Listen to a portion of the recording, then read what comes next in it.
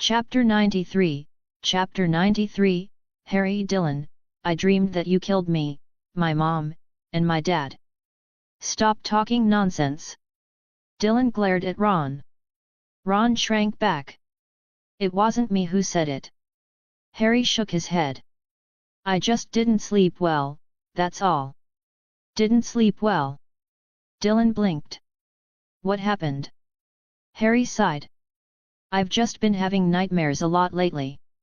Nightmares? Hermione looked over. What kind of nightmares? Harry glanced at Dylan. Well, it's just. Seeing that he seemed hesitant to speak, Dylan raised an eyebrow. Don't tell me it has something to do with me. Dreams could sometimes be prophetic, especially Harry's dreams. Dylan was genuinely curious now. What exactly had Harry dreamed of? Had Snape been chasing Harry, and Dylan had used him as a human shield, taking Snape's Cruciatus curse instead? Harry's lips moved slightly. Kind of, but it's mostly the nightmares I've had before. Before? He must be referring to the scene where little Voldemort killed his parents. But what did that have to do with him? Dylan pressed further. What did I do in your dream? Harry opened his mouth again. You. Well, before, you would just appear from time to time in my dream, watching as that person killed me. But now, when I dream about you, you're always standing in front of me, fighting that person. And? Harry hesitated. And what? Dylan raised an eyebrow. Why was this kid taking so long to get to the point? Dylan almost wanted to cast an acceleration charm on him.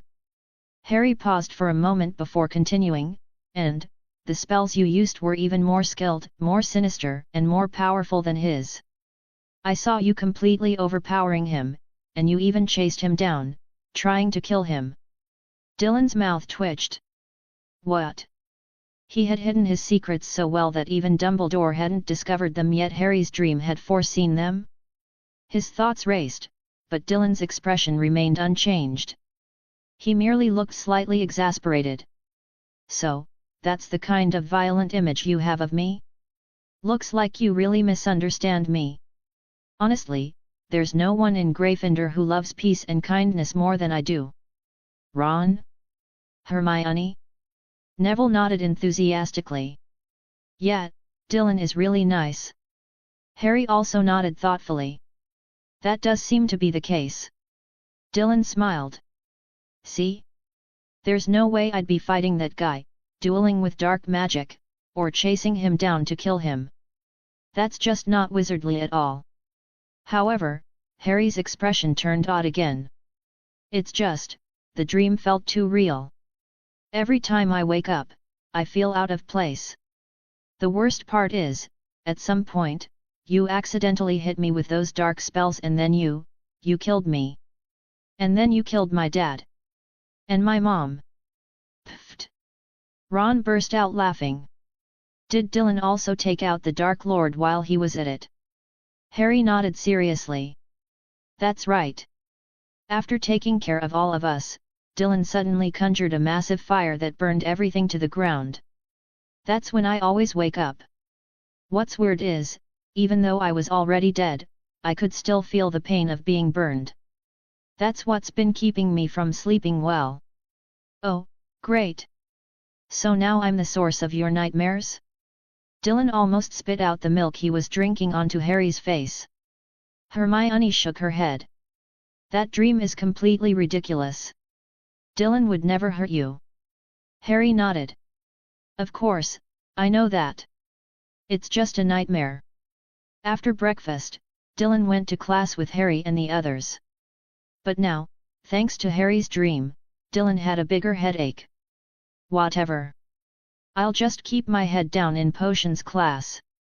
I can brew those potions with my eyes closed anyway. There was no way Snape could find fault with him in class. Until class started. Dylan quietly observed Snape's expression while keeping his occlumency active at all times just in case Snape tried to catch him off guard. When it was time to prepare the potion, Dylan whispered to Neville, I'll handle the ingredients this time, and you'll do the brewing. I'll guide you through the steps. Neville's eyes lit up. Dylan, you're going to teach me personally? That's awesome. Dylan smirked. Yep. He handled the ingredients swiftly, and Neville watched with wide eyes. Dylan, your technique is incredible. Well, Snape taught me personally. If I couldn't even do this properly, I'd be getting yelled at constantly, Dylan chuckled. Just then, Neville suddenly fell silent, his expression turning serious as he focused on his cauldron. Dylan immediately felt a chill down his spine. Oh no! Incoming threat!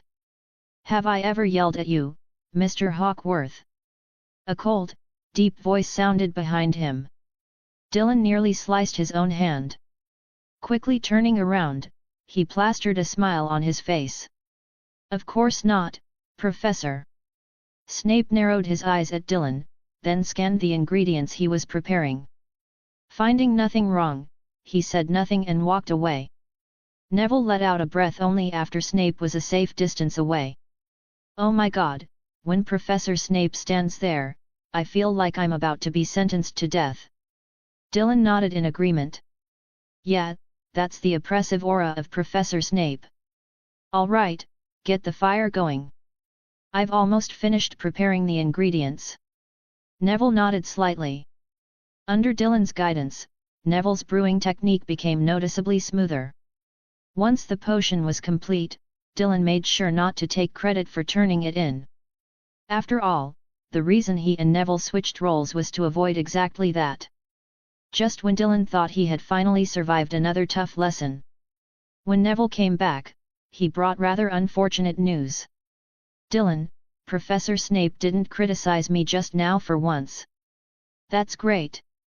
That's a good thing, it means you're improving. It's all thanks to you. Oh, right, the professor also told me to remind you not to forget to meet him this weekend for your lesson. Ah! Dylan felt his heart skip a beat. What did Professor Snape mean by this?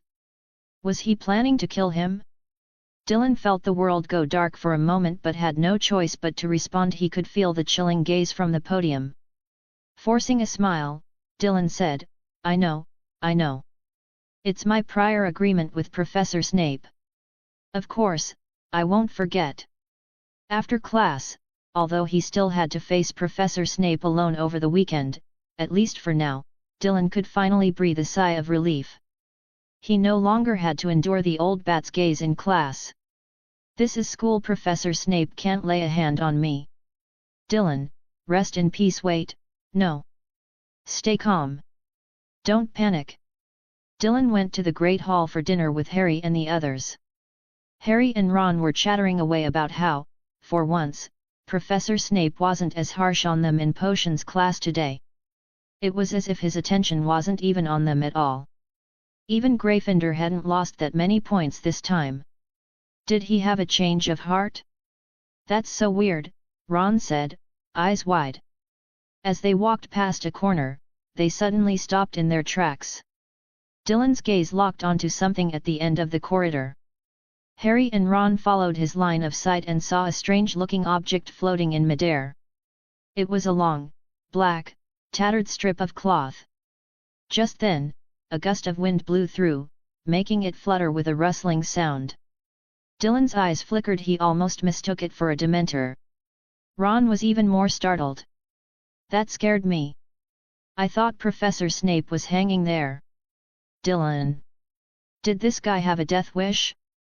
Dylan quickly looked around to make sure Snape wasn't nearby before finally exhaling in relief. This reckless kid, if he wanted to die, he'd better not drag Dylan down with him. Hermione frowned. Don't say things like that. If the professor hears you talking behind his back, he'll deduct 20 points from you for sure. Ron pouted. I was just saying it looked similar. All right, let's just go eat, Harry said. To be honest, when he first saw that piece of fabric flying in the air, he also got a bit spooked. It really did resemble Snape's robes. The day's lessons eventually came to an end. Time passed slowly, and before Dylan knew it, the dreaded moment had arrived, the time for his meeting with Professor Snape. Carefully, Dylan made his way to the professor's office and knocked lightly. "Professor Snape, I'm here." "The door's open." "Come in," Snape's deep voice responded. Although his tone wasn't exactly pleasant, it also didn't sound as angry as Dylan had imagined. Dylan pushed the door open and entered only to be greeted by the sight of a prepared cauldron, along with neatly arranged ingredients beside it. Dylan froze for a moment. Was this a cauldron of doom? The heat is just right.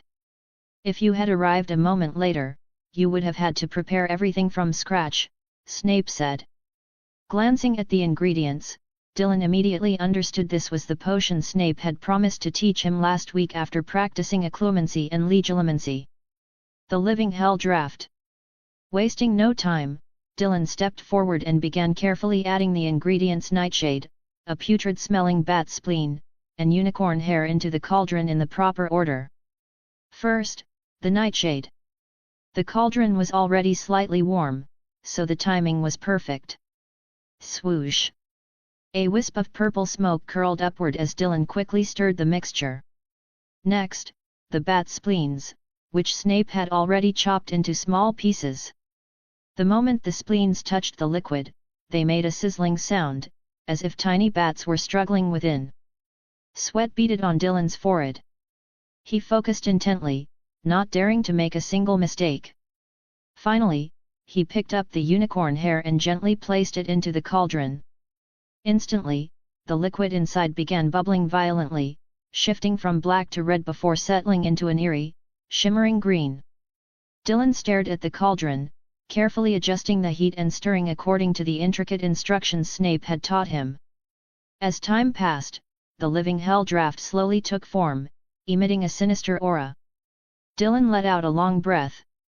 At least he had managed to finish the process. "Just barely acceptable," Snape said, standing up to inspect the potion. With his level of mastery, Snape could judge a potion's success just by its color and scent alone. "As long as it meets your standards, that's all that matters," Dylan said, pursing his lips. Snape gave him a sharp look. "It seems your occlumency and legilimency have progressed quite well." Hearing this sudden assessment, Dylan was taken aback. His potion was only barely acceptable, yet his mental defenses were quite good. Was Snape actually complimenting him, or was he being sarcastic? Dylan wasn't sure. But Snape was actually bringing this up again? Dylan had assumed that, after what happened with legilimency, Snape would be too mentally scarred to teach him any further. And yet, here he was, mentioning it again. What did that mean? "Humph! Your emotions are in turmoil," Snape suddenly said. Dylan snapped out of his thoughts and immediately steadied himself. "When you were brewing the potion just now, I attempted to invade your mind," Snape continued. "But all I saw was your brewing process. That means your occlumency has improved considerably and your legilimency is unexpected." At the last part, Dylan could detect a hint of gritted teeth in Snape's tone. He shrank back slightly, not daring to speak. Wait, Snape had tried to sneak into his mind again?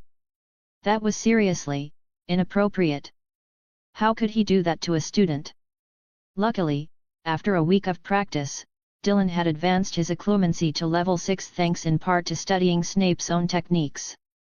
So, when Snape had only lightly probed his mind rather than launching a full-on attack, Dylan had instinctively activated his occlumency the moment he stepped into the room, successfully blocking him. Snape scrutinized Dylan and noticed his emotions had stabilized once more.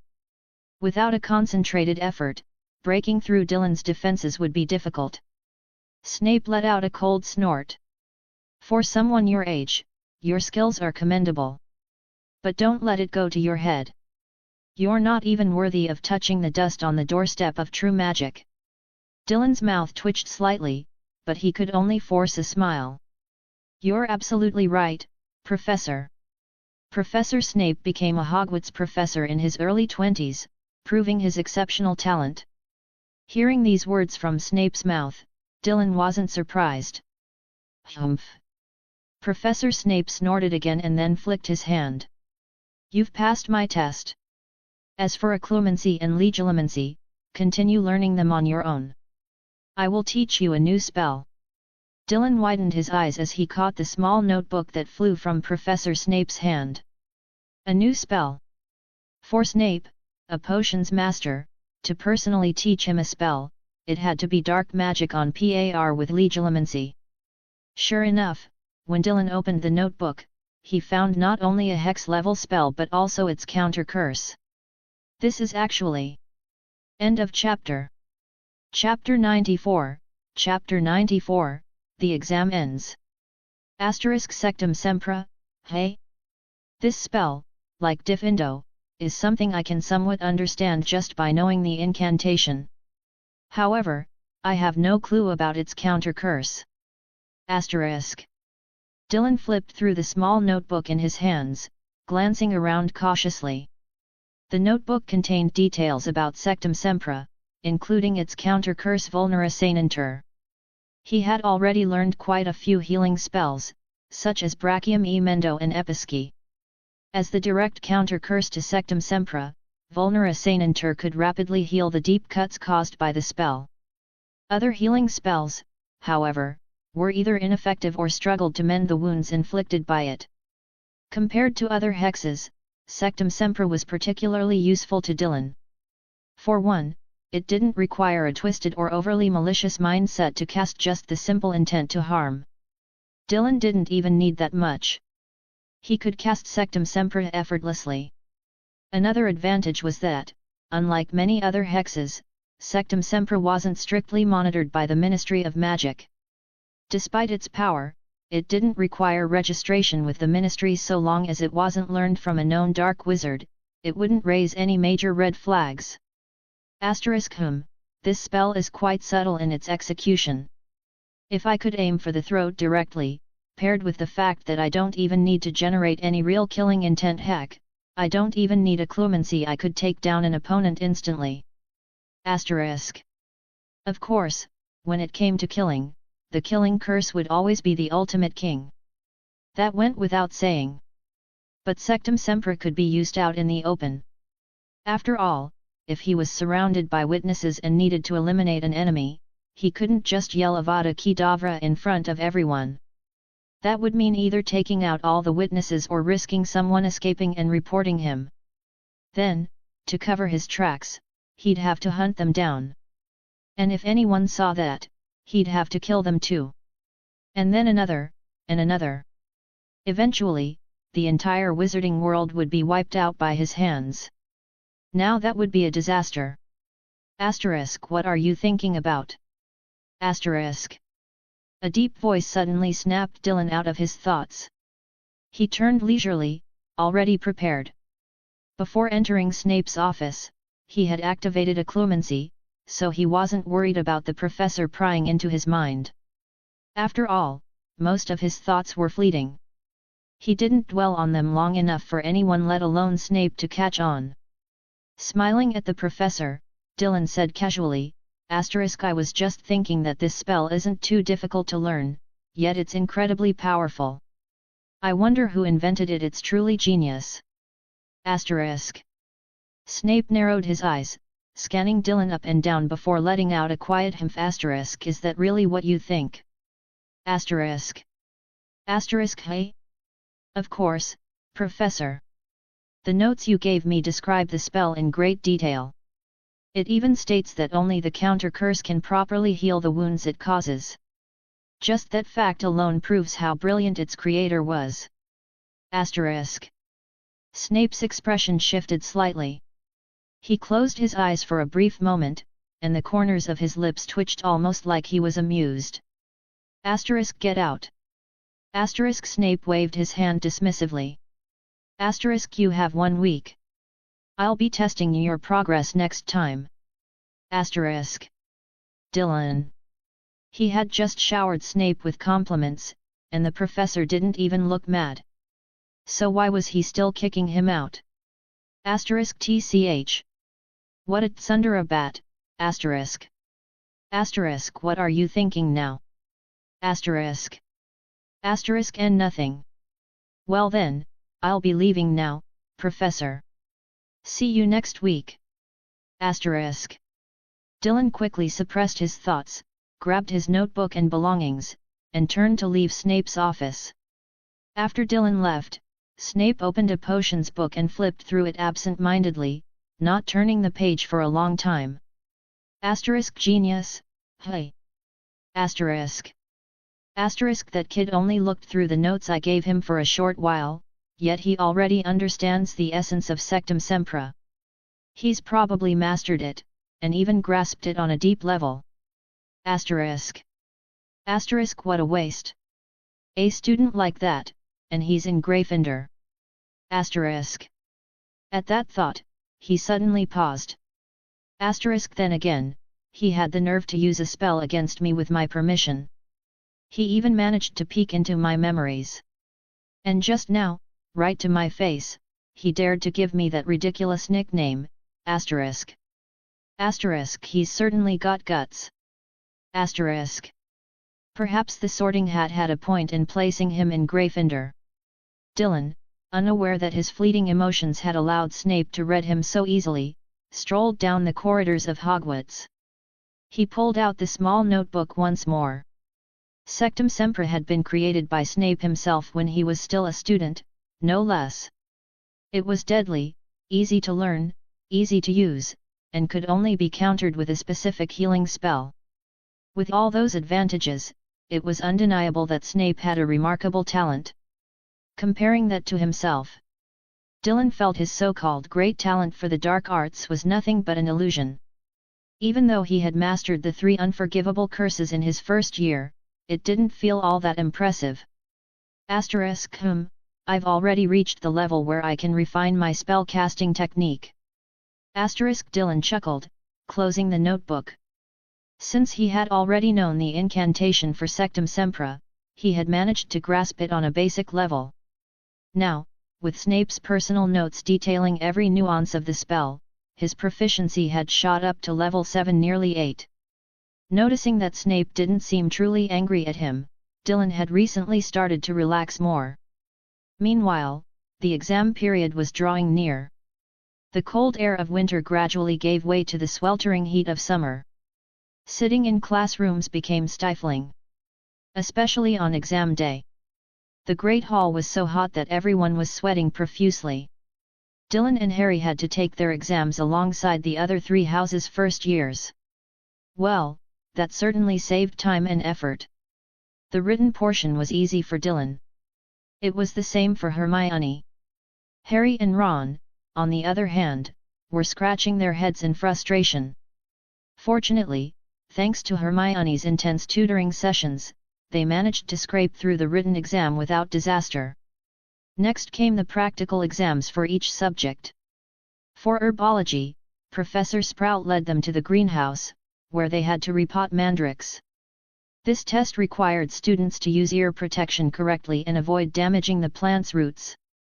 Mandrakes had strong magical properties and could scream loudly enough to make a person dizzy if mishandled. Surprisingly, Neville seemed to have a natural talent for it. His speed and precision even outmatched Dylan's. Harry and Ron performed decently, as this wasn't a particularly difficult subject. The astronomy class practical took place in the astronomy tower, where students had to use telescopes to identify specific constellations, planets, and other celestial bodies.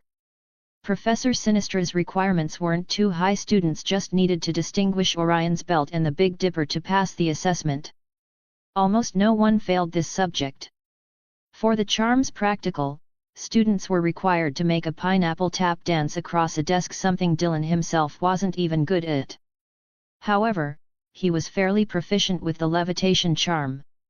Thanks to his precise control over spells and his meticulous handling of magical energy, he managed to achieve a perfect score. Dylan turned the desk into a miniature dance floor.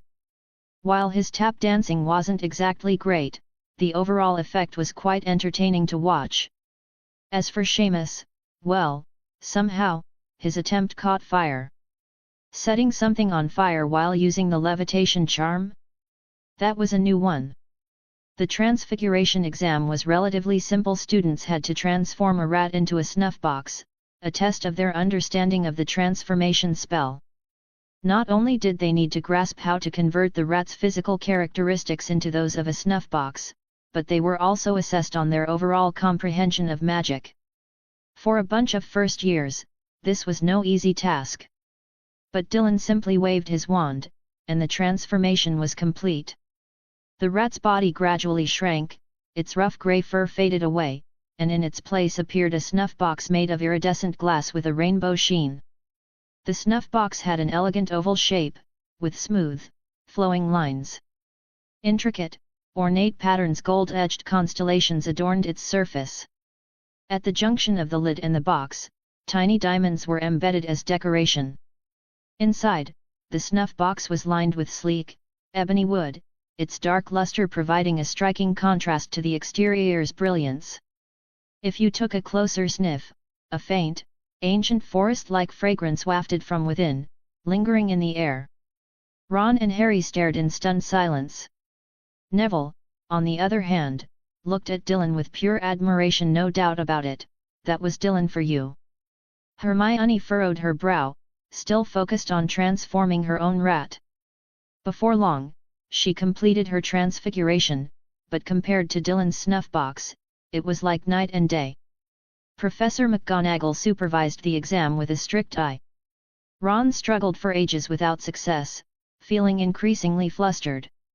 He wanted to ask Dylan for help, but every time he looked up, Professor McGonagall was right there, her sharp eyes fixed on him. Terrified, Ron immediately looked back down and frantically waved his wand. The more anxious he got, the harder it became to concentrate and visualize the shape of the snuffbox. Meanwhile, the rat's incessant squeaking only added to his stress, making his head spin. Dylan, seeing his predicament, took action just as Professor McGonagall was inspecting his completed snuffbox, clearly admiring its craftsmanship. As he walked past Ron, Dylan lowered his voice and said, "Calm down. Just do your best, it doesn't have to be perfect." His words carried a subtle magical effect, gently soothing Ron's nerves. His mind cleared, and his panic subsided. Ron blinked in surprise, looking at Dylan with bewilderment. Dylan simply smiled and gave him a slight wink. Instantly, Ron felt grateful. Now calm, he recalled his practice sessions with Harry and Hermione. Refocusing, he cast the spell on the rat once more. In the end, he managed to complete the transformation. Although his snuffbox turned out rather ugly. The surface, which should have been smooth, was instead covered in bizarre wrinkles just like the rat's scruffy skin. Even the lid retained traces of the rat's long whiskers. Still, at least he had passed. Next came the potions exam, brewing a cauldron of forgetfulness potion. Professor Snape's supervision was unsurprisingly especially strict when it came to Gryffindors. Throughout the entire ingredient preparation phase, Snape loomed over the Gryffindor students, circling like a hawk. Then again, potion-making assessments did include identifying and handling ingredients, so no one dared to complain. As long as students could successfully brew the forgetfulness potion, Snape wouldn't fail them outright, even if he refused to award full marks. Dylan, as usual, finished his exam with ease and strolled out of the classroom. Meanwhile, Harry and Ron remained behind, sweating nervously over their bubbling cauldrons. With nearly every subject tested, only one final exam remained, History of Magic. Most students felt little pressure for this one. Even Ron breezed through it. Afterward, Dylan pulled out a large mug and gave his wand a flick. A stream of ice-cold, Physicola flowed from the tip of his wand into the mug. This was a new spell he had developed after his previous milk tea experiment. A spell Professor McGonagall had taken quite a liking to. Every time Dylan sought extra tutoring from her, she would always request a full cup first. She would even conjure extra ice cubes, take a big swig, and then let out a satisfied "ah." "Dylan, pour me one too." Ron, eyeing Dylan's giant mug, eagerly moved closer. Dylan, of course, didn't refuse. He conjured cups for Harry and Ron, then raised his wand. Fizz, fizz, fizz. A stream of translucent black liquid trickled from the wand's tip, filling each cup to the brim. Hermione and Neville took theirs and immediately took big sips. Ron tilted his head back, gulping down the drink. The moment the fizzy bubbles hit his tongue, his whole body shuddered. Ah! The carbonation exploded in his mouth, leaving Ron with a look of pure satisfaction. Merlin's beard, Dylan, what is this stuff? It tastes amazing every time. I could never get tired of it. Dylan chuckled. It's called happy water, of course, you wouldn't get tired of it. Hey? Dylan, didn't you call it cola last time? Harry asked after taking another gulp, blinking in confusion. Different names, same thing. Hermione, less animated than the others, took a few small sips before glancing at Harry. Dylan invented it. He can call it whatever he wants. Fair enough. Harry scratched his head, then took another swig. I still can't believe I actually finished all my exams successfully. Ron downed several more gulps, then pursed his lips, squinting as he waited for the fizzy sensation in his teeth to fade. Finally, he let out a long sigh. Yeah. I was sure I was gonna fail at least one, especially Transfiguration. That was so hard. Good thing Dylan helped me out.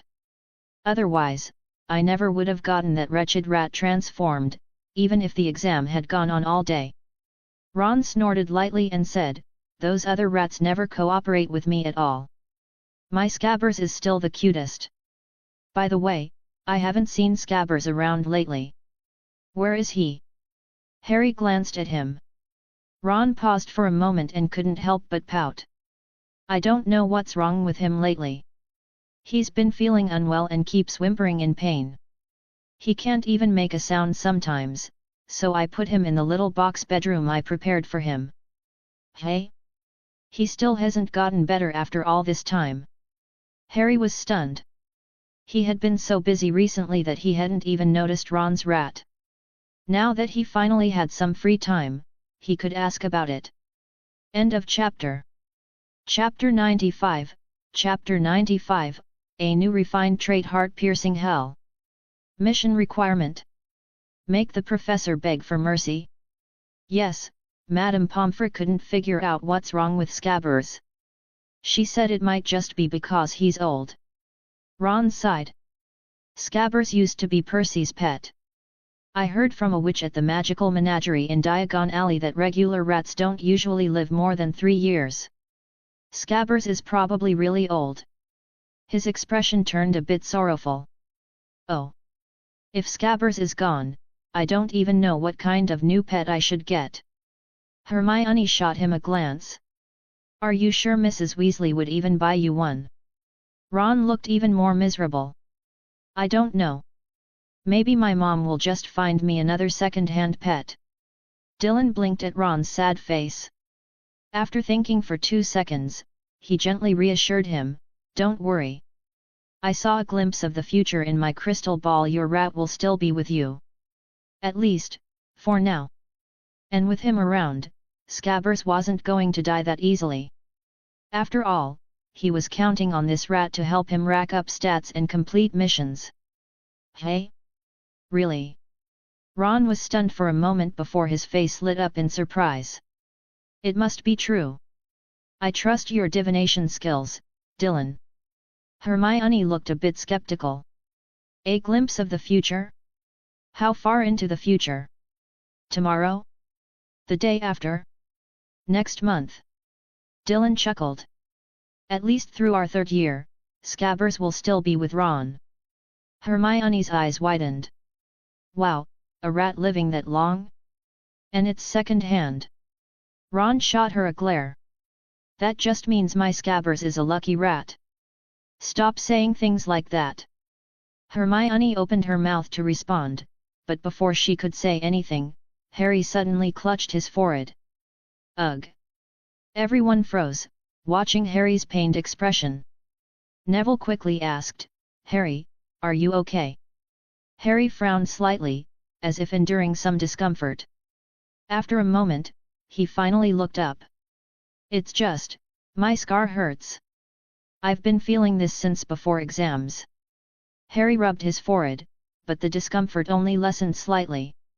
At first, I thought it was just stress from studying with Hermione. Hermione's eyes widened in indignation. Harry shrank back slightly. Then I realized that wasn't it, because recently, the pain has been getting more frequent. This definitely isn't just study stress. I think it might be related to the dreams I've been having. Dylan paused for a moment. Don't tell me I'm in those dreams too. Harry pressed his lips together and then gave a small nod. Dylan's mouth twitched as he looked at Harry.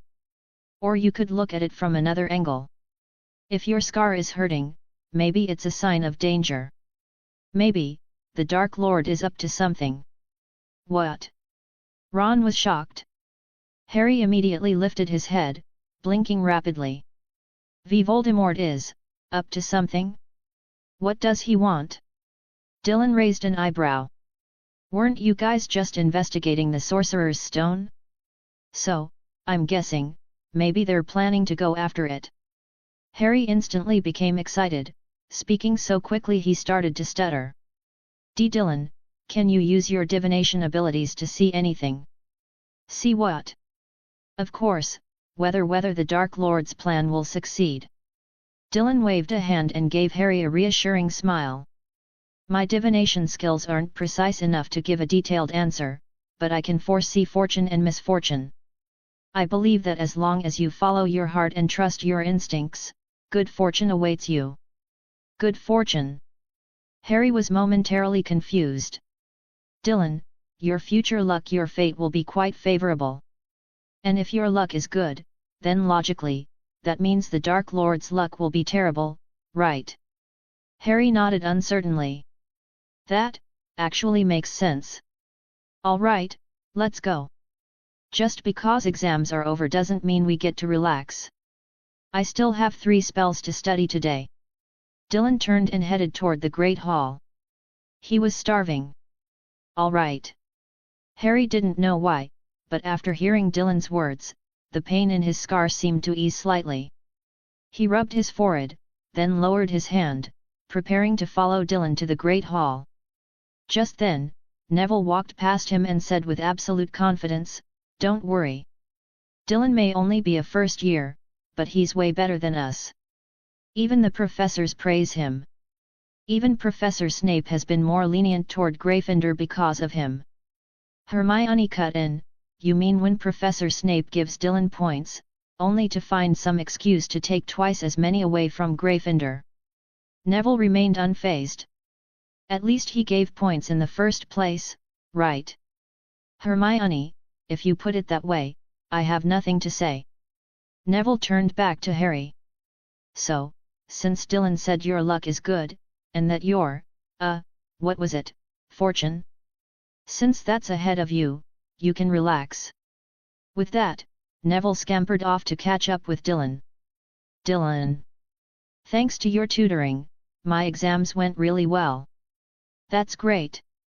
Watching Dylan and Neville walk away, Harry stood in silent contemplation. All right. No matter what the Dark Lord was planning, he would stop him. However, his resolve didn't last long. What? Professor Dumbledore was summoned to London by the Ministry of Magic. Harry panicked again. He had followed Dylan's advice and listened to his heart. So, while eating, he thought things over and decided he should inform Professor Dumbledore. But when he went to Professor McGonagall, he was told that the headmaster wasn't at the school today and wouldn't be back until at least tomorrow. This made Harry even more anxious, and his scar throbbed even more painfully. Leaving Professor McGonagall's office, Harry turned to Ron. "This must be Quirrell's scheme." Hermione nodded. "If Professor Dumbledore were here, Quirrell wouldn't stand a chance. But if the headmaster is gone?" Ron frowned. "If even Professor Dumbledore isn't here, how can we possibly stop an adult wizard? Maybe we should just tell Dylan about this." Harry sighed. "If we're going to tell someone, we might as well go straight to Professor McGonagall." I don't want to drag Dylan into this. Hermione shrugged. Then what are we waiting for? Let's go. The group knocked on Professor McGonagall's office door once again. Stammering slightly, Harry left out the part about the dragon egg but told Professor McGonagall the whole story. However, the other party didn't believe them at all. What kind of nonsense are you talking about? Professor Quirrell was personally recruited by Headmaster Dumbledore. How can you spread such rumors about a professor? Hey? We're not spreading rumors, this is the truth. Enough. I don't want to hear another word about this. If I do, even though you're Gryffindor students, I'll consider it an insult to a professor and give you detention. But Professor McGonagall, if Professor Dumbledore isn't around and Quirrell goes to the 4th floor, we won't be able to find out anything. What? Professor McGonagall's eyes widened in shock. You're even thinking about going to the 4th floor? Absolutely not. If I find out you've gone there, I will personally see to it that you're severely punished. In the end, Professor McGonagall chased them out. Ron muttered, I told you we should have just gone straight to Dylan. Now we can't do anything. Hermione pursed her lips. All right, stop saying that. We're just a bunch of first-year wizards, we can't really do anything. The Sorcerer's Stone is protected by so many enchantments from the professors. Nothing will happen to it. Harry took a deep breath. We should still try to find Dylan. He might have a plan. Hermione glared at him. Professor McGonagall said we're not allowed to get involved anymore. Otherwise, we'll get detention. Ron added, and we'll lose house points. Harry suddenly turned to look at Ron. Ron hesitated, then added, but, maybe we should still go see if Dylan has any ideas. Hermione frowned. Harry, didn't you just say you didn't want to drag Dylan into this? Harry looked away, staring at the ceiling. I've changed my mind. Hermione. She had no way to argue against Harry and Ron, so she had no choice but to follow them to the library in search of Dylan. Yet after searching once, twice, and even a third time, where did Dylan go? Harry grew more anxious. He clutched his forehead, trying to ease the pain from his scar. He's not in the dormitory either. I have an idea. Ron thought for a while, then swallowed nervously. What is it? Harry and Hermione immediately turned to him. Under their intense stares, Ron hesitated before saying, I think, maybe Dylan already went to stop Quirrell. As soon as he said this, both Harry and Hermione were stunned. That's right. Other than us, Dylan knows the most about Quirrell. Hermione suddenly realized.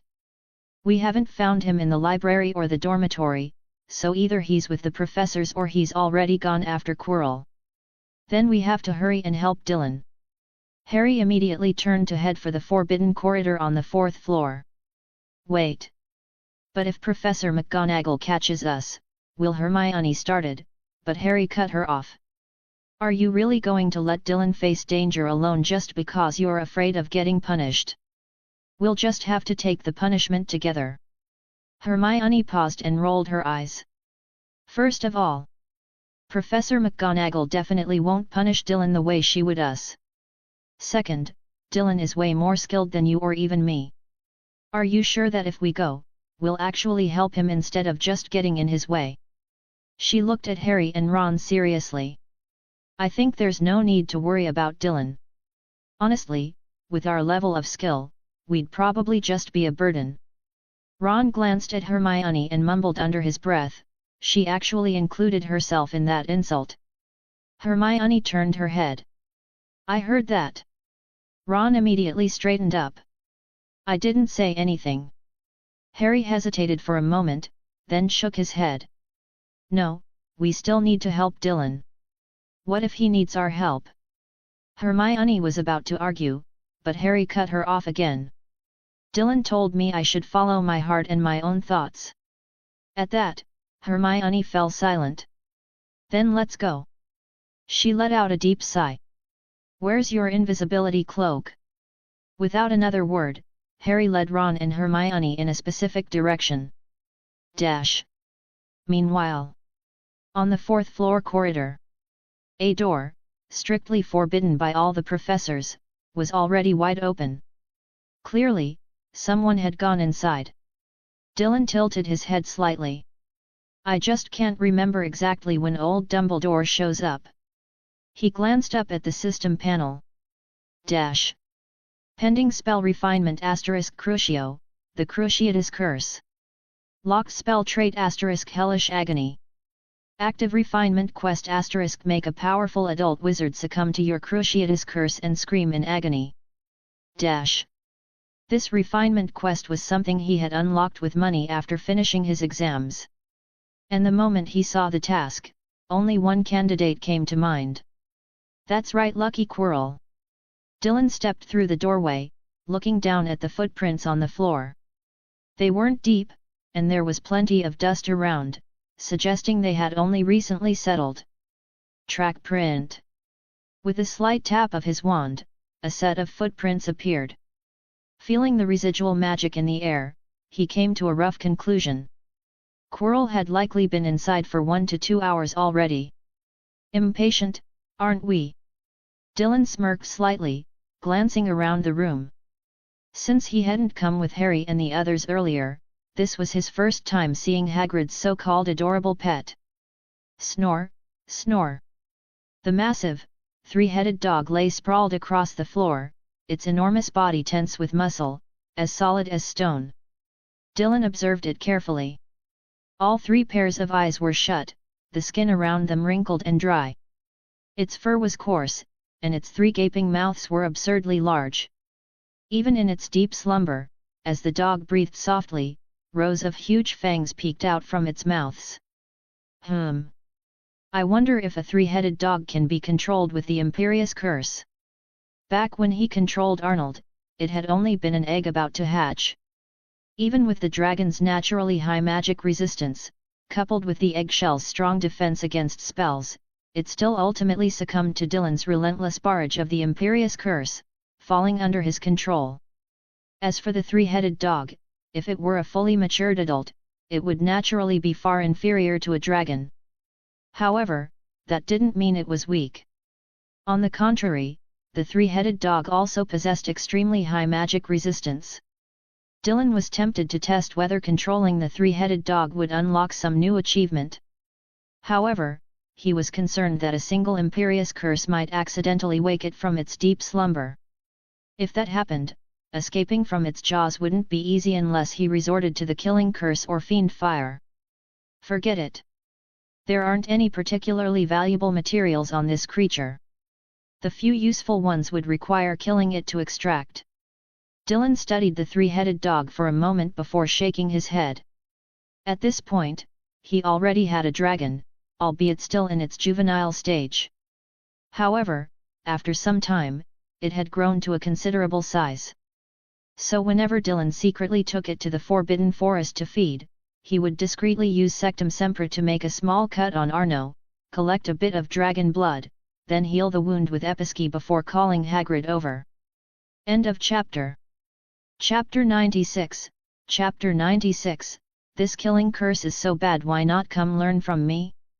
Perhaps it was because Dylan's control over Arnold was too deep, or maybe Arnold had some unique trait of his own.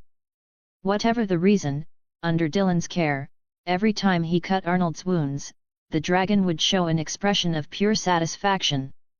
This surprised Dylan. How did a perfectly good dragon end up being raised into something so unusual? Could it be the result of the unforgivable curse controlling his mind? Dylan wasn't sure. Looking at the already opened trapdoor next to the 3-headed dog, he saw a passage leading further underground. After a moment of thought, Dylan pulled out his enchanted, beautified wizard robe. He had spent a bit of money to turn it into an invisibility cloak. Slipping it on, he jumped down without hesitation. The moment he entered, vine-like tendrils shot out, attempting to wrap around him. The devil's snare, hey! A shield of flames instantly ignited around Dylan, just a second shaping of fiend fire. The blazing fire incinerated the approaching tendrils. The ones still at a distance froze mid-motion before hastily retreating. Dylan dropped down unimpeded. The height wasn't particularly dangerous, so he didn't even need a spell to cushion his landing. Upon reaching the ground, he surveyed his surroundings. Once he confirmed there were no traps left by Quirrell, he proceeded forward. Magical energy rippled in the air. Dylan lifted his gaze and saw a swarm of winged keys, shimmering with a metallic gleam, darting chaotically in all directions. A trap set by Professor Flitwick. A smile tugged at Dylan's lips. At this moment, he felt like a student facing a trial left behind by his teacher. With a subtle flick of his fingers, his wand landed firmly in his palm. Raising it, he let his transparent magical energy flow. He slightly turned his body and parted his lips. Wingardium Leviosa. Instantly, a vast yet invisible force swept across the entire space, radiating an oppressive aura as it surged toward the flying keys. Wherever the magic reached, the air churned as if stirred by unseen hands, creating ripples visible to the naked eye. Sensing danger, the keys became even more frantic, crashing into each other with sharp clinking sounds. Feeling their desperate resistance against his magic, Dylan's smirk only deepened. Because they were struggling against his spell, their movements became even more erratic. Though they still darted around chaotically, they no longer carried the same effortless agility. Professor Flitwick's spell work is quite powerful. Dylan chuckled softly, lifting his wand high before flicking his wrist in a smooth arc. Immobilis. The moment he spoke, an invisible wave of magic rippled outward. The magical energy swept across the entire swarm. In an instant, every single winged key froze mid-air, as if hit by a full-body bind. The metallic keys glinted coldly but remained motionless. Dylan crossed his arms, letting his wand hang casually by his side.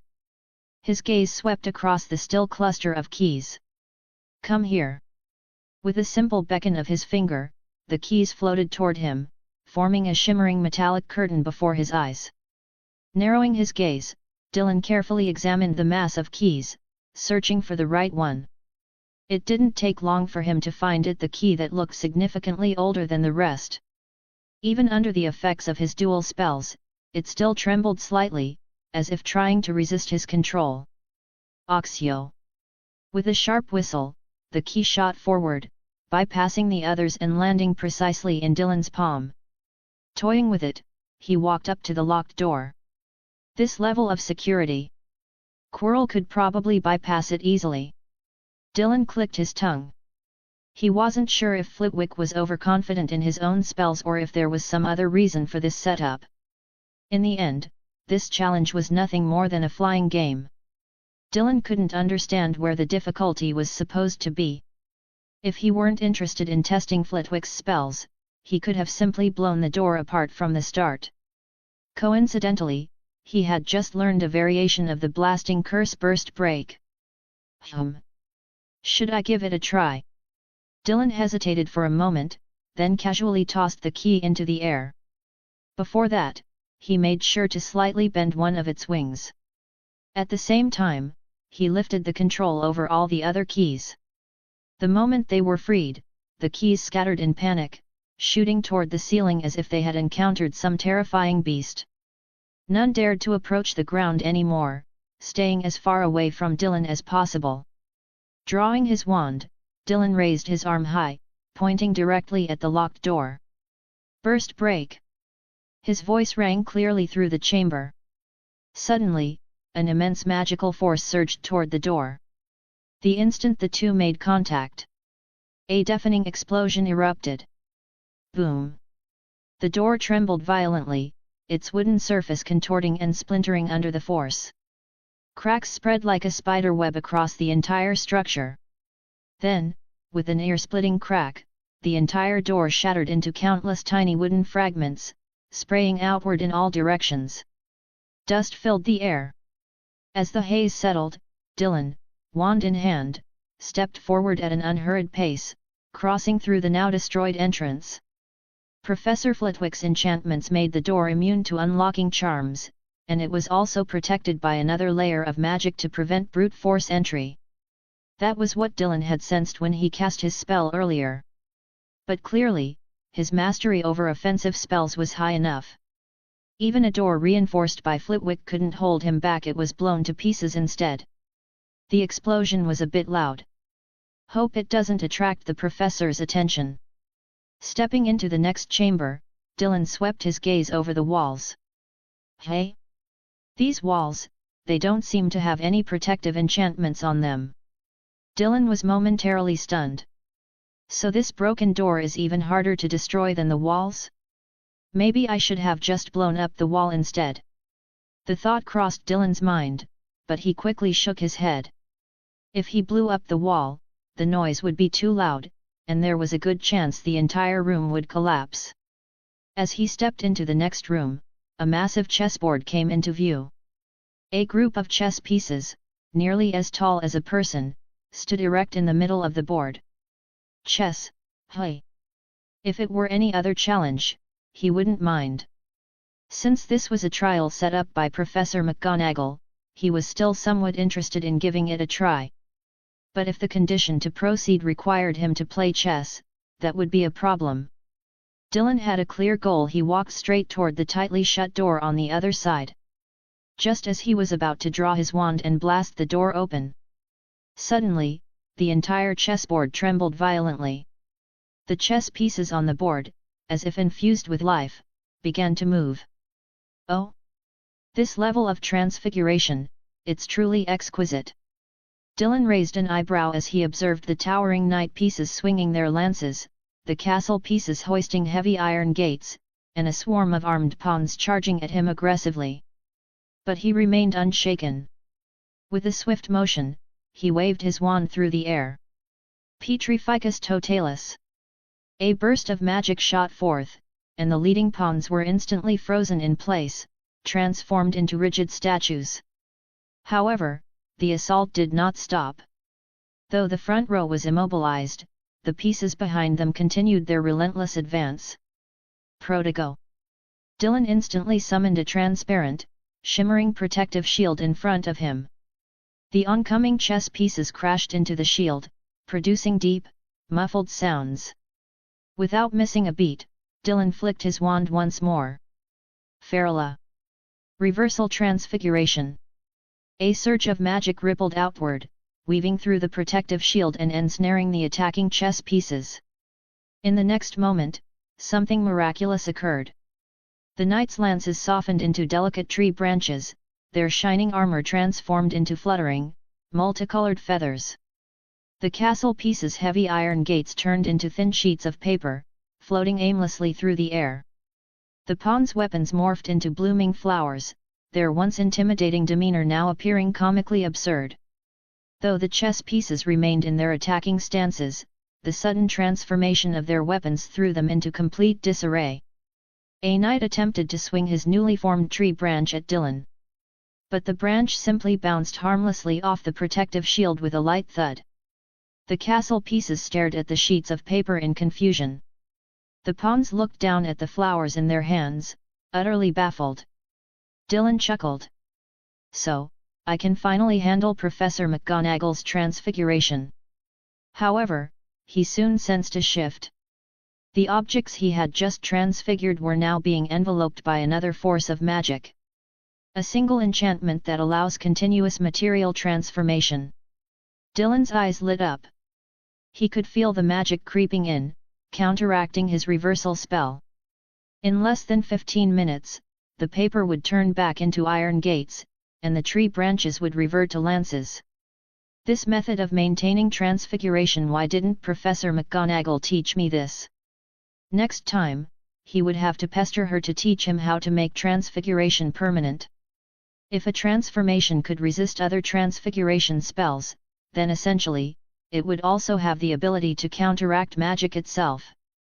And this was all happening without the original spellcaster even being present. If Professor McGonagall were here in person, Dylan suspected he wouldn't have been able to transfigure the chess pieces at all. Keeping his protective shield intact, Dylan pointed his wand at the chess pieces. Burst break! Explosive rupture. Boom. Boom. Boom.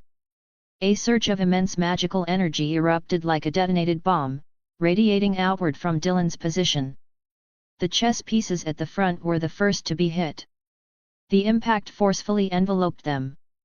A deafening chain of explosions erupted. One by one, the chess pieces were crushed as if seized by an invisible giant hand. Each piece shattered into fragments, accompanied by dazzling flashes of light and flying debris. The repeated bursts of illumination reflected in Dylan's eyes. He stood firm amidst the fire and scattered remnants of the chess pieces. The shockwave from the explosions sent his hair and robes billowing. Even his cloak flapped violently in the wind, momentarily revealing his face. Shards of debris flew past his body and face, yet Dylan didn't so much as blink. Every fragment that came near him was repelled by the protective shield. In the blink of an eye, the entire swarm of chess pieces was reduced to rubble. Dylan remained calm, gently lowered his wand, and casually dusted off the ash that had settled on his clothes. Then, he turned around. Burst break. Boom. Another explosion tore open a new doorway. Dylan couldn't help but reflect on something. No wonder some wizards could roam the magical world by mastering just a single spell. It really was the case of one-trick pony, but it works everywhere. From start to finish, Dylan could have solved everything using nothing but burst break. If it weren't for his curiosity about Professor McGonagall's transfiguration on the chess pieces, he would have simply blasted everything apart from the beginning. Have I been learning offensive spells a little too fast? Dylan smacked his lips, then stepped into the next room. Ugh! A revolting stench instantly assaulted his senses. He nearly gagged. A familiar stench, even worse than last time. Once again, Dylan found himself overwhelmed by the pungent, nauseating odor that clawed its way into his nose, as if every individual hair in his nostrils was being forcefully yanked. Bubblehead charm. With practiced ease, Dylan encased his head in a transparent bubble of fresh air. The foul stench was also expelled along with the bubbles. Looking ahead, Dylan saw a massive corpse lying at the very center of the room. The corpse of a giant troll. Thermovision. A wave of magic slowly enveloped Dylan's eyes. This spell, taught to him by Professor Flitwick, allowed him to see heat signatures. As Dylan looked forward, his vision abruptly shifted. Everything around him emitted varying degrees of glow. The giant troll's corpse at the center of the room, in particular, radiated a faint red halo under the effects of the spell. That was the lingering heat, dissipating with its final breaths. Narrowing his eyes slightly, Dylan carefully observed the intensity and range of the glow on the troll's body. From this, he roughly estimated the time of death around an hour ago. But if there are no wounds? Dylan quickly arrived at a conclusion. Beneath the troll's body, he noticed shallow claw marks on the ground. They weren't deep evidence that the troll had struggled briefly before succumbing. Whoever cast the killing curse was really sloppy. Letting the troll struggle even a little? If they're this bad at it, they might as well ask me to be their master. I wouldn't even charge much, just one of Voldemort's souls would do. Muttering sarcastically, Dylan plucked off the troll's beard and snot without hesitation. End of chapter. Chapter 97, Chapter 97, Quirrell, who stole the task that was supposed to be mine. Dylan walked toward the next room. Professor Snape's setup, hey? Such a familiar style. As soon as he stepped inside, he was hit by the distinct scent of potions. At the same time, dark flames flickered across the walls of the room. Even the two doors were ablaze under the influence of magic, yet the fire did not corrode or damage the walls or doors directly. It was as if the flames were burning on the surface without actually touching anything. What kind of fire is this? Dylan could clearly tell that this wasn't fiend fire. It lacked the malevolent aura characteristic of that particular curse. However, the heat radiating from it was intense, clearly no ordinary flame. Why has Professor Snape never shown me this trick before? Dylan smirked. Whenever he brewed potions, He had never seen Snape using any special fire for heating. Most of the time, Snape simply had him light the flame manually. Otherwise, he would use his cauldron's built-in fire. Snape's cauldron was far superior to Dylan's. Not only could it ignite on its own, but it could also emit cold air to rapidly cool potions when necessary, achieving effects Snape desired. But this fire isn't fiend fire in the end. A normal protective shield can block it. Dylan ignored the black flames. They didn't seem particularly dangerous, but he had no intention of testing their power. Who knew what hidden tricks that maniac Snape might have embedded in his spells? His gaze shifted to a table in front of him, where 7 bottles of potion were neatly arranged. Beside them lay a piece of parchment.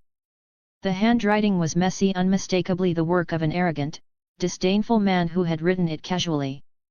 Dylan could practically feel the contempt and indifference in the strokes of the pen. "Let's see." Dylan lowered his gaze. The parchment contained a riddle. "Danger lies ahead, safety behind, and in between, 2 will guide your way. Drink them down, 1 leads you forward, the other sends you back. 2 hold nettle wine, 3 bring death, all waiting in line. Choose wisely, unless you wish to remain here forever. Here are 4 clues to aid your choice, lest you be stuck, neither forward nor back. 1. No matter how slyly poison hides, it always stands to the left of nettle wine. 2. The bottles at both ends are different, but neither will help you move forward. 3. The largest and smallest bottles hold neither poison nor death. 4. The second from the left and second from the right look different but taste the same." Dylan schemed through it and smirked. Professor Snape is still as meticulous as ever. A logic puzzle designed to stump fools while forcing the intelligent to think deeply before grasping the solution. And then, Snape would coldly stand to the side, watching as people struggled with his challenge, before delivering a biting remark. Asterisk, how utterly foolish. Asterisk. In truth, after spending weekends brewing potions with Snape and occasionally discussing potion-related topics, Dylan had grown used to his sarcastic teaching style. Most of what Snape shared came in the form of scathing insults that, when deciphered, contained genuinely useful knowledge. Over time, Dylan had developed an immunity to Snape's sharp tongue. On occasion, he even managed to leave Snape speechless with a comeback of his own. He was already very familiar with Snape's style, and logic puzzles like these had often come up in their conversations. Being naturally strong in logical reasoning, Dylan quickly deciphered the puzzle Snape had set. From left to right, the 7 potions were: poison, nettle wine, the potion to pass through the black flames, poison, poison, nettle wine, and the potion to return through the purple flames. First, using clue 1, Dylan established that poison was always to the left of nettle wine.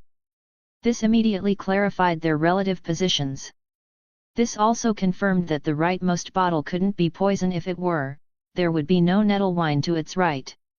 According to clue 2, the bottles at both ends were different and neither could move him forward. This meant that neither contained the potion for passing through the flames.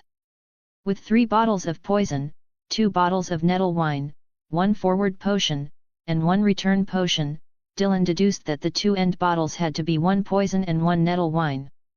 Next, clue 3 stated that the largest and smallest bottles did not contain poison. This meant they contained either nettle wine or one of the 2 functional potions. Finally, clue 4 specified that the second bottle from the left and the second from the right tasted the same, meaning they had to be either poison or nettle wine. Since all other potions existed in singular form. Cross-referencing clues 2 and 4, Dylan deduced that the first bottle on the right had to be either poison or nettle wine. Since it tasted the same as the second one, if the first was poison, the second had to be poison as well. But clue 1 stated that poison must have nettle wine to its left, meaning 2 adjacent poisons would violate the rule. Thus, the first bottle on the right had to be nettle wine, making the second one nettle wine as well. Since the first right bottle was nettle wine, clue 1 indicated that bottles 2, 3, 4, and 5, counting from the right, contained poison. Clue 3 further confirmed that the largest and smallest bottles couldn't be poison. Thus, bottles 3 and 4 contained poison, while bottles 2 and 5, being different in size, contained nettle wine. In the end, that left only the first bottle on the left and the 7th bottle in the center. One had to be the forward potion, and the other the return potion. Clue 2 confirmed that the first bottle on the left couldn't be the forward potion. So, the first bottle on the left was the return potion, and the 7th bottle was the forward potion. Too easy, Professor Snape. Your logic puzzle is still a bit too simple and rough, nowhere near as mind-blowing as my which came first, the chicken or the egg, dilemma. With a smirk, Dylan effortlessly took the forward potion. He still vividly remembered how, during a discussion about hatching eggs, he had asked Snape that very question, leaving the man silent for a long time. Uncorking the bottle, Dylan downed the potion in one gulp. He stepped through the black flames in a single stride and instantly arrived in the next room. Is this the last room? Dylan looked around at the furnishings. They were quite simple, without any special arrangements. At the very center of the room stood nothing but a full-length mirror. A man with his head wrapped in a turban stood before the mirror, staring at the reflection with a greedy gaze. His eyes shimmered with excitement and exhilaration. Clearly, Quirrell had already lost himself in the wonderful illusions the mirror was creating for him. Until. Stop staring at your pathetic life. Someone has passed through the fire. What? The hoarse, low voice snapping at the back of his head jolted Quirrell back to reality. He shuddered involuntarily and immediately turned around. However, he scanned the surroundings and saw nothing. If it's not Potter, then it's the one who hit you with all those Cruciatus curses. Stop standing there like a fool, damn it! Or do you want to experience the unforgivable curses again? The raspy voice carried an unmistakable tone of frustration. Hidden beneath his invisibility cloak, Dylan nearly burst out laughing. Avis. Asterisk, conf Ringo spell. Asterisk. Quirrell had clearly learned his lesson. The realization that his opponent could be the same person who had bombarded him with 44 or even more Cruciatus curses in the Forbidden Forest sent a shiver through his body. His grip on his wand trembled. Without hesitation, he cast the Avis spell, attempting to reveal the person hidden under the invisibility cloak. Dylan, however, held the cloak firmly in place. No matter how desperately Quirrell tried different spells, he couldn't move the cloak even an inch. Are you afraid of me? Dylan's voice was almost unrecognizable from his usual tone. The sudden sound startled Quirrell again, making him flinch. Who's there? Quirrell turned sharply toward the source of the voice. Stop playing tricks on me. Do you really think I'm afraid of you? How ridiculous! Dylan chuckled. Oh, you're not afraid? After taking dozens of my Cruciatus curses and still being able to stand here so soon after, I must say I'm actually kind of impressed. Quirrell's expression twisted. You? Who the hell are you? Why do you have such mastery over the unforgivable curses? That should be impossible. Since his last encounter with Dylan in the Forbidden Forest, Quirrell had endured unimaginable pain. However, ironically, the more suffering he experienced, the deeper the curse within his body grew. Though the entity on the back of his head had also felt the torment of the Cruciatus curse, the intensified curse energy had actually allowed it to regain some power. This level of recovery was even more astonishing than drinking unicorn blood. Quirrell was baffled. Who was the real Dark Lord here? How could some mysterious person's unforgivable curses actually restore the real Dark Lord's strength? No, not just restore it, but enhance it. This wasn't how dark magic was supposed to work. Absolutely absurd. I have no idea what you're talking about. Dylan wasn't an idiot. For all he knew, Dumbledore could be lurking nearby. Hadn't he intervened at the last moment before?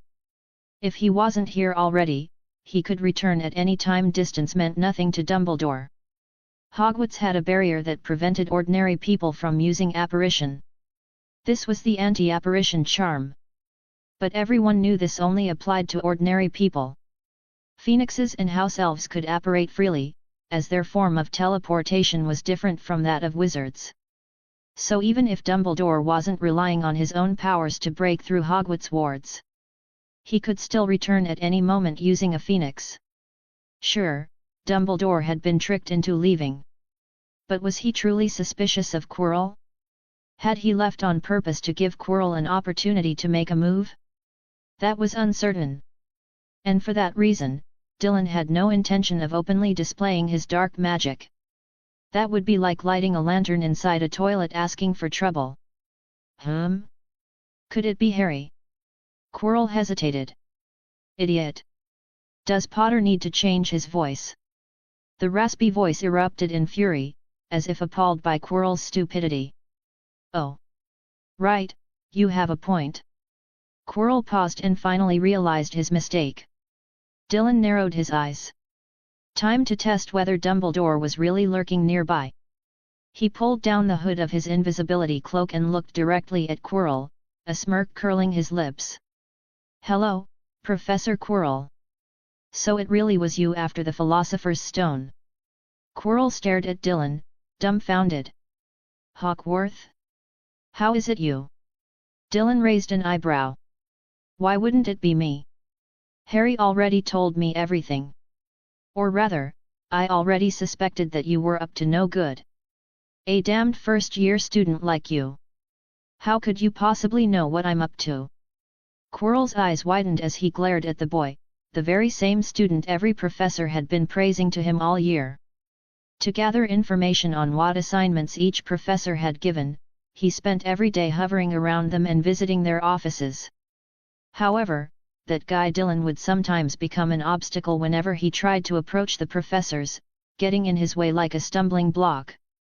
He couldn't get anything out of them and had to leave in frustration. And even when he did manage to get close to a professor and tried to extract some information, those damn professors would always steer the conversation toward Dylan before he could even say a word. One moment, they were praising how clever, intelligent, and talented Dylan was. The next, they were going on about how likable and charming he was. He couldn't care less about who the hell Dylan was. Because in his class, Dylan was as silent as a rock, never saying a word. Especially that one time when Professor McGonagall once again whispered to him about Dylan's talent. That was when he started considering whether he should assess Dylan's abilities. If he could rope him in and make him his master's servant, Dylan might just become a highly useful tool, one that could be turned into a blade aimed right at Hogwarts. However, when he attempted to test Dylan by asking him some questions in class, planning to first spark the little brat's interest in the dark arts before luring him into his office for a one-on-one brainwashing session, that damn brat actually claimed that he had already learned most of the defense against the dark arts curriculum from other professors. And he had even studied advanced counter curses. Damn those Hogwarts professors! Who had stolen the job that was rightfully his? End of chapter. Chapter 98, Chapter 98, How did the Sorcerer's Stone end up in my hands? Quirrell glared at Dylan, his eyes filled with hatred. They taught you counter curses against dark magic, fine, but they actually taught you dark magic too? Are they insane? Dylan tilted his head. What are you even talking about? How could a professor possibly teach me dark magic? Stop pretending. If they didn't teach you dark magic, how could you possibly know an unforgivable curse? Quirrell snapped. Dylan blinked innocently. I'm a first-year student. How could I possibly know an unforgivable curse? I think you've gone mad from trying to steal the Sorcerer's Stone. Dylan looked Quirrell up and down, as if seeing him for the first time. The one speaking earlier wasn't you, was it? Could it have been the so-called mysterious figure Harry mentioned? Quirrell was momentarily stunned by Dylan's reaction. Why was this little brat denying everything he had done? Could it really not have been him? Was it someone else who had attacked him and his master in the Forbidden Forest last time? Quirrell furrowed his brows and examined Dylan carefully. Seeing that Dylan had seemingly come alone, Quirrell's eyes flickered with calculation. Suddenly, he dropped his angry expression and instead curved his lips into a smile. Since you already know I'm here for the Sorcerer's Stone, yet you still dared to come alone. Could it be that you're also interested in it? Dylan didn't deny it outright. Instead, he gave it some serious thought. Nicholas Flamel, before he created the Sorcerer's Stone, had a dream in which an angel told him he would receive a miraculous book. After that, he purchased a book titled The Book of Abraham the Jew for just 2 florins. He spent 21 years deciphering it, gathering materials as he studied, and eventually succeeded in creating the Sorcerer's Stone. Quirrell's brows knit tightly together. Where did you learn all this? No, what are you trying to say? Dylan chuckled. I'm telling you, instead of chasing after a stone made by someone else, why not create something even greater? If I'm not mistaken, you want to use the Sorcerer's Stone to help the Dark Lord return, don't you? Quirrell's frown deepened. So what if I do? Tisk. Dylan glanced at the turban wrapped around Quirrell's head.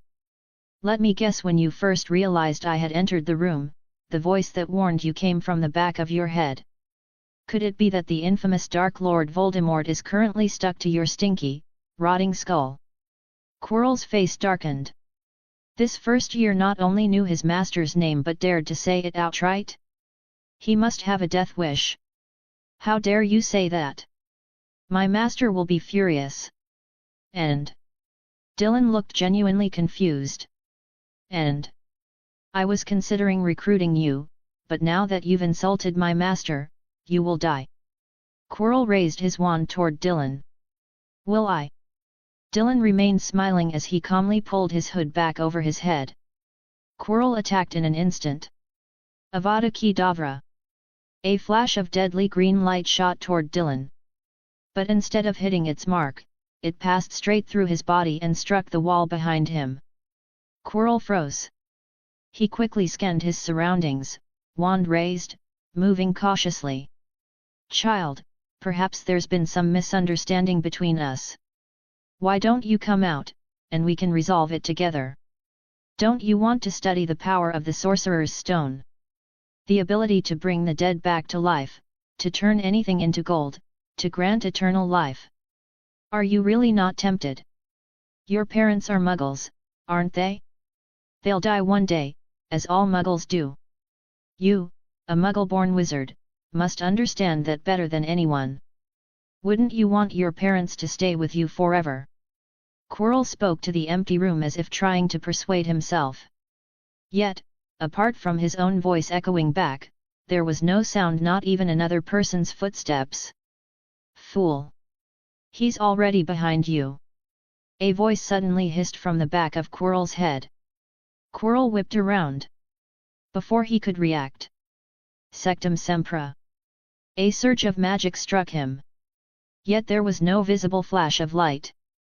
It all happened too fast. A sharp, tearing sound filled the air, like fabric being shredded.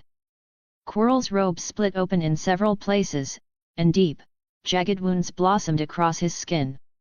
It was as if invisible serpents were slithering across his chest and arms, carving deep, merciless gashes into his flesh.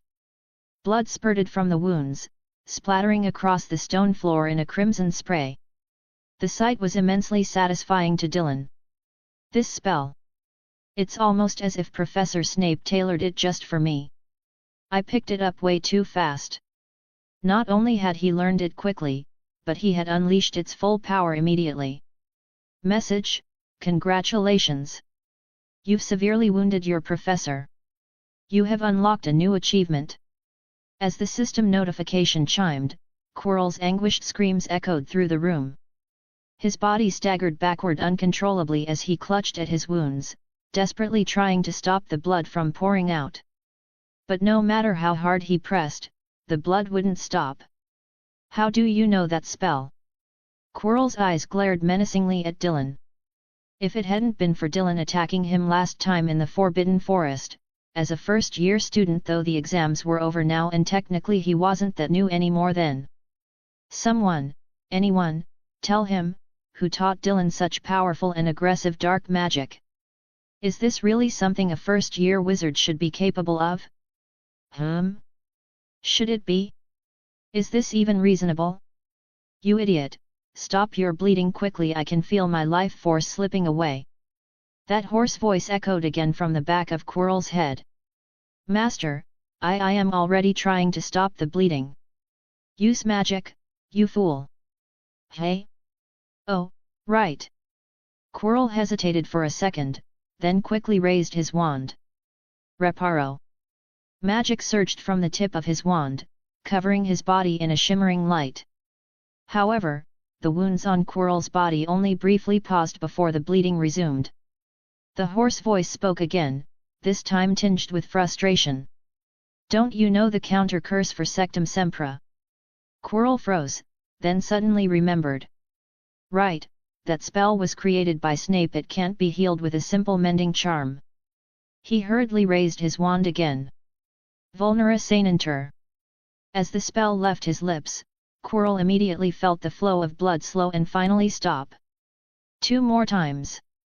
How much longer must I keep teaching you everything myself?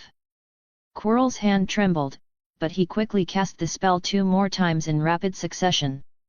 Vulnera Sainenter. Vulnera Sainenter. After the second repetition, the remaining traces of blood on Quirrell's body began to fade, and his wounds started to close. It wasn't until the third repetition that the injuries fully healed. Dylan also knew that if you didn't want to leave scars, you'd have to apply dittany to the wound afterward. But in this situation, Quirrell clearly didn't have the chance. Not that he would care about his appearance anyway. He was already ugly enough. Let me see around us myself. Latest chapter first released on 69 Book Hub. But master, last time, you personally. Silence. Quirrell immediately shut his mouth, too afraid to say another word. Instead, he cautiously scanned his surroundings while hastily removing his turban once again. Soon, a smooth, snake-like face appeared, 2 narrow slits for nostrils and eyes as cold as a serpent's. Squinting, he took control of Quirrell's body and raised the wand himself. This cursed mirror. Dumbledore placed it here. The Sorcerer's Stone, hidden all this time. At this point, Voldemort had completely taken over Quirrell's body. With a slight flick of the wand, no incantation necessary, the mirror of Ariste floated effortlessly into the air and began to rotate around him. Soon enough, when the mirror reached a certain angle, its reflection suddenly shifted from the empty room to something else entirely. Apparently, even wearing an invisibility cloak couldn't hide the deepest desires within one's heart from the mirror of Ariste. Voldemort's icy eyes gleamed. He instantly shifted his position, moving to another side of the room. Though there was still nothing visible in the mirror's reflection, a vision of a peaceful manor appeared faintly in the glass. Voldemort sneered in disgust. Pathetic fantasy. Just then, he saw a red stone fall from the clouds in the reflected sky. It landed on a lounge chair only to vanish the next second. As if someone had slipped it into their pocket. Under the invisibility cloak, Dylan suddenly felt his pocket grow heavier. Clearly, the Sorcerer's Stone, hidden and sealed within the mirror of Ariste by Dumbledore's magic, had passed from the illusion in the mirror straight into his hand. Dylan's mouth twitched. Asterisk, why didn't Dumbledore just completely seal the stone inside the mirror? Asterisk. Dumbledore had hidden the Sorcerer's Stone within the mirror as a final defense. Only someone who wanted the stone but had no intention of using it would be able to retrieve it. That was the method Dumbledore had designed for obtaining the stone. But still, Dylan couldn't understand it. Asterisk, you could have just sealed it inside, completely break the mirror, break the stone. Whether someone wanted to use it or protect it, no one would have been able to access the stone through the mirror then, right? Asterisk. And now, the Sorcerer's Stone had somehow ended up in his pocket. Notification: congratulations! You've obtained the legendary Sorcerer's Stone and unlocked a new achievement. Another system message popped up, but Dylan didn't have time to check it. Voldemort's eyes were now shining like a pair of 1000-watt light bulbs, blinking rapidly. Just as I thought, just as I thought. That foolish old Dumbledore, I've found the Sorcerer's Stone after all. Using the direction indicated by the mirror's reflection, Voldemort had roughly pinpointed Dylan's position. He immediately aimed his wand. No incantation was needed. A flash of sickly green light shot from his wand in a deadly arc. Beneath his already tattered billowing robe, thousands of pitch-black venomous snakes suddenly surged forth, slithering over each other in a frantic rush. Their forked tongues flickered menacingly as they intertwined and coiled, spreading rapidly in Dylan's direction. These magical creatures, their scales gleaming with a tar-like sheen, let out a collective hissing sound that sent a shiver down one's spine. Dylan was momentarily taken aback. What in the name of power strips is this Orochimaru? However, he wasn't particularly frightened by the swarm of black serpents. There was nothing a well-placed fiend fire couldn't solve. Of course, given that Dumbledore might very well be watching from the sidelines, he refrained from using dark magic. Partis Temporis. Path of the Fire God. Thanks to Professor McGonagall's meticulous tutelage, Dylan had more or less mastered the art of secondary spell shaping. As soon as he extended his wand from his sleeve, a roaring inferno materialized in an instant. The surging flames twisted and coiled into two towering walls of fire, rushing forward with terrifying momentum. Wherever they passed, stone bricks vaporized into nothingness, and the serpent horde writhed and contorted in agony before being reduced to charred ashes in the blazing inferno. A pungent stench sulfur mixed with the sickening reek of burning flesh filled the air. With his mastery of advanced fiend fire, Dylan's research into the nature of flames had progressed rapidly. Though his Path of the Fire God spell might not yet match Dumbledore's level, it was already formidable in scale. Moreover, he had seamlessly integrated fiend fire's devastating properties into it. As a result, his Path of the Fire God wasn't just about clearing a path, it incinerated and annihilated any living thing that dared to obstruct him. HSSSSS. The agonized screeches of burning serpents filled the room. Fragments of charred black scales, not yet fully incinerated, rained down like a sinister black drizzle. You've already mastered magic at this level. Voldemort hadn't expected a mere first-year brat to wield such advanced spellcasting proficiency. After all, secondary spell shaping required not only an exceptional degree of control over magic but also an intricate level of precision in manipulating spells. Path of the Fire God. A flicker of intrigue flashed through Voldemort's eyes at the sight of the spell. Damn you, Dumbledore! Voldemort raised his wand once more. Still, he did not utter an incantation. However, not all the serpents had rushed toward Dylan. Some had slithered along the edges of the battlefield, escaping the reach of the raging flames. As they reached the walls of the chamber, they suddenly froze in place. Hundreds of serpents, under Voldemort's control, linked together heads to tails, their scales grinding against one another, sparking eerie dark green embers. Then, astonishingly, the writhing black snakes began transforming into a solid black wall. To prevent Dylan from escaping, additional serpents slithered down from the ceiling, merging seamlessly with the walls below. Dylan arched a brow. This kind of transfiguration. End of chapter. Chapter 99, Chapter 99, Don't even think about tainting my students with dark magic, Tom. Asterisk. This seems to be quite impressive. Asterisk. Voldemort didn't need any visible incantations to manipulate the spell. After a single transfiguration, he seamlessly executed a second transformation. The transformed walls merged flawlessly, a clear testament to Voldemort's mastery over transfiguration. Dylan couldn't help but analyze Voldemort's practical skills, comparing their similarities and differences. Surrounded by flames, Dylan conjured a shield of fire to protect himself from the endless swarm of black serpents. At the same time, he controlled bursts of fire to strike back at the snakes, observing the magical energy waves that rippled out with each attack.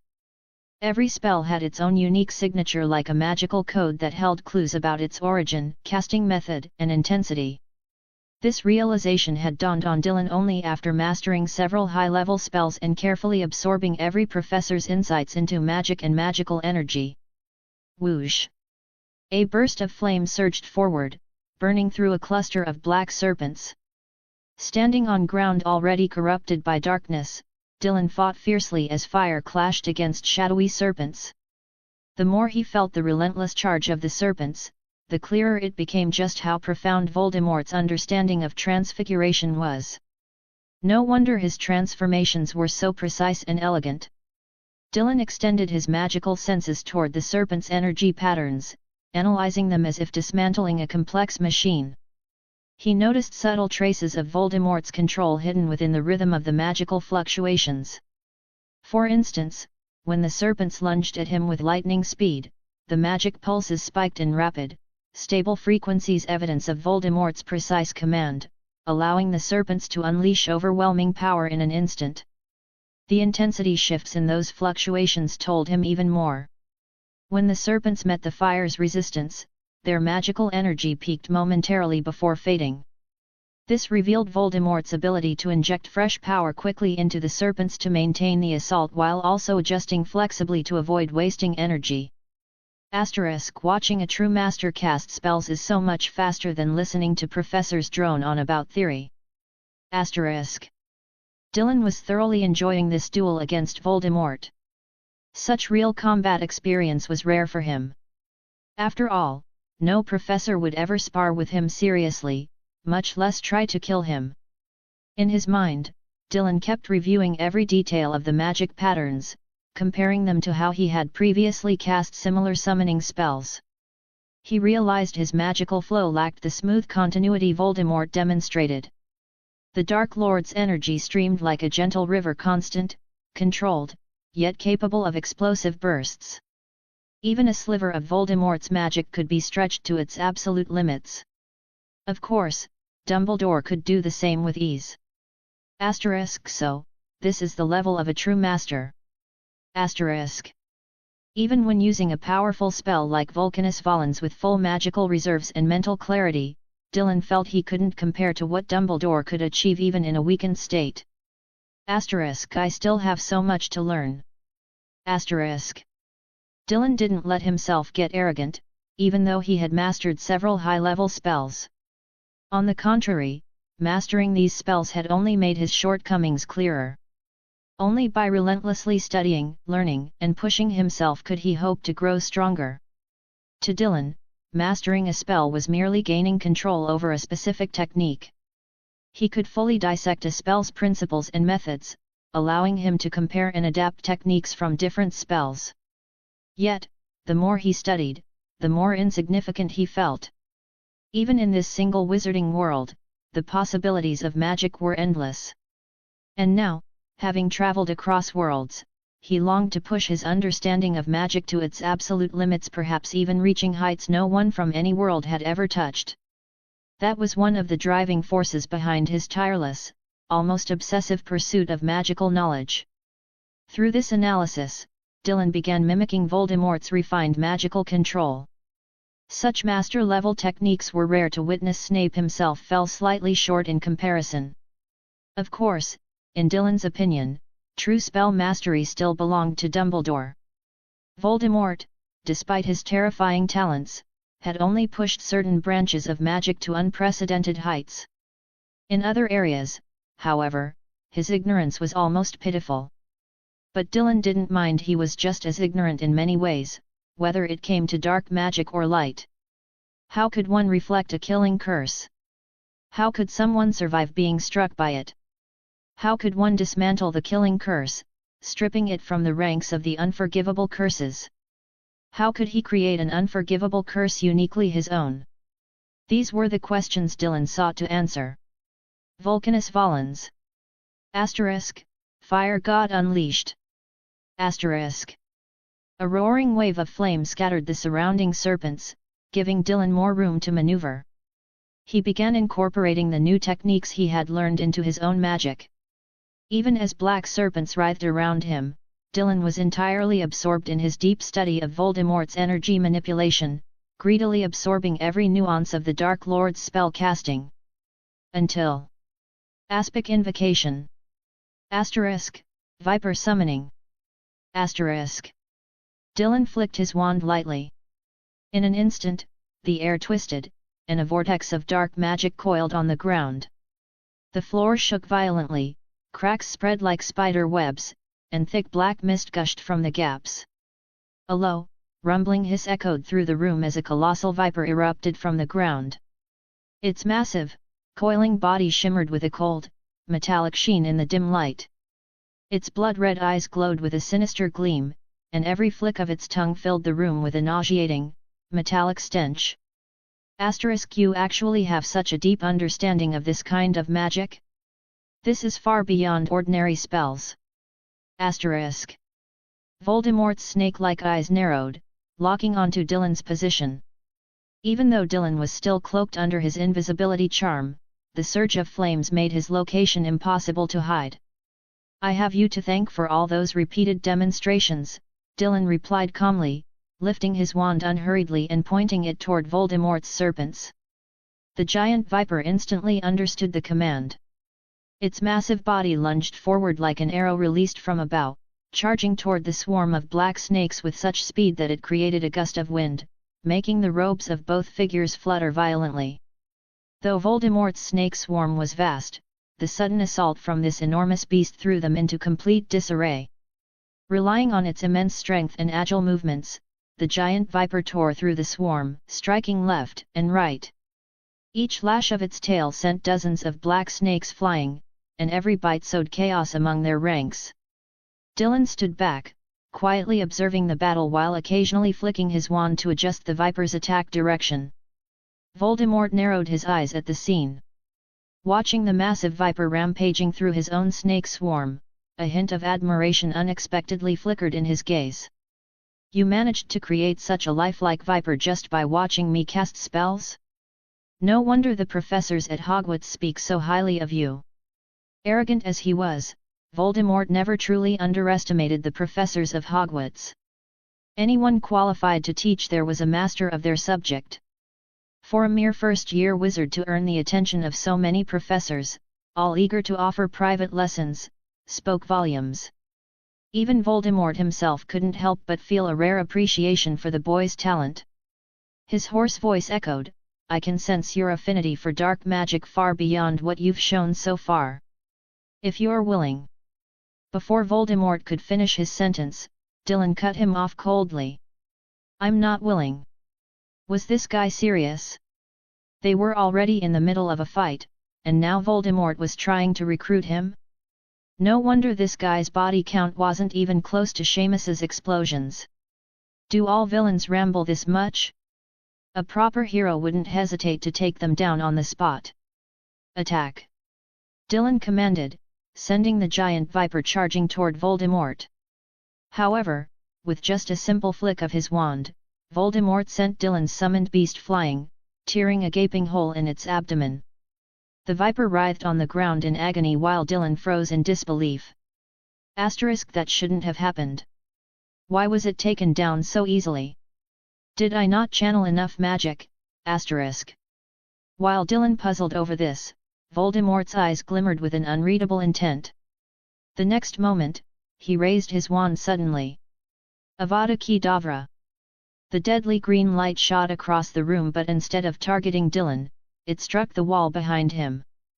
Dylan blinked, raising an eyebrow. What's this supposed to mean, little Voldy? Fiend fire. The wicked flames twisted into ferocious beasts, circling around Dylan.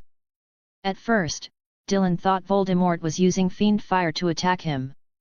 He prepared a counter curse to extinguish the flames, but the fire merely circled him without striking, almost as if Voldemort was deliberately demonstrating the spell's intricate control.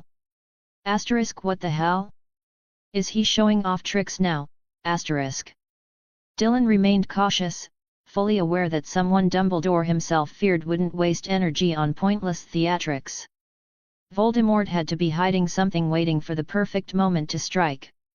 Voldemort continued to move his wand, casting spell after spell of dark magic. Avada Kedavra, Crucio, Fiend Fire. All aimed harmlessly at the surrounding walls. What is this guy up to?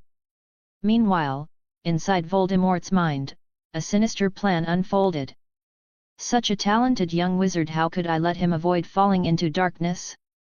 He unleashed increasingly refined dark spells with every flick of his wand. His own mind had long since been twisted beyond recognition, these spells barely stirred his emotions anymore.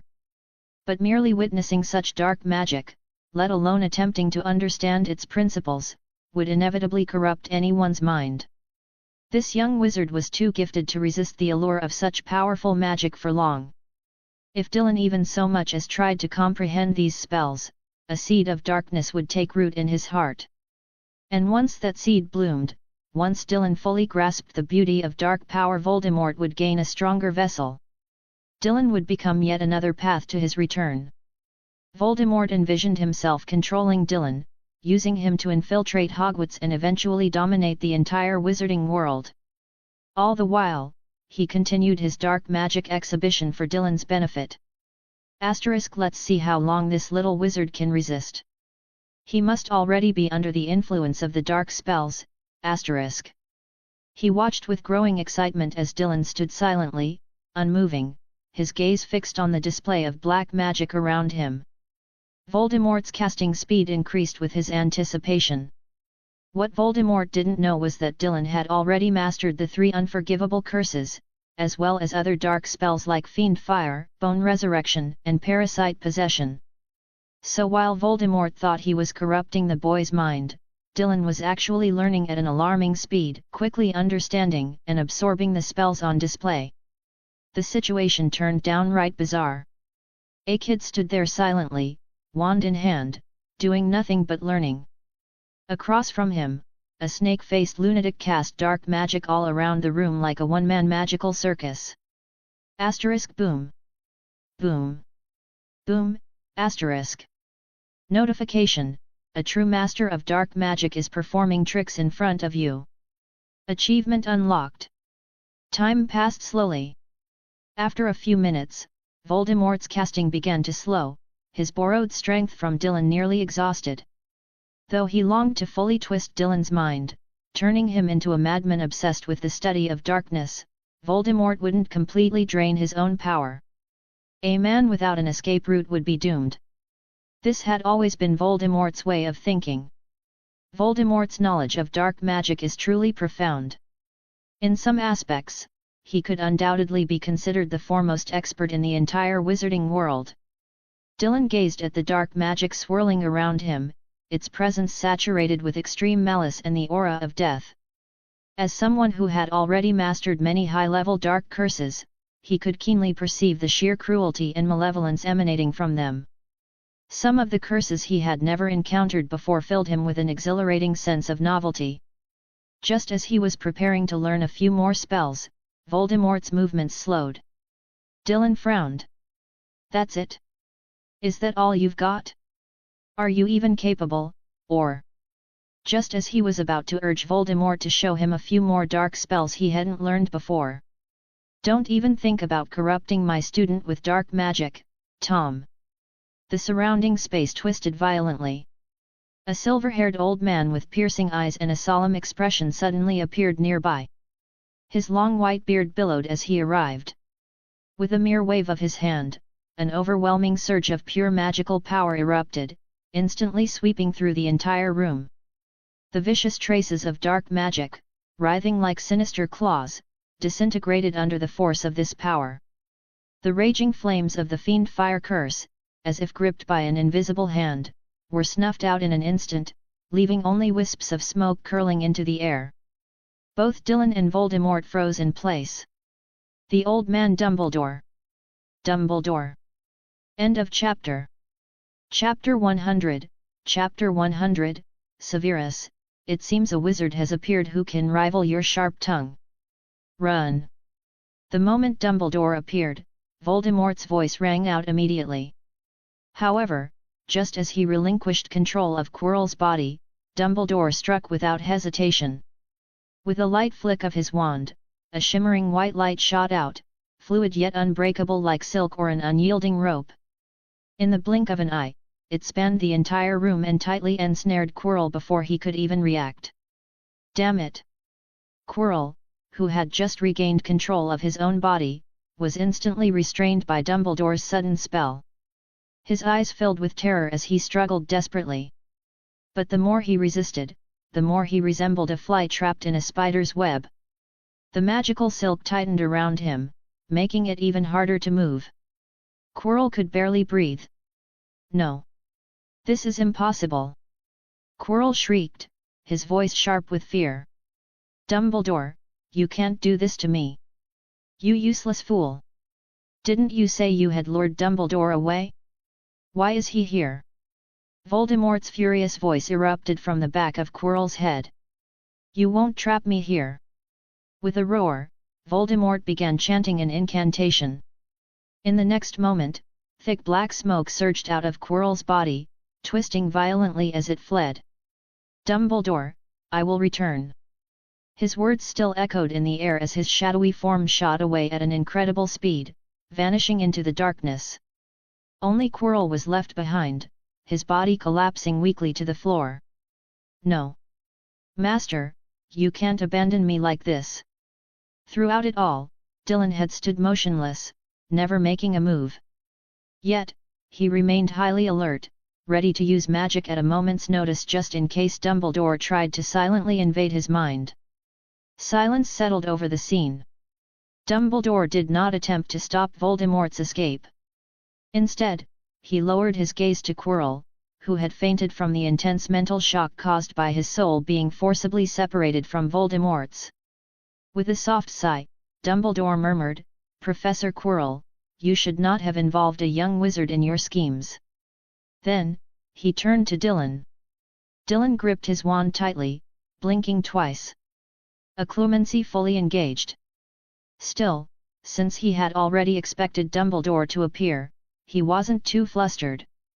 Instead, he tilted his head, feigning confusion, and asked, Headmaster, was that Voldemort just now? Dumbledore nodded, his expression gentle as he studied Dylan for a moment. Dylan continued, Then why didn't you just finish him off when you had the chance? Dumbledore narrowed his eyes slightly before smiling kindly. In his current state, he poses little real threat. If I were to destroy him now, perhaps another Tom would awaken. And this time, his mind might not be so fractured and twisted. He could become even more dangerous. Besides, even if I tried, I might not be able to truly eliminate his lingering soul.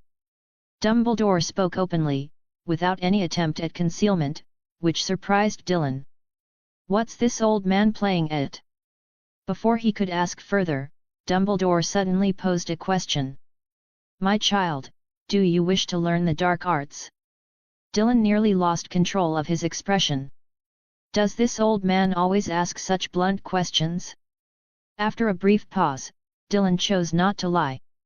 Lies create inconsistencies, but the truth leaves no room for doubt. So he simply met Dumbledore's gaze, pressed his lips together slightly, and replied, If you're referring to those extremely evil spells just now, I have no interest in them. After all, I already mastered them ages ago. Interest isn't even a factor anymore. Dumbledore studied Dylan for a long moment and realized that the young wizard was telling the truth. Even though Severus had taught him occlumency, how could a student possibly wield such an advanced technique so effortlessly? Especially under the sudden stress of an unexpected encounter. When a person is tense or emotionally disturbed, occlumency's defenses usually show cracks, and even their emotions become easy to perceive. Yet, from Dylan, Dumbledore sensed only curiosity, confusion, and a desire for knowledge, none of the negativity associated with dark magic. In reality, Dylan was pondering something else entirely. That was, Dumbledore's sudden appearance just now didn't seem to involve fox magic or apparition. Which meant, had the old man been secretly watching for a while, witnessing Voldemort personally teaching him dark magic? And if so, how had he concealed himself? Was it an advanced disillusionment charm? If Dylan could master such an ability, he wouldn't have to spend a fortune 10,000 galleons every time on an invisibility cloak just to stay hidden. A simple wave of his wand, and problem solved. The disillusionment and invisibility charms he had learned before were relatively low-level concealment spells, each with its own flaws. They were tricky to control and dependent on the surrounding environment. Not to mention their various limitations. For example, they required absolute stillness and weren't true invisibility, just a form of transparency. Wait. Had Dumbledore just been crouching in a corner all this time, completely motionless? Dylan's mind suddenly conjured up an image of the old headmaster curled up, wand in hand, spying on Quirrell like some mischievous prankster. Is that Harry's invisibility cloak? Dumbledore's gaze drifted to Dylan, whose body was still mostly concealed. At the moment, only his head was visible, floating eerily in midair. Oh, this. Dylan suddenly remembered that he was still wearing the system-enhanced invisibility cloak. Dumbledore's unexpected question caught him off guard, and he wasn't sure how to respond. He quickly removed the cloak, folding it carefully as he thought of an explanation. But just then, "Dylan! Are you all right?" A rush of hurried footsteps sounded from the doorway. Dumbledore and Dylan both turned to look. They saw Harry, Ron, and the others sprinting into the room. Seeing the two of them standing there, Harry froze mid-step. "Professor Dumbledore? What are you doing here?" Hermione blinked rapidly. "But Professor McGonagall said you were at a meeting." Dumbledore chuckled. "I was. But then I came back." Ron gasped when he saw Quirrell lying on the ground. "Is he dead? Did you kill him because he tried to steal the Sorcerer's Stone?" Dylan's mouth twitched. "No, he's not dead. He just fainted." Harry's eyes lit up. I mean, you know who? Did you catch him?" "Quirrell must have been acting on his orders, right?" Dylan shook his head. "No, Voldemort got away. He ran off after Dumbledore scared him off." "What? You know who was here just now?" Hearing Dylan say Voldemort's name directly made Ron shrink back instinctively. He had grown up hearing terrifying stories about Voldemort. "Don't say his name like that. What if he jumps out of nowhere and eats you alive?" Dylan blinked. "It's fine, he already ran away. Although, it seemed like he ran off in the same direction you guys came from. Didn't you run into him?" Ron yelped again, terrified. "What? Was that dark figure? I saw him." Harry's brow twitched as he subconsciously reached up to rub his scar. "That explains why it hurt so much just now." Hermione glanced at Harry. "I noticed that dark figure was deliberately avoiding you." Ron, calming down a little, added with a nervous laugh, "Ha! No wonder that shadow looks so sneaky. So does that mean we actually scared off you-know-who?" Seeing that Dumbledore was present and Dylan was unharmed, Hermione finally relaxed. She shot Ron a side glance. "If anyone deserves credit, it's Harry. If it had just been you, you-know-who might have already possessed you by now." Ron scowled. "Tch." Then he noticed something. "Hey? That's the Mirror of East. What's it doing here?" Hermione slapped her forehead. "Obviously the professor must have placed it here." Ron scratched his head. "But why? Was he hoping you-know-who would get distracted staring at his own reflection and die from admiring himself?" Everyone present twitched at Ron's ridiculous comment, even Dumbledore's white beard seemed to quiver slightly. "Ahem," Dumbledore cleared his throat. "All right, everything's settled here. You all should leave now.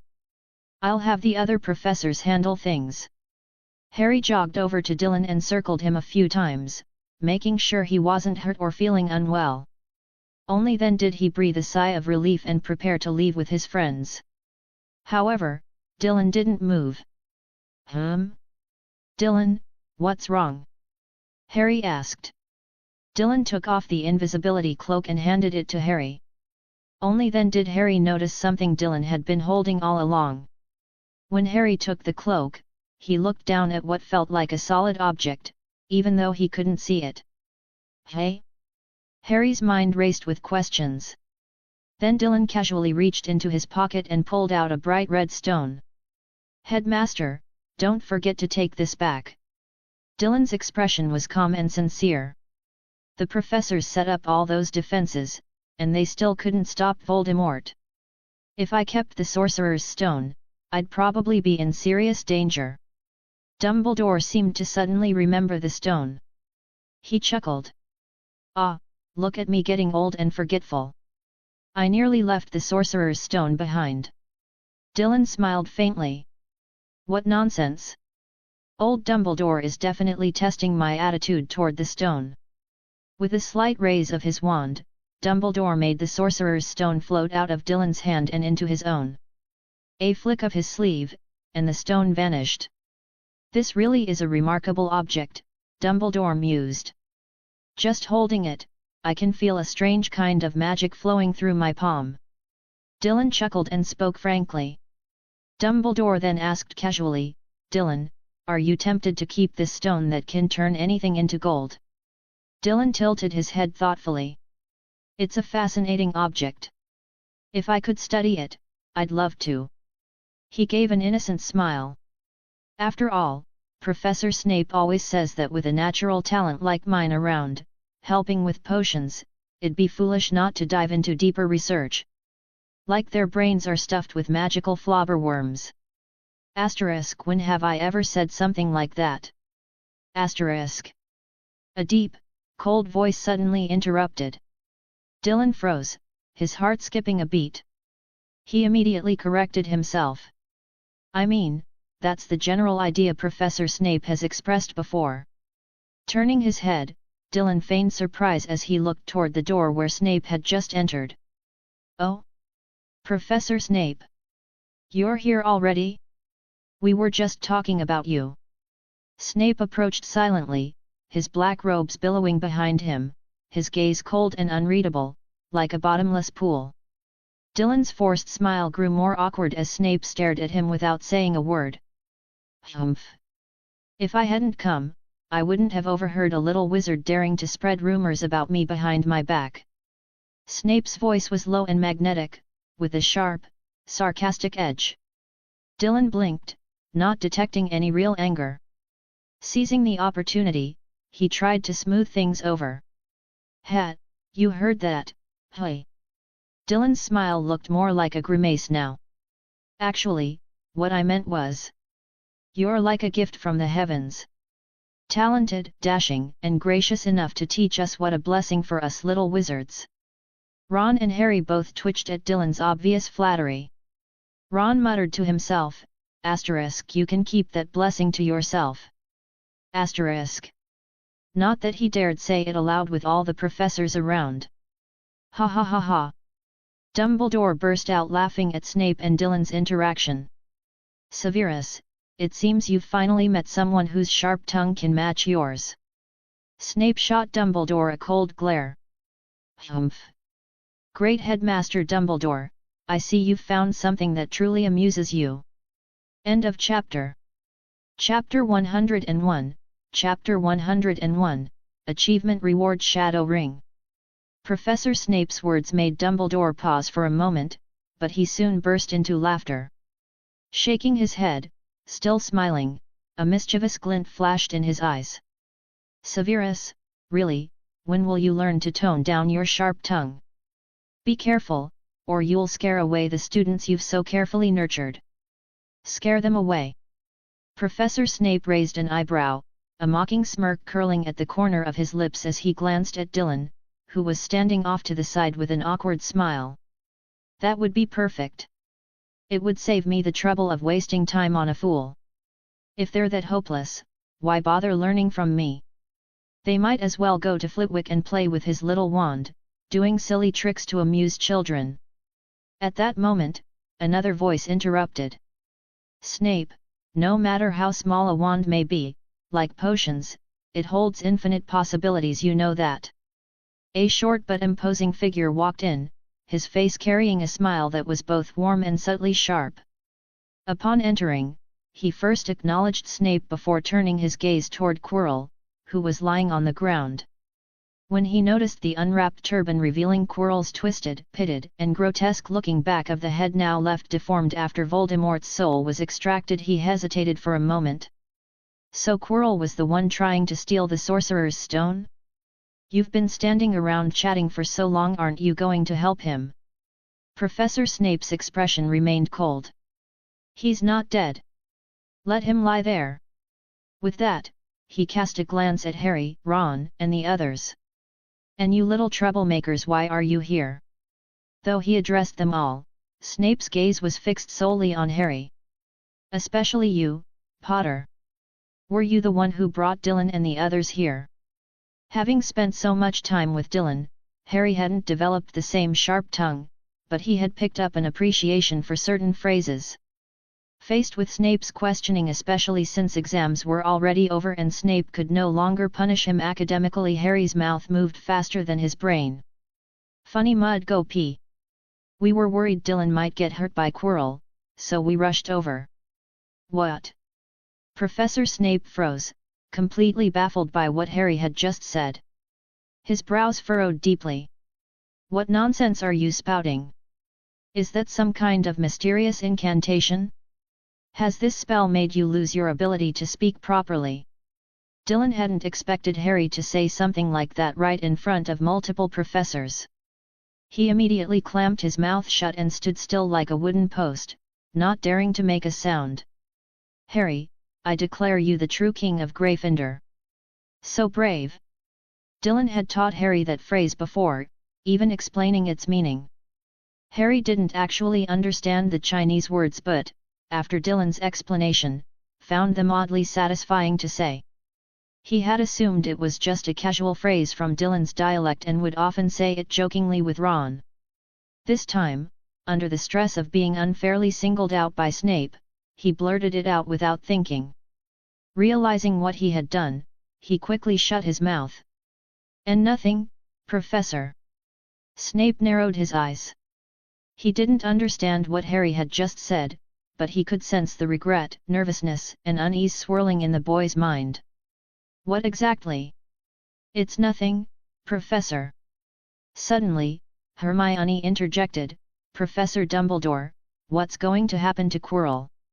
He tried to steal the Sorcerer's Stone but failed. Will the Ministry of Magic send him to Azkaban? Dylan also turned to Dumbledore. He was possessed by the Dark Lord. They were parasitic on each other. Now that Voldemort's soul has been removed, will he die? Hearing this, Dumbledore still didn't bother looking at Quirrell. Instead, with his usual kindly expression, he answered, Professor Snape will handle it. You should all leave for now. Then, turning his gaze to Snape, he continued, All right, Severus, please take Quirrell away. Then gather the faculty and meet me in my office. Dumbledore's words shifted Snape's full attention. His brows knitted tightly. What? The Dark Lord? What do you mean? Professor Flitwick, who had just entered, was also stunned. He had noticed the once sealed door standing wide open as he passed through the corridor and decided to step inside. Upon seeing Quirrell lying on the floor, he quickly deduced that this was the man who had tried to steal the Sorcerer's Stone. But he had never imagined that Quirrell was the one possessed by the Dark Lord. That meant they had been working alongside Voldemort all this time. At the thought of the sinister Dark Lord, Professor Flitwick shuddered. Dumbledore cleared his throat. I had my suspicions about Quirrell, but I never expected him to be carrying a fragment of Tom's soul. Dylan shot him a glance. Liar. Snape immediately gritted his teeth and glared at the headmaster. Did you shove all your lemon drops and cockroach clusters into your brain? When hiring a professor, did you not conduct a thorough background check? How could you allow someone like him into Hogwarts? Hermione actually agreed with that sentiment. How had a professor managed to get possessed by Voldemort in the first place? Was there no proper vetting process when hiring staff? But since the professors were the ones talking, she kept her thoughts to herself. Dumbledore sighed in exasperation. Severus, calm down. Harry, on the other hand, spoke up from the side. So Voldemort really was inside Quirrell? No wonder my scar hurt every time he looked at me. Professor Dumbledore, did you recruit him on purpose? Whoa! Potter, you can't just say things like that. Dumbledore glanced at Snape, then at Harry. Dylan almost lost it. Harry hadn't said anything explicitly, but somehow, it sounded like he had, and it sounded really bad. Dumbledore stroked his beard. Potter, when did you become even more cutting with your words than Severus?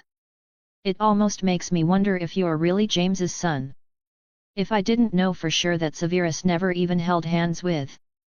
Snape gritted his teeth, spitting out each syllable through clenched jaws. Dumbledore. All right, I get it. Dumbledore immediately shut his mouth just as Dylan had earlier. He hurriedly directed Dylan and the others to leave quickly. Dylan also wanted to return as soon as possible to check on the achievements he had gained and had no desire to linger in front of Dumbledore. So, he quickly took Harry and the others away from the scene. On the way, they ran into Professor McGonagall. Professor McGonagall was in a rush, moving at lightning speed. However, upon seeing Dylan and the others, she suddenly halted. You all. She hesitated for a moment. Dylan reminded her, Professor McGonagall, Headmaster Dumbledore wants you to go to his office. You should have already received the message, right? Professor McGonagall frowned, glanced at them briefly, and then, without asking further questions, hurriedly continued on her way. Walking beside Dylan, Harry clutched the invisibility cloak that had just been handed to him. Dylan, what just happened? Ron and Hermione immediately turned their eyes toward him. Nothing much. I just noticed someone had broken into the room where Fluffy was being kept. I didn't have time to alert you, so I went through the professor's obstacles myself and reached the final room where I caught Quirrell attempting to steal the Sorcerer's Stone. Then Professor Dumbledore showed up. Hermione asked. Dylan nodded. Yet. I didn't do anything. Professor Dumbledore arrived and scared Voldemort away. My God! Dylan, you actually dared to face the Dark Lord alone. Ron was still shocked as he thought about it. The headmaster was there, how could that be considered facing him alone? Dylan shook his head and then quickly returned to the Gryffindor common room. After saying a quick goodbye to Hermione, he headed straight to his dormitory. I'm going to start reading now, Dylan said to Harry and the others before sitting on his bed, leaning against a pillow, and taking out a book, engrossed in it. During Voldemort's spell casting, Dylan had gained new insights into dark magic. Now, he really wanted to read more books to validate his thoughts. Harry and Ron exchanged glances. Although they had many things they wanted to talk about with Dylan, they ultimately just nodded. Let's go. We should find Professor Dumbledore and ask him. Before we left, didn't he say he wanted to see you in his office later? Ron said to Harry. It'll probably take a little while. Let's go with Hermione first, Harry agreed. The two then left the dormitory. Once they were gone, Dylan finally put down his book. He glanced at their departing figures before shifting his gaze to the system screen. At that moment, a small icon representing the achievements page was flashing brightly. Dylan clicked on it. Achievement, attacking a professor, 4. Description, you actually did it. You attacked your professor with powerful offensive magic and even attempted to kill them. How thrilling! Requirement, attack a Hogwarts professor and make them bleed. Reward, 1 max level advanced spell. Finally, it's not just another max level dark magic spell. Dylan's eyes gleamed with excitement. With Voldemort demonstrating dark magic firsthand, Dylan had already mastered various levels of dark arts by combining them with his own max level spells. So, rather than dark magic, he was now more interested in studying white magic. However, he didn't immediately claim the reward. Instead, he looked at the next achievement. Achievement, Sorcerer's Stone Holder. Description, in a battle against a Dark Lord, you successfully seized the Sorcerer's Stone. You're practically a powerful, ambitious, and utterly selfish new Dark Lord in the making. Requirement: possess the Sorcerer's Stone. Reward: the Book of Abraham the Jew, handwritten fragment. Dylan couldn't help but twitch at the corners of his mouth. So, even briefly holding it counts as possessing it. This system sure had a generous definition of achievement conditions. But this reward? I thought it would be something directly related to the Sorcerer's Stone.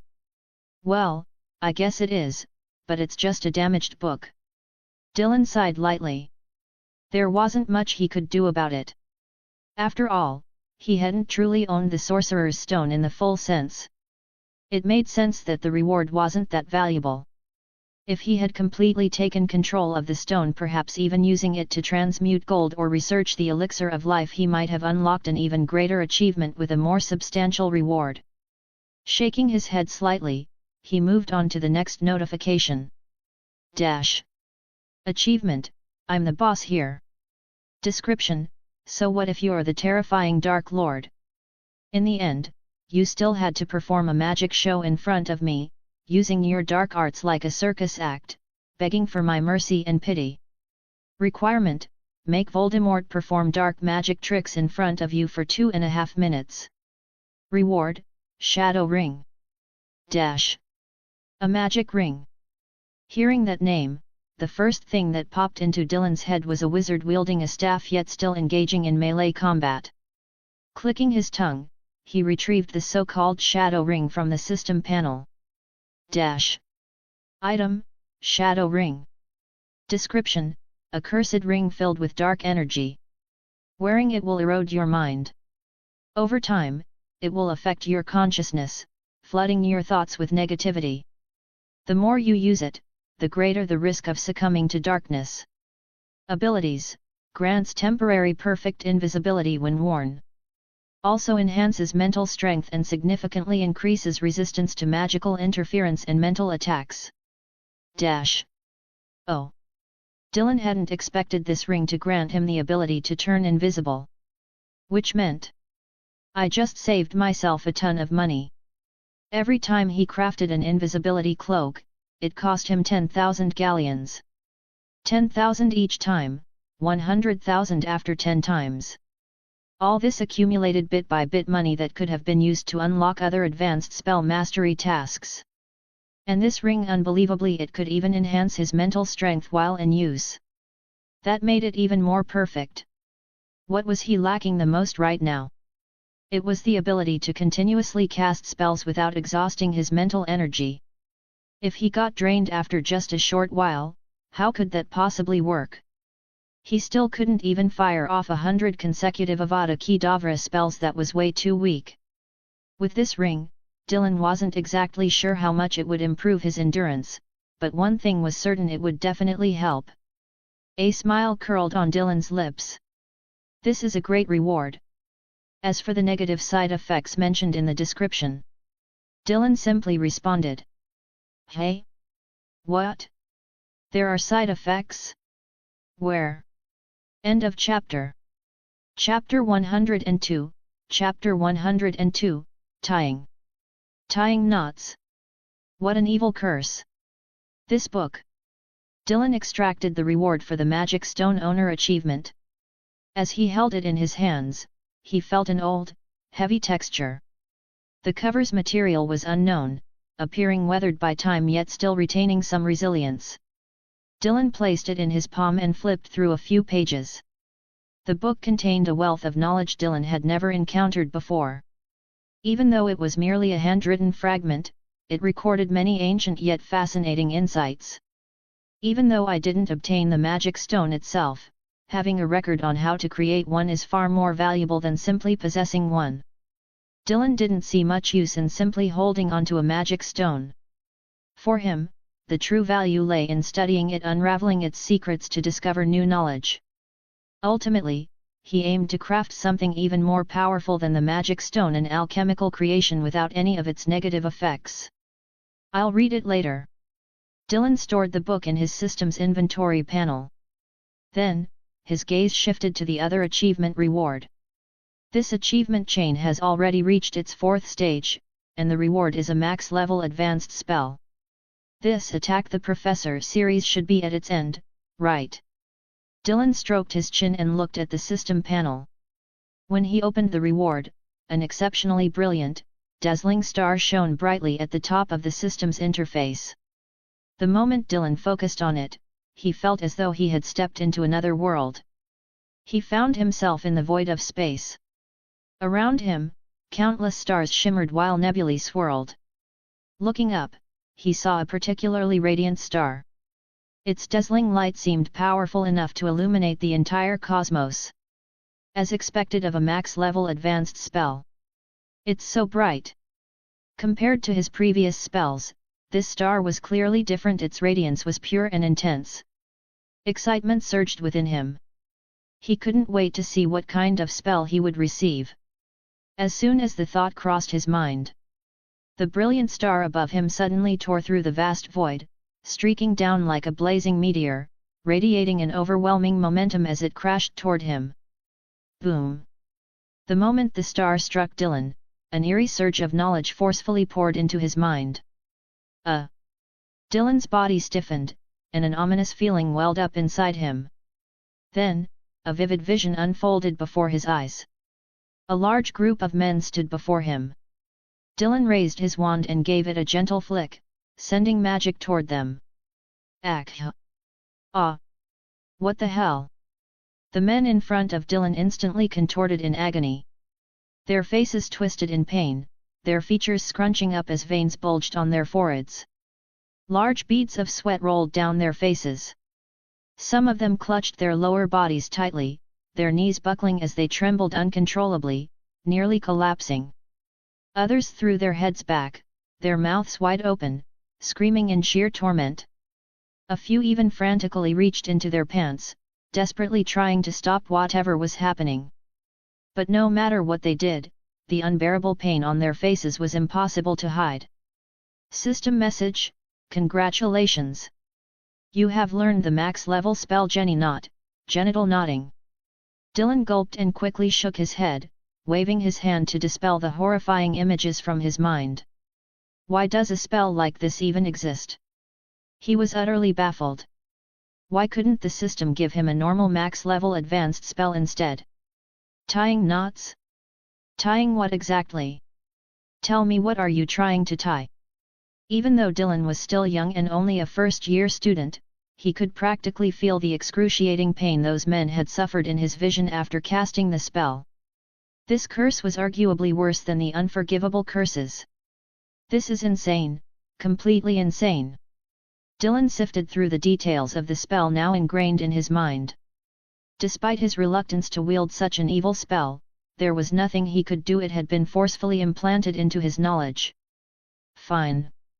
Since it's here, I might as well accept it. Every spell must have its own unique brilliance. I just need time to find it. He took a deep breath. Regardless, he had now mastered another max-level spell. And through it, he had gained even more knowledge. If I ever run into Voldemort's true form, I might give it a try. Though he wasn't sure if Voldemort still had anything left to tie. Dylan didn't dwell on the spell further, nor did he bother reading the Magic Stone book at that moment. Instead, he resumed flipping through the book beside him. There were still many aspects of dark magic he wanted to study. Moreover, after acquiring this max-level spell, a flood of realizations surged in his mind. He needed to organize them quickly. Late into the night, it was already time for bed, and Neville and Seamus had returned to the dormitory. However, Harry and Ron were nowhere to be seen. This struck Dylan as odd. As a first year, the only major incident Voldemort had been involved in was related to the Magic Stone. But the stone had already been reclaimed by Dumbledore. To be honest, Dylan couldn't understand why Dumbledore didn't just keep the Magic Stone himself. What could possibly be safer than having him personally guard it? That lunatic, psychopathic Voldemort has already been scared off by old Dumbledore. So where the hell did Harry and Ron go? Dylan had no intention of waiting for them to return. Instead, he cast Cleanse and Refresh on himself, followed by Sleep Well and Dream Deeply, and drifted into a peaceful slumber. It wasn't until early the next morning Dylan woke up from his sleep and stretched comfortably. After tidying up his things briefly, he was about to grab something to eat before continuing his exploration of the treasure trove of books in the library. However, as soon as he stepped out the door, he ran into Professor McGonagall, who was dressed neatly. "Professor, what are you doing here?" This was the Gryffindor common room for young wizards, and Professor McGonagall usually wouldn't come here. That would make it impossible for the students to relax properly. "You sleep quite soundly." Professor McGonagall held her wand in one hand and smoothed her hair with the other. When she saw Dylan, she stood up from the couch and walked toward the door. I just finished my exams, so I thought I'd rest a little longer today. Normally, I wake up much earlier than this." Dylan chuckled awkwardly. "Come with me to the hospital wing. Potter has lost consciousness," Professor McGonagall said, gesturing for him to follow. Dylan froze. "What? How did that happen?" Though he was momentarily stunned, he quickly followed behind Professor McGonagall. With a stern expression, she continued, "I heard from Weasley that after they parted ways with you yesterday, they were supposed to go directly to the headmaster's office. But at that time, the headmaster was discussing something with us." Professor McGonagall glanced at Dylan before continuing, "So instead, they wandered around the school and ended up running into the Dark Lord, who was trying to escape. Potter and his friends actually chased after him, which angered the Dark Lord. While he couldn't touch Harry, he could still attack Weasley and Granger. In order to protect them, Harry engaged in a fight with the Dark Lord. Soon after, the other professors and I arrived, the Dark Lord retreated, and Potter passed out." "This..." Dylan frowned, feeling at a loss for words. "I also heard from the headmaster about what you did yesterday," McGonagall suddenly said, her tone sharp. "You really are quite something, venturing alone into forbidden areas, defeating the Dark Lord. Are you trying to take Potter's place as the chosen one?" Her sudden change in tone made Dylan stiffen instantly, nearly tripping over his own feet. He could clearly hear the reprimand in her words. Dylan quickly forced a smile. "Actually, I knew everything about the situation. Harry and his friends never kept secrets from me. So, when I happened to pass by that room and saw someone go in, I didn't have time to notify anyone." "Do you have any idea what could have happened if the headmaster hadn't been there?" "You would have died." Professor McGonagall's stern voice came from ahead. "It seems I've been teaching you in vain." Dylan panicked. "Oh, great! Now she's settling scores after the fact?" But he didn't have time to dwell on it and quickly explained, "Even though I didn't have time to notify anyone, Harry and the others surely told you about it, right? I trusted that the professors would come quickly, so I just wanted to check it out first. Besides, I was wearing the invisibility cloak at the time. With that, I felt a little bolder." "A little bolder? You were completely reckless." Professor McGonagall huffed. But then she recalled that Harry and the others had indeed rushed to her yesterday, trying to warn her about the Sorcerer's Stone. She hadn't taken their words seriously at all, assuming that a bunch of first years couldn't possibly uncover something real. After all, how could children have discovered something she hadn't? Yet, because of that mindset, she had nearly allowed a catastrophe to happen. Fortunately, Albus had arrived in time. This realization left Professor McGonagall feeling somewhat guilty. As a result, she stopped scolding Dylan and fell silent instead. At that moment, Dylan's mastery of legilimency had already reached level 9. He was almost on par with Professor Snape, though Snape had likely maxed out his skill, and even a single level's difference meant an overwhelming advantage. Even though Dylan wasn't actively using the spell, he had reached a mastery level where he could sense emotions from others just like Snape or Dumbledore. Right now, he could feel the guilt radiating from Professor McGonagall, causing him to pause for a moment. After 2 seconds of contemplation, he spoke slowly. Headmaster Dumbledore probably already suspected Quirrell, so given his level of precaution, there was no way the situation could have turned out worse than it did. In fact, the outcome we have now is the best possible one, isn't it, Professor? Professor McGonagall blinked in surprise and looked at Dylan. This boy. Did he know what she was thinking? Professor Snape taught me legilimency. I've actually mastered it better than transfiguration by now. Dylan clearly noticed her reaction, and his lips curled into a shy smile. At present, his transfiguration was only at level 8, while his legilimency had already reached level 9. That alone showed just how complex and difficult transfiguration was to learn. Professor McGonagall was momentarily stunned, then shot Dylan a glare. So, it seems you prefer having Professor Snape teach you, hey? Dylan's face immediately fell. Professor, please don't say that. I truly admire and respect all of you.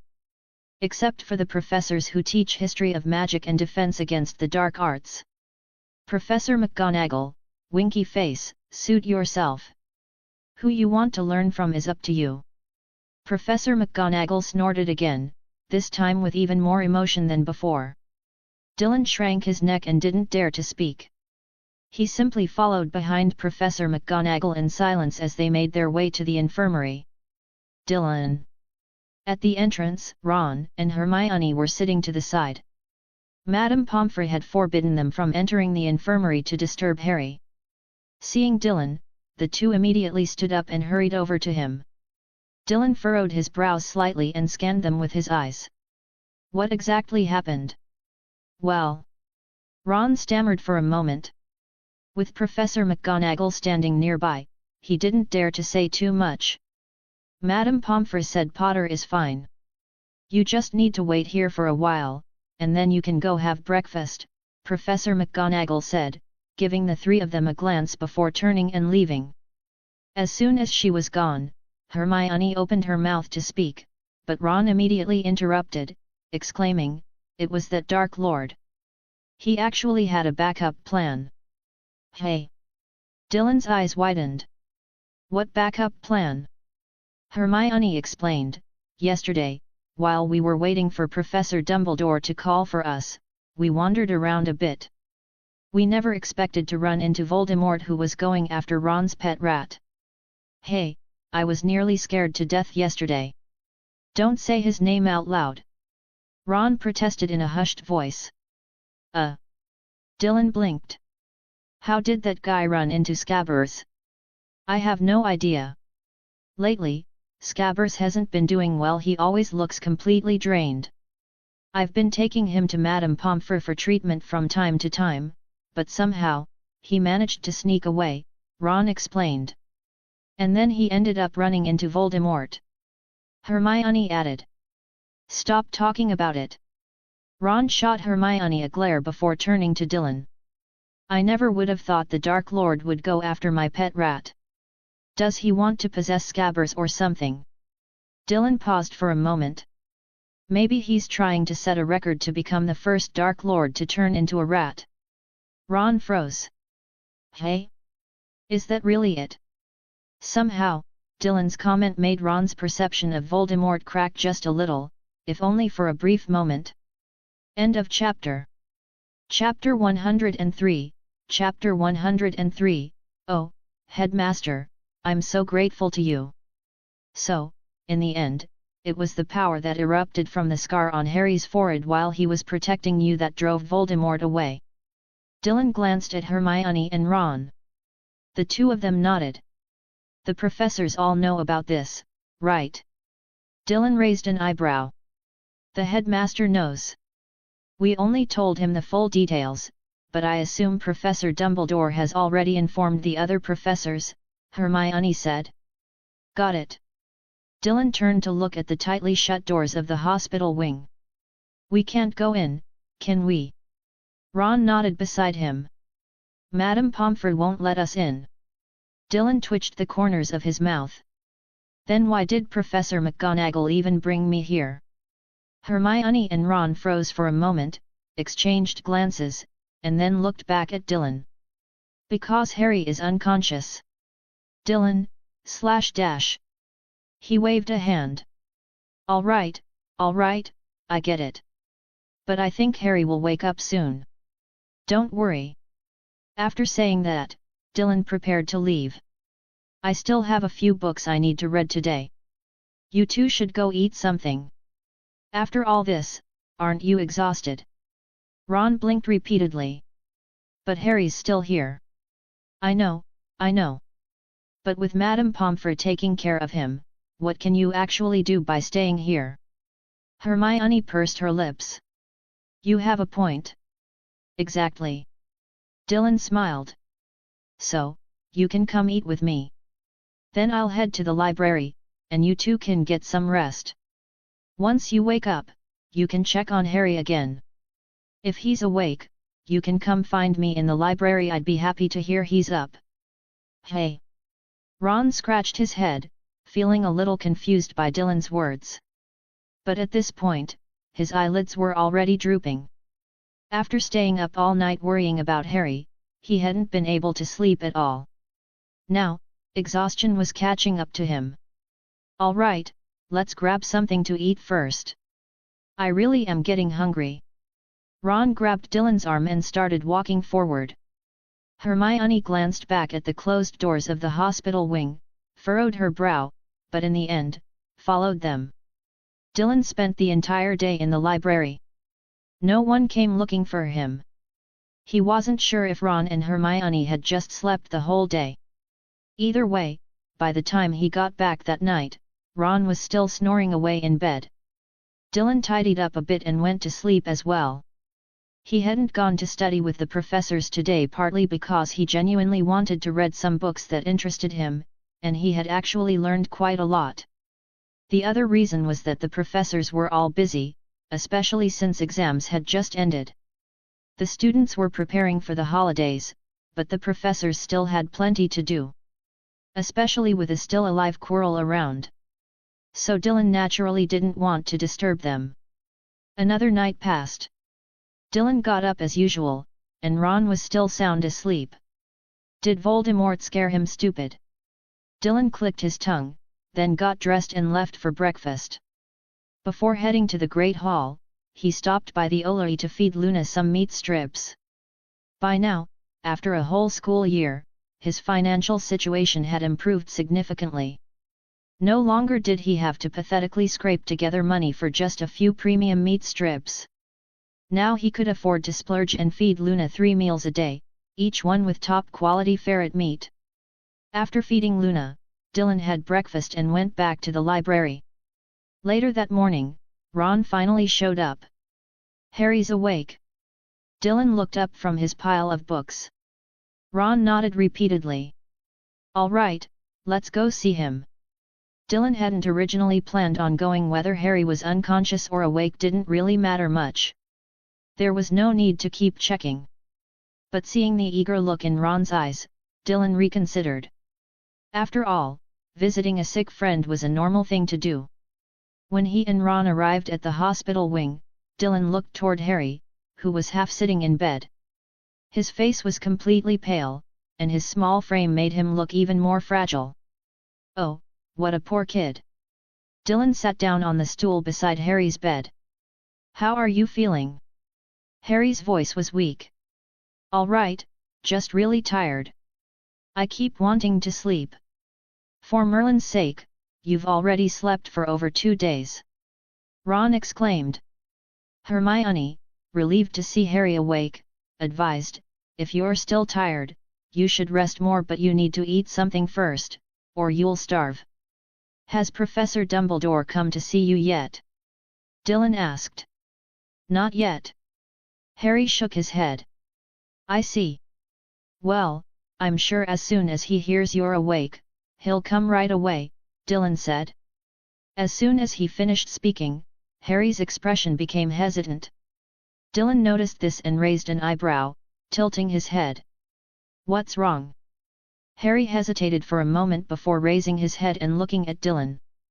The Dark Lord was just a soul, yet he was able to knock me unconscious for so long. You actually faced him alone? You didn't get hurt or affected, did you? Dylan narrowed his eyes slightly and chuckled. Of course not. Professor Dumbledore arrived quickly, so Voldemort didn't have much of a chance to make a move on me. Oh, I see. That's good. Harry looked relieved, his tense expression easing. Dylan glanced at him. When Harry and the others arrived that night, Dumbledore had already been standing there. There was no way Harry hadn't seen that. So how did he come to the conclusion that Dylan had faced Voldemort alone? And now he was asking whether he had been affected? These questions.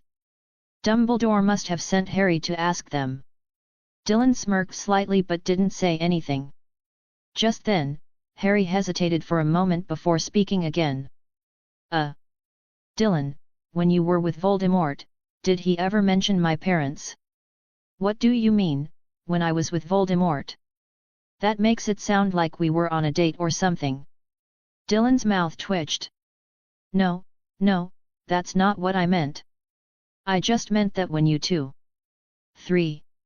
Quirrell was there too. Right, the 3 of you.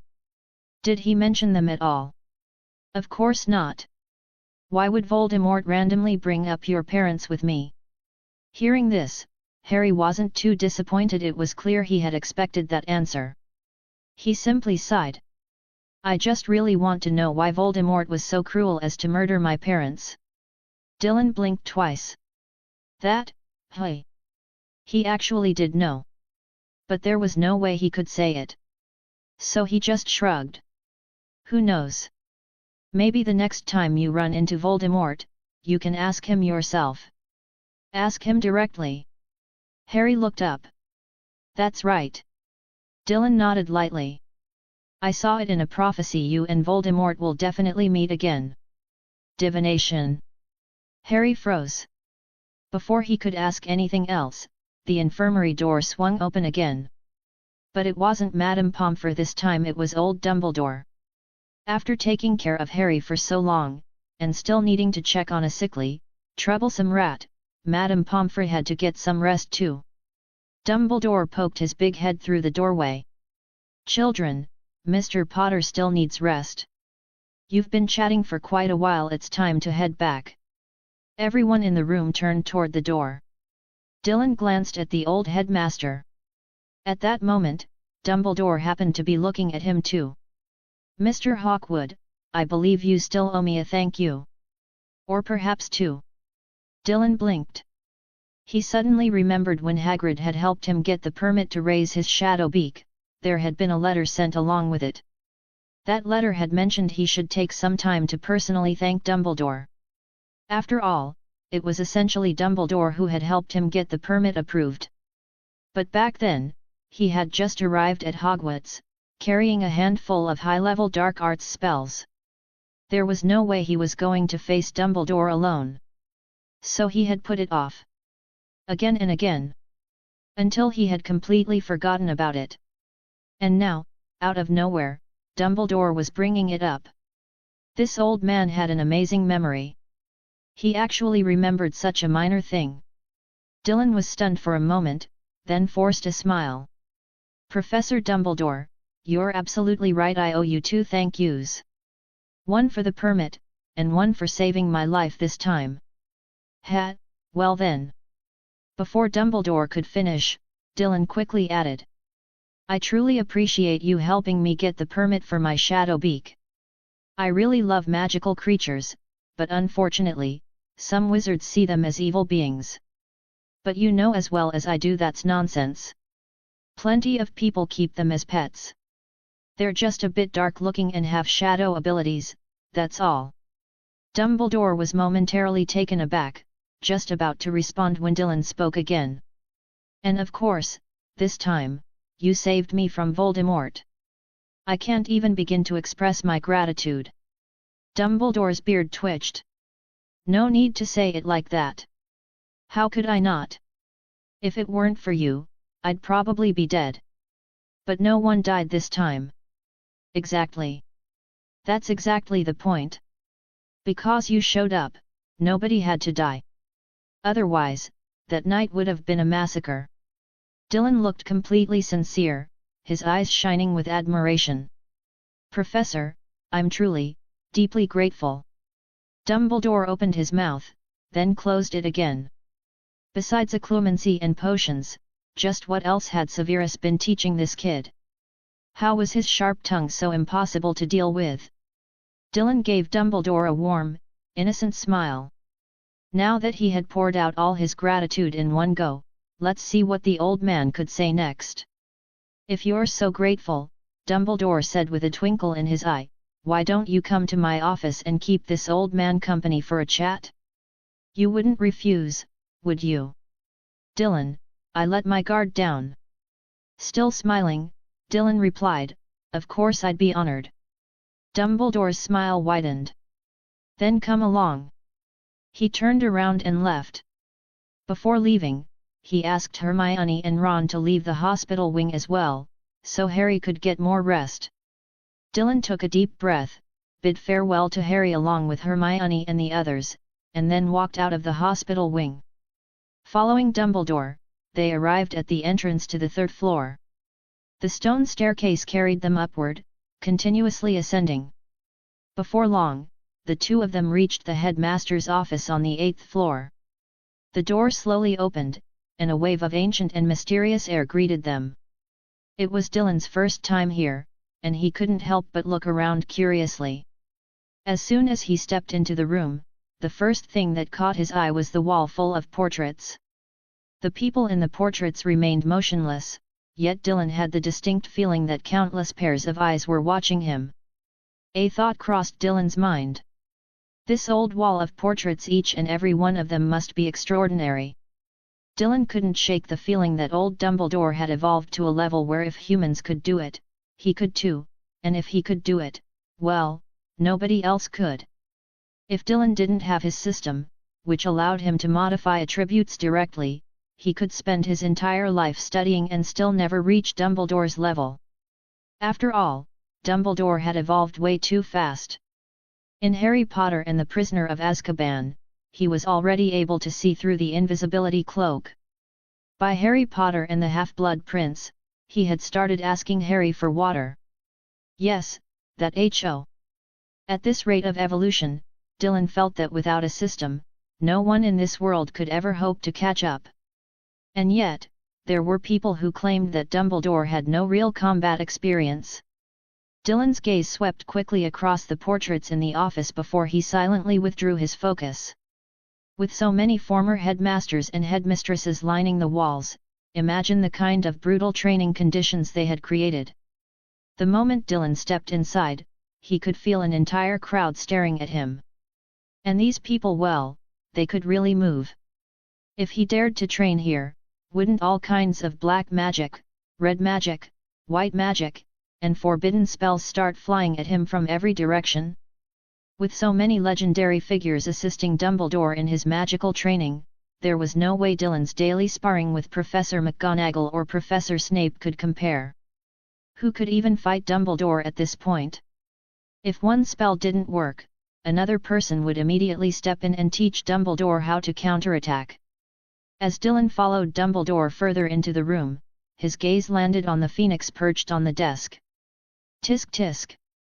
A magical creature this overpowered actually existed? Dylan's eyes were quickly drawn to the phoenix. Beautiful. It was breathtakingly beautiful. So beautiful that he had the sudden urge to pluck a couple of feathers. Of course, that was just a thought, he wouldn't actually dare to do it. If he came across a dragon, he might at least put up a fight. After all, he already had a dragon of his own. Once it grew up, combined with him, they could form a dragon rider duo. Even if he encountered a dragon, he might not necessarily lose. But how would he even fight a phoenix? Even against Voldemort, he'd only have to defeat him 7 or 8 times at most. But if he fought a phoenix, with its infinite resurrection, how was he supposed to win?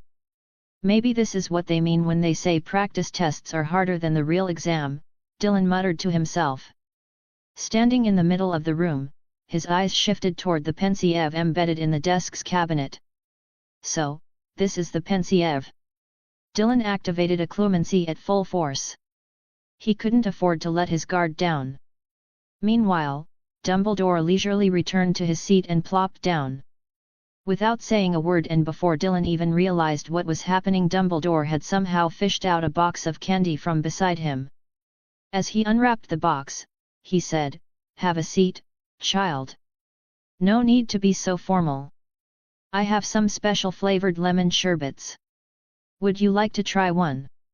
Dylan stared at the candy in Dumbledore's palm. He hadn't even eaten it yet, but his mouth was already watering, and a sharp sourness shot straight to his heart. "No, thanks. I prefer fruits and vegetables over candy." "Oh, that's quite a healthy diet." Dumbledore smiled and then tossed the candy in his palm directly into his mouth. "I've heard that you're very interested in divination, and that you've even made some predictions for Potter and his friends which all turned out to be accurate." Dumbledore bringing up this topic so suddenly caught Dylan a little off guard. When did word of his fortune-telling reach Dumbledore's ears? Still, at least the old man wasn't bringing up topics he was even less willing to discuss. If it was just about divination, Dylan actually wouldn't mind discussing it with him. Clearing his mind, Dylan forced himself to stop thinking about the many unsettling things in this Inferno-level headmaster's office. He nodded at Dumbledore. "Yes, I think divination is a very interesting subject. It allows us to foresee possible future events, giving us the chance to either alter them or maintain the status quo, which in turn affects new divination outcomes. Divination touches upon fate, and that's something that fascinates me." Hearing Dylan's response, Dumbledore smiled, his fingers tapping lightly on the desk. "My child, it's wonderful to have an interest in something. But I must tell you, divination is an ancient and mysterious art. It is not merely about foreseeing the future. As you said, it is indeed connected to fate. When you practice divination, you are, in a sense, engaging in a whispered dialogue with the universe, or so a friend of mine once told me." Dumbledore's face suddenly scrunched up, as if the sharp sourness of his lemon sherbet had just hit him. "Wow, your friend seems to have some rather profound thoughts on divination," Dylan remarked. Dumbledore chuckled, stood up, and walked to the window, gazing out at Hogwarts' bright and open sky. "I have always wondered, does divination truly exist? My dear child, what is your opinion on this?" "Of course, old Bumble, no, I mean old Dumbledore."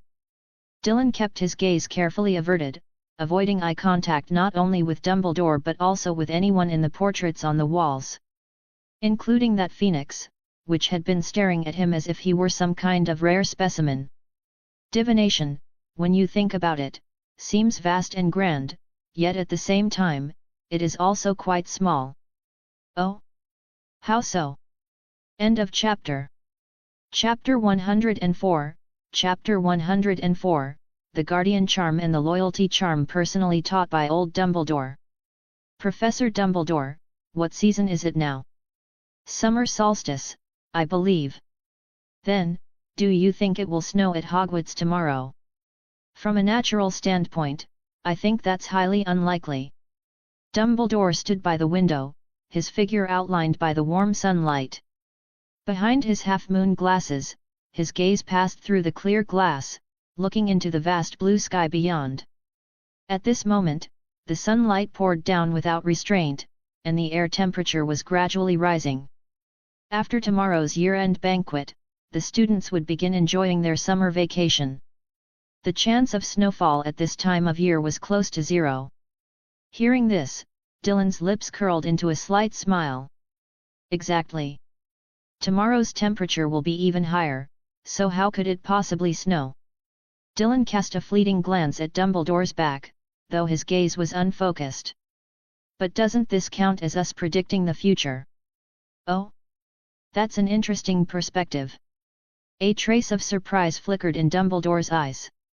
Although he had never personally taught Dylan, he had heard plenty about him, whether it was Severus' occasional bickering or Minerva's discussions, Dumbledore had learned much about this young wizard.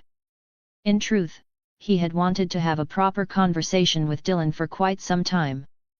The first time Hagrid came to ask for his help was simply so the young wizard could keep a shadow wing. That alone had piqued Dumbledore's curiosity. He even asked Hagrid to pass along a message, inviting Dylan to visit him when he had time. Not to demand gratitude, but at least a word of acknowledgement, right? Yet, the young wizard had entirely dismissed him. The moment he received the permit to keep the shadow wing, he completely forgot about the headmaster who had helped him. Dumbledore found this neither offensive nor upsetting, just unexpected and intriguing. After all, he had never encountered a student who was entirely indifferent after receiving his help. Most young wizards would be somewhat nervous, like a flock of timid quails, coming to thank him in person. In fact, hardly any students even had the chance to step into his office. But Dumbledore wasn't the type to take offense. As time passed, he heard even more about Dylan. The young wizard had defeated a troll on his own, a feat that was difficult for Dumbledore to comprehend. He also dedicated himself to studying, persistently seeking private lessons from nearly every professor, and earning glowing reviews from all of them. Even Severus was willing to dedicate a significant portion of his time each week to mentoring the boy. This only deepened Dumbledore's curiosity about Dylan. In the past, due to his negligence, Hogwarts had nurtured a Dark Lord. Now, another exceptionally talented young wizard had emerged, and Dumbledore was determined to ensure that he did not follow in Tom's footsteps. Even though he had already used the Mirror of Eris to glimpse Dylan's heart. And even though he had further confirmed, through the Philosopher's Stone, that Dylan was unlikely to turn into another Tom Riddle. He still felt the urge to speak with the young wizard face to face. He firmly believed that words had the power to influence a person's thoughts. "Go on," Dumbledore said kindly, looking at Dylan. Dylan did not hold back. Understanding what it means to predict the future is quite simple. For example, we can tell from the morning glow whether it will rain today. We can also observe dense clouds and predict not only rain but possibly a storm. This follows the objective laws of nature. By acquiring information and understanding these laws, we naturally gain the ability to foresee the future. In this sense, divination is just another way using one's talent and magical power to extract otherwise imperceptible information and predict possible outcomes. Dylan shared his fundamental understanding of divination with Dumbledore. In fact, Professor, in the Muggle world, people who have no magic at all and know nothing of the arcane can still use their own methods to make predictions. To put it bluntly, while Muggles are completely ignorant of magic, everyone has their own strengths. They may not wield magic, but they still practice divination, weather forecasting, for example. Dumbledore chuckled, his chest shaking with amusement. "So, is death something that everyone can foresee?" Dylan pressed his lips together, smiling. "Of course. I must admit, Dylan, your perspective is quite unique." Dumbledore left the window and walked toward a bookshelf filled with magical artifacts, gently running his fingers over an ancient, worn book. "I've never truly believed in divination. I don't trust tea leaves, nor do I believe those crystal balls, which look like mere props, can dictate a person's fate. To me, divination is nothing more than using known information to infer the future. Your explanation aligns with my own views. However..." Dumbledore paused, retracting his hand from the book. "I also know that divination is real." This was something he had to admit. His own life and fate had been shaped by a prophecy, or, rather, a prophecy had significantly influenced him. "Is it because of your friend?" Dylan asked. A flicker of nostalgia crossed Dumbledore's eyes before he nodded. "Yes, my former friend." Dylan nearly twitched at the careful wording. Such precise phrasing. Still, he was curious to see if he could get Dumbledore to share anything about Grindelwald. So he pressed on. "Regarding your former friend, what did he foresee?" Dumbledore returned to his seat. He foresaw a great trouble, a major conflict between the Muggle world and the Wizarding world. To prevent this catastrophe, to ensure that wizards would not perish because of it, he devoted his entire life to the cause. Even Dumbledore himself had once been captivated by that young man's passionate vision, drawn into the dream, fighting alongside him to make it a reality. That sounds like a rather dangerous and difficult prophecy. Indeed. He was a natural seer. Sometimes, I wonder if things would have been different had he not been. Dumbledore sighed but did not intend to delve further into the topic. Instead, he shifted the conversation. Dylan, do you believe that the results of divination are always accurate? Dylan blinked. Always is too absolute. The accuracy of divination is usually closely related to the talent of the seer. The more talented a seer is, the more their predictions align with possible future events, making them more accurate. Additionally, divination talents vary. Some can see images, others can hear voices, and some can perceive unknown information to speculate about the future. At this moment, Dumbledore asked, "What about you? Professor Trelawney mentioned that your divination talent seems to be quite strong." How could Professor Trelawney spout nonsense like that? And right in front of Dumbledore, no less. Dylan smacked his lips. But he also understood that this was most likely because Dumbledore had specifically sought out Trelawney to ask about him. My talent is rather direct. It allows me to foresee certain fragments of the future without needing to know too many details in advance. I've tried changing some thoughts and actions, and the visions of the future shift accordingly. Clearly, the future isn't set in stone, at least, not for me. Dumbledore gave a slight nod. His long white beard made him appear entirely non-threatening, almost inviting people to lower their guard. However, Dylan remained composed, sitting properly on the bench, responding obediently to Dumbledore's questions. So, the future is always changeable, correct? No. Perhaps some futures are destined to be unchangeable no matter how hard one tries. Dylan replied, some seers may receive definitive prophecies that cannot be altered. No matter what you do, whether you strive for change or not, your actions inevitably push events toward the outcome foretold. Dylan's words made Dumbledore narrow his eyes. A definitive prophecy, hey? There was a very fitting example, Tom. After the prophecy was made all those years ago, Tom chose to believe only half of it, which ultimately led to him becoming nothing more than a fragmented soul. But that was because Tom chose to act upon the prophecy. What if he hadn't chosen to go after Harry back then? The prophecy of the future is merely an auxiliary to the present. If you do not believe in a prophecy, then your present actions will naturally remain unaffected by it. Dylan continued, for example, I only choose to trust the prophecies I divine myself. After all, who knows if someone else's prophecy is real or fake? Dylan chuckled.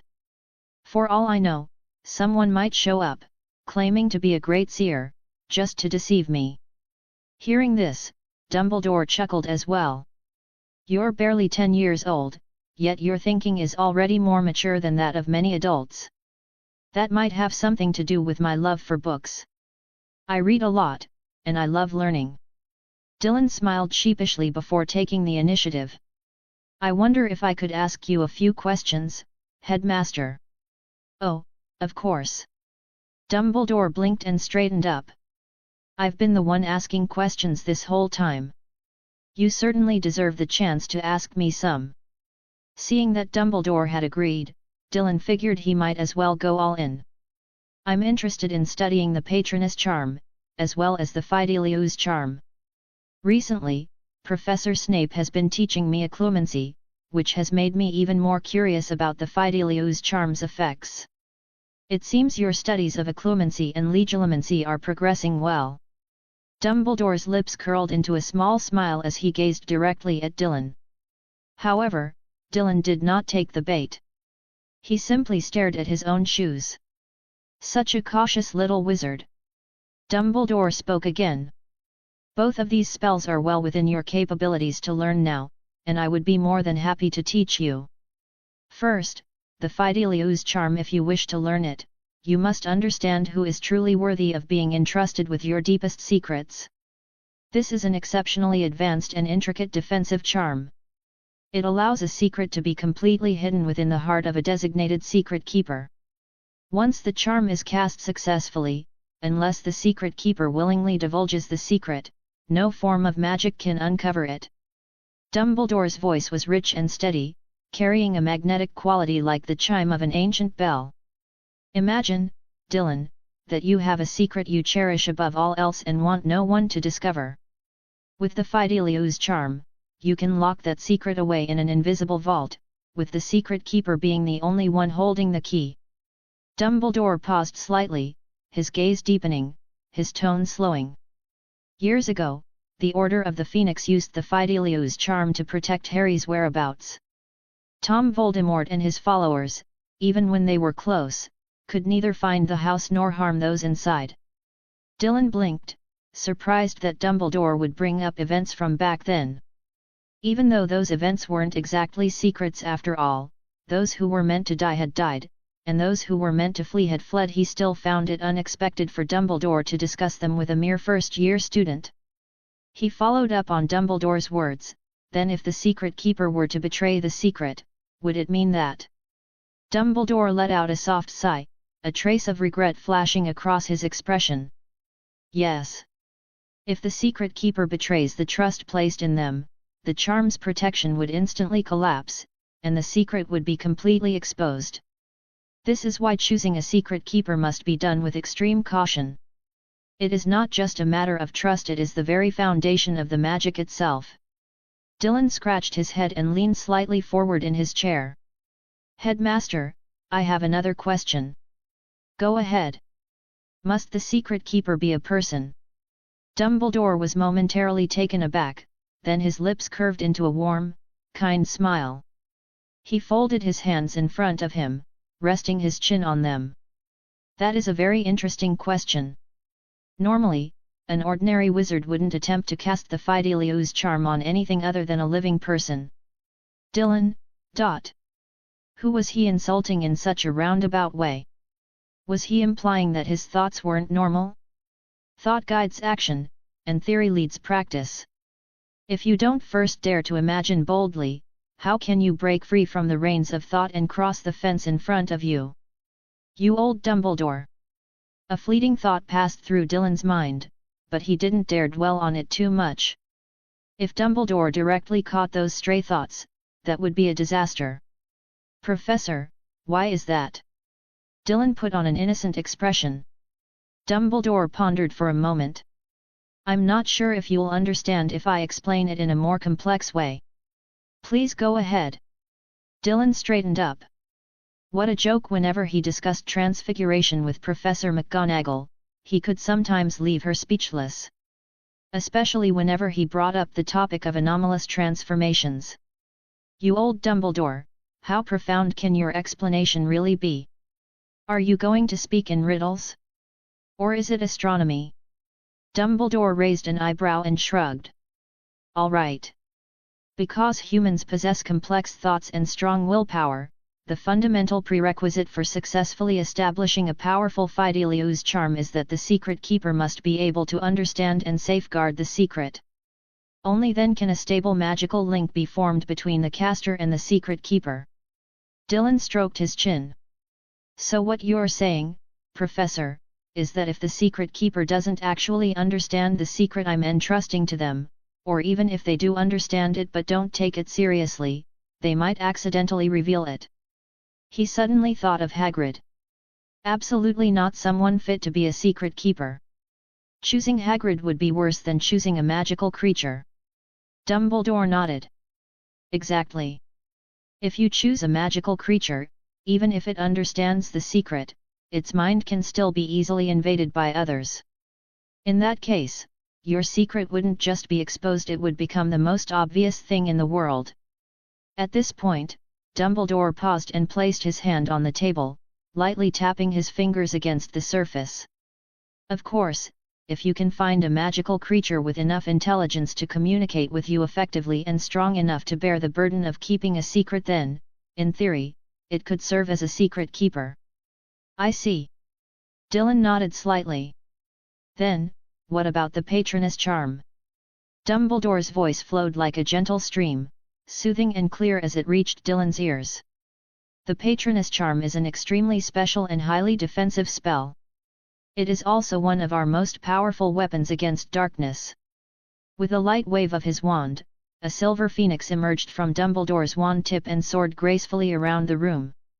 Dylan's eyes widened. He completely forgot about feigning indifference and stared at it intently. It allows you to summon a guardian spirit, one formed by your happiest memories and strongest willpower. This guardian can help you fend off Dementors and other dark creatures, as well as counteract certain dark magics. You know what Dementors are, don't you? They're creatures that feed on people's happiness and hope. Their presence plunges the surrounding world into endless darkness and despair. But when you summon a patroness, it shines like a beacon, driving away the darkness and giving you strength and protection. The incantation itself is not difficult to learn. The key is in gathering your joy, love, and hope. Think of the moments that made you truly happy, whether it was the warmth of time spent with family, the genuine friendships you've built, or the deep sense of accomplishment after overcoming a challenge. When you cast the spell, you must pour all your focus and emotions into it. Your magic will resonate with those cherished memories, allowing you to summon your patroness. Dumbledore raised his hand, gently touching the silver phoenix. Each person's patroness is unique. Its form reflects your personality, inner nature, and deepest desires. Dylan nodded. He had some understanding of the Fidelius charm and the Patroness charm, but his grasp of them was not deep, which had slowed his progress in self-study. Thanks to Dumbledore's detailed explanation, he had gained valuable insights. No need to rush into trying it. You can take your time and practice later, Dumbledore said with a smile. Understood, Professor. End of chapter. Chapter 105, Chapter 105, Renaming Arno, the House Cup, right? Dumbledore, it's your show. Gurgle. Dylan felt his stomach growling, and Dumbledore stopped his explanation of the spell just in time. Dylan smiled sheepishly. Sorry, Professor. It's all right. It's about time for a meal anyway.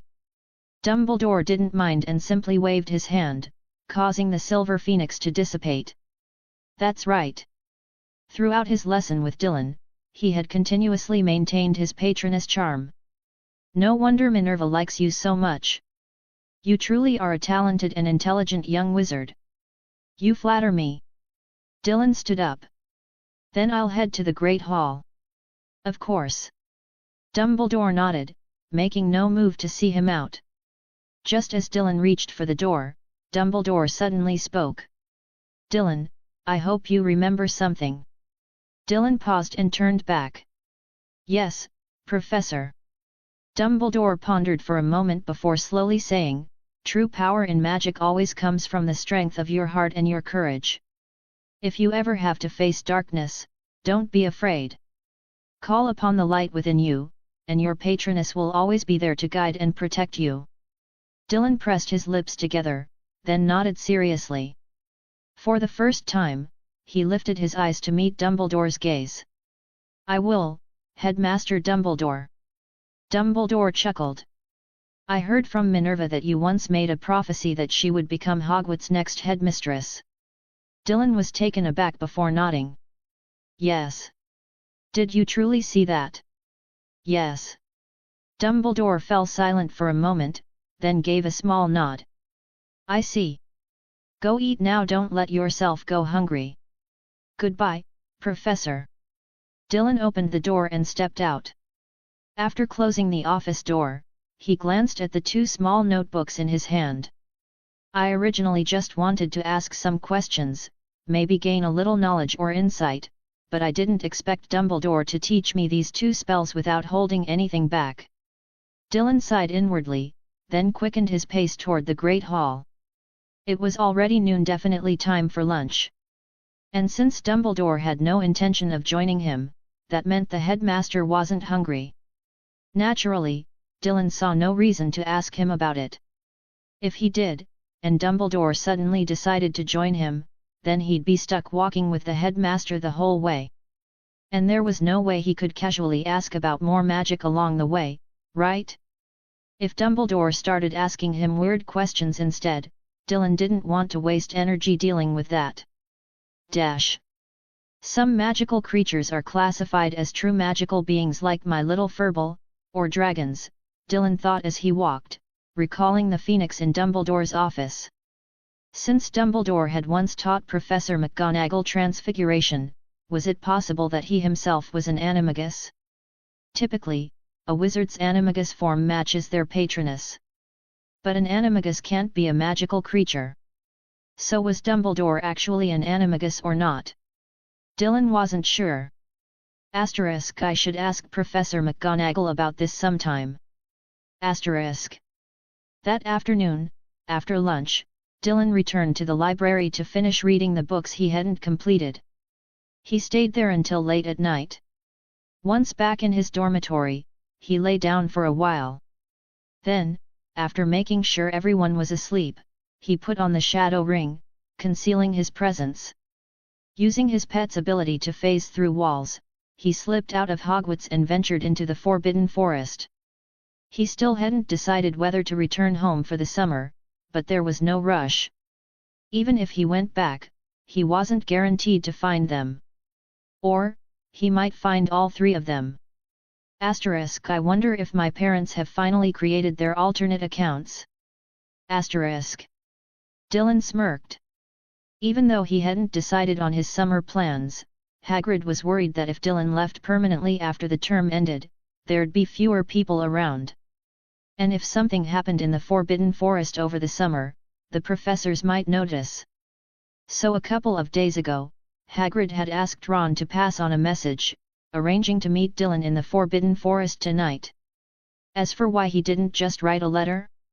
Well, that was to prevent certain people from intercepting and reading it. Coincidentally, the fresh meat Dylan had ordered for Arno had just arrived.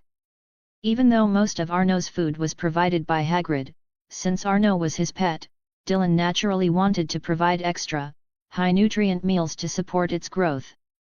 And since Hagrid didn't have enough money and refused to hunt creatures in the Forbidden Forest, Dylan had covered most of the expenses. He even arranged for Hagrid to secretly purchase specialized food for young dragons from outside sources. One expense after another. I really don't have enough money right now.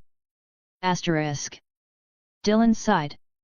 Whether it was mastering spells, improving his wand and wizard robes, or brewing potions, all of it required money. Not to mention his everyday necessities. Maybe I should go home for the summer and push my parents a little. They can start their side gig whenever, but we need the money now. They spent all their time enjoying their romantic two-person adventures, traveling wherever they pleased, without worrying about how to make money, where to make money, or how much to make. Dylan would have to put together a detailed plan for them. They could just follow the blueprint, brains off, money flowing in. What a perfect life! Damn it, when are my parents going to become rich second-generation heirs instead? The Forbidden Forest was dense, its towering trees twisted in eerie shapes. Branches intertwined overhead, blocking out almost all light, with only a few strands of moonlight filtering through, casting dappled shadows on the forest floor. Dylan stepped forward, his foot pressing into the soft earth. He made his way deeper into the forest, arriving at a hidden cave. Pushing aside the vines and leaves partially covering the entrance, he stepped inside. "Hey, Dylan. Good evening." A warm, golden glow illuminated the space. Dylan looked ahead and saw Hagrid's massive figure standing there. In one hand, he held a lantern, waving at Dylan with the other. "Finally, I've been waiting for you. Come over here, I've prepared a lot of food for Arno this time." Dylan looked at the large lantern in Hagrid's hand. "Aren't you afraid of being noticed hiding here? If someone finds out, wouldn't that look super suspicious?" Hagrid scratched his head and chuckled. I just got here not long ago. I figured I'd light the place up first so we wouldn't be fumbling in the dark. What if you couldn't see? Dylan twitched the corner of his mouth. Under Hagrid's eager and expectant gaze, he pulled out his wand and gave it a gentle wave. Swoosh! A large young dragon appeared out of thin air. Along with it, a black creature somewhere between a lynx and a black cat landed gracefully on the ground. The moment the two little creatures arrived, the once quiet cave became lively. Hiss hiss! Moo! Stop imitating your buddy Colball's sounds! Dylan glared. Arno shrank his neck slightly, but his head turned from side to side, his beady black eyes darting around as his nostrils twitched. It was unclear whether he had actually heard Dylan's words. Colball, on the other hand, shot Dylan an annoyed look before turning to Arno. Moo moo! Moo! Arno glanced cautiously at Dylan. Hiss, moo! Dylan sighed, feeling a little helpless. Just let it make whatever sounds it wants. It's kinda cute this way. Hagrid grinned excitedly, stepping forward and gently stroking the young dragon's head. Good lad. Every time I see him, he's grown so much. Dylan waved his wand again. Several cans of high-protein, highly nutritious food appeared. He opened them and poured the canned meat into Arno's large iron food bowl. Hagrid also took out the meat he had bought for Arno and dumped it all in. The moment the food appeared, the little creature's eyes lit up. Colball also stared intensely at the large bowl of meat. You eat this. Dylan took out a few more cans and poured them into a small iron bowl specifically prepared for Colball. Moo moo! Colball let out a couple of calls. Once Dylan gave the go-ahead, Arno's nose twitched, and his head immediately dove in, tearing into the meat with big bites. He ate with great enthusiasm, occasionally letting meat juices dribble from the corners of his mouth. Compared to Arno, Colball was much more reserved. His small bowl was placed a bit away from Arno's, because if he got too close, bits of meat flying from Arno's enthusiastic eating would hit him. Colball carefully licked the canned meat, his pink tongue rolling up tiny chunks before swallowing them. While the two little ones ate, Hagrid walked around Arno a few times. Seeing that he was in good spirits, he finally relaxed and turned to Dylan. No trouble at school lately, right?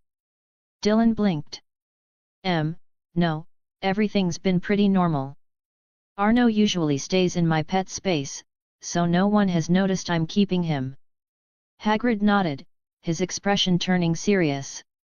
You absolutely can't let anyone find out about this. If we get caught, we and he will be in big trouble. Dylan looked at Hagrid. As long as you don't slip up over here, we should be fine. Today, old Dumbledore had taught him the Fidelius charm, and Dylan was already considering whether he should master it and, once he was skilled enough, make himself Hagrid's secret keeper. That way, the secret would be locked in his mind forever. Dylan was always worried that someone might trick Hagrid into spilling the beans. Hagrid laughed heartily and patted his chest. Don't worry. I guarantee nothing will go wrong. Dylan's eyelid twitched. That's a major flag you just raised. Now I trust you even less. Looks like I really need to find an opportunity to use that Fidelius charm. Hey? What? What did you just say? Hagrid was squatting beside Arno, watching him eat, and hadn't heard Dylan muttering to himself. Nothing. Dylan shook his head and then walked over to Arno. Arno's gotten pretty big now, and his features are more defined. It looks like he's not a little boy but actually a little girl. Hagrid froze for a moment before seriously observing Arno, who was currently munching away with her tail raised. After a moment, he nodded. You might be right. Dylan blinked. Since she's a girl, the name Arno doesn't quite suit her as a proper name. How about we call her Nobeta from now on? Arno can be a nickname, or we can call her Beta for short. Hagrid nodded again. That sounds great. She deserves a proper name. Nobeta has a nice ring to it. As they spoke, Hagrid pulled out a biscuit from his pocket. "Here, little Beta, eat this too. The more you eat, the faster you'll grow." Dylan glanced over. It was one of Hagrid's homemade rock-hard biscuits. Who gives that kind of thing to a kid? Yet, when Hagrid tossed the biscuit into Beta's food bowl, the little one seemed to love it. She actually ignored the meat and immediately dunked the biscuit into the juices at the bottom of the bowl before chomping down on it. Yep. Teaching kids is not a group project, you gotta do it yourself. Dylan rubbed his forehead. After calming down, he looked back at Hagrid and Beta. The scene of them happily bonding. Sigh. This is definitely gonna be trouble. Dylan didn't ask Beta for any dragon scales or blood today. Lately, he hadn't needed to brew many potions. His focus had been on spell research and other magical studies. Because of that, Beta had enjoyed some peaceful days. She finished eating quickly. Once the meal was over, Dylan was ready to take his two pets and leave. Hagrid was reluctant to part, but there was nothing he could do. Before leaving, Dylan said to Hagrid, "Don't be sad. It's not like we'll never see each other again. When you get back, make sure to prepare some extra delicious food for Beta." Hagrid immediately promised, "I'll spend most of my salary on it." "That won't be necessary." It almost made him seem like a dragon owner who didn't feed his own pet, instead treating others like an ATM, constantly withdrawing gold coins. Of course, he had indeed considered that before. But now, even though he was short on money, he wasn't so desperate that he would skimp on feeding his pet. After recalling Beta and Cole back into the pet space, Dylan bid farewell to Hagrid, quickly left the Forbidden Forest, and returned to his dormitory. At this time, Harry had not yet returned and was still in the infirmary. Ron was keeping him company. The next morning, Dylan woke up. He spent another full day studying in the library, delving deeper into his research on the Gryffindor Courage Charm. When the year-end feast finally arrived, Dylan made his way to the Great Hall. By then, the entire hall was draped in silver and green. Slytherin had won the House Cup for 7 consecutive years. Even behind the faculty table, a massive banner hung.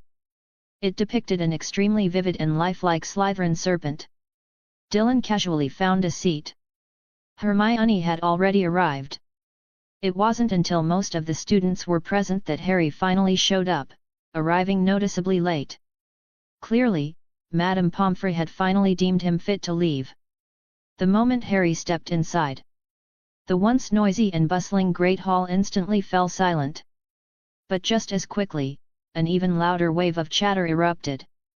Dylan overheard students discussing Harry's unconscious state and Gryffindor's point deduction.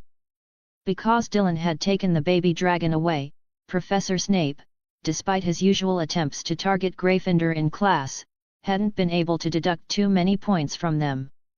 However, since he and Harry's group had entered the Forbidden Corridor, something they had evidently done more than once, they still ended up losing a total of 100 points. On this matter, Dylan genuinely felt wronged. He had never entered the corridor with Harry and the others before. This was actually his first time. Yet, under the professor's questioning, Ron, being too quick to speak, let it slip that they had previously sneaked into the corridor. So, the points deduction was set in stone. Dylan, however, didn't particularly care. His gaze shifted to Dumbledore, seated at the head table. "Go ahead, old Dumbles, start your performance. Let him make a grand prophecy. No need for extravagant predictions, but within the next 7 years, this great hall wouldn't see a hint of green. It would be entirely draped in the bright red of Gryffindor." Dumbledore looked pleased and energetic. Once everyone had gathered, the great hall doors closed, and he stood from his seat, his eyes sweeping across the students. Another school year has come to an end. And once again, it's time to listen to this old man's clichés. Dumbledore chuckled at his own words. Many things have happened this year. I believe all of you have learned a great deal. Now, as for how each house performed, let's see who will claim the House Cup. Now, I shall announce the house points. Dumbledore's voice echoed throughout the hall. The result was unsurprising. Thanks to Dylan's contributions in class and Harry's performance in Quidditch, Gryffindor had once held first place. No matter how hard Professor Snape tried, he couldn't deduct enough points to change that. However, after Harry fell unconscious and another house took the Quidditch Cup, the scores shifted again. And with Dylan, Harry, and the others getting 100 points deducted for entering the Forbidden Corridor, Gryffindor had fallen straight to the bottom. At least third place went to Slytherin. Because Malfoy had snuck out during curfew, attempting to spread rumors about Harry owning a dragon, Slytherin had been heavily penalized. This allowed Ravenclaw to claim first place instead. When Dumbledore announced this, both the Slytherin and Gryffindor tables fell into a heavy silence. One could even call it dead silent. Meanwhile, the Ravenclaw and Hufflepuff tables erupted into enthusiastic applause. Dylan remained calm, completely unfazed. Sure enough, after Dumbledore clapped twice for Ravenclaw, he suddenly changed the subject. Congratulations to Ravenclaw. However, recent events must also be taken into consideration. The Ravenclaw students, who had been celebrating, suddenly froze. I must acknowledge Miss Hermione Granger, despite facing terrifying flames, was able to deduce the correct solution with remarkable reasoning skills. For that, Gryffindor earns 50 points. The moment his words landed, Gryffindor students, after a brief moment of silence, erupted into cheers, their applause thunderous. Hermione, looking a bit embarrassed, lowered her head. If she had actually solved the puzzle, that would be one thing. But when she and Harry entered that chamber, the correct answer had already been figured out by someone else. Although she had indeed done some reasoning at the time. Still, this counted toward her score. Dumbledore pressed his palm down. The Great Hall fell silent. He immediately spoke, and Mr. Ron Weasley, who demonstrated extraordinary chess skills, the finest Hogwarts has seen in years, awarded 50 points. Gryffindor erupted once again. Applause filled the hall with loud, rapid claps. Ron lowered his head. What was this about? That chess game had been a complete mess, and he had only moved a few pieces to win. Such praise made him feel rather undeserving. The third Dylan Hawkwad and Harry Potter. Dumbledore's voice echoed once more, and the Gryffindors instantly shut their mouths, blinking as they turned their attention to him. Their courage and ability, their boldness and wisdom, are truly admirable. For this Gryffindor is awarded 120 points. In an instant, Gryffindor exploded in cheers once again. What? Oh my god! 120 points! Merlin's nose! How many points do we have now? No idea, but we're definitely in first place. We were already leading, and now we got back the 100 points we lost, plus another 120. What else could we be but first? Exactly. Amidst the deafening cheers, Dylan glanced at old Dumbledore, who was smiling from his seat of honor, and subtly curled his lips. Old Dumbledore, oh, old Dumbledore, this is so like you. A mere 100 points? He had deducted them as if it were nothing, so what? Not only did he give them back, but he even added over 100 more. This time, Gryffindor didn't just surpass Slytherin, they leapfrogged over Ravenclaw and secured first place. As for Slytherin, they had now fallen to dead last, in fourth place, a nearly unprecedented event. At the Slytherin table, not a single student was smiling. Each one sat stone-faced, as if they had just received the worst news of their lives. Just like Professor Snape. End of chapter. Chapter 106, Chapter 106, Going home for summer vacation, tracking magic? No such thing. Dylan was originally waiting for old Dumbledore to award Neville 10 points. However, since Dumbledore had given him an extra 60 points, Gryffindor's score completely crushed the other three houses. As a result, old Dumbledore didn't even call out Neville's name before announcing. The scores have been updated. Gryffindor wins the House Cup. Dumbledore raised both of his hands high in the air. As the young Gryffindor lions erupted into wild cheers, Dumbledore's voice echoed once more. That means the decorations need a little change as well. With a light clap of his hands, the Great Hall, which had been draped in silver and green, swiftly shed its original colors, now replaced by the rich hues of gold and red. At the same time, the green banners hanging from the ceiling transformed in the blink of an eye into bright red ones. Even the massive green serpent banner behind the teacher's table morphed into a roaring lion. With the entire hall bathed in Gryffindor colors, nearly every Gryffindor student's face flushed with excitement. The cheers surged once more, wave after wave, as if they were about to break through the enchanted ceiling. Many students, ignited by the flames of passion, leapt from their seats, waving their arms and tossing their hats into the air. They quickly surrounded Dylan and Harry, celebrating this glorious moment together. Hufflepuff was the fastest to react, eagerly joining in and cheering alongside the Gryffindors. Ravenclaw hesitated for a moment, but after seeing Professor Flitwick applaud, they too began clapping, albeit in a more reserved manner. Only the Slytherins remained stone-faced. Not a single one of them made a sound. Not a single one of them clapped for Gryffindor. Number, the final scores are announced. Neville was the first to let out a sigh of relief. He looked at Dylan. "I'm so glad you helped me this year. Otherwise, I was really worried I wouldn't make it through." Dylan smiled. "How could that be? Based on your usual performance, just passing your exams should be more than enough." He glanced at Neville's report card. Not every subject was outstanding, but at least they were all passing. Especially in herbology, where he had earned a top-tier outstanding, O. Most of his other grades were exceeds expectations, E, or acceptable, A. Wahaha. At that moment, Ron clutched his report card tightly against his chest. Dylan and Neville turned to look at him, only to see Ron's face filled with smug satisfaction. "I passed everything. Cleared the year in one go. Easy win. As expected of me." Ron laughed triumphantly, while Hermione rolled her eyes. "Even Neville got an O, and you only got all A's. What's there to be so happy about?" Ron's eyes widened. "Hey! What are you talking about? I got an E too, okay." Hermione scoffed, and Ron huffed before turning to Harry. "What about you, Harry? How'd you do?" Harry, looking relaxed, carefully tucked his report card into his pocket. "Not bad." He smiled slightly. Passing all his exams without failing a single one made him very happy. That meant Hogwarts wouldn't be kicking him back to his aunt and uncle's house, right?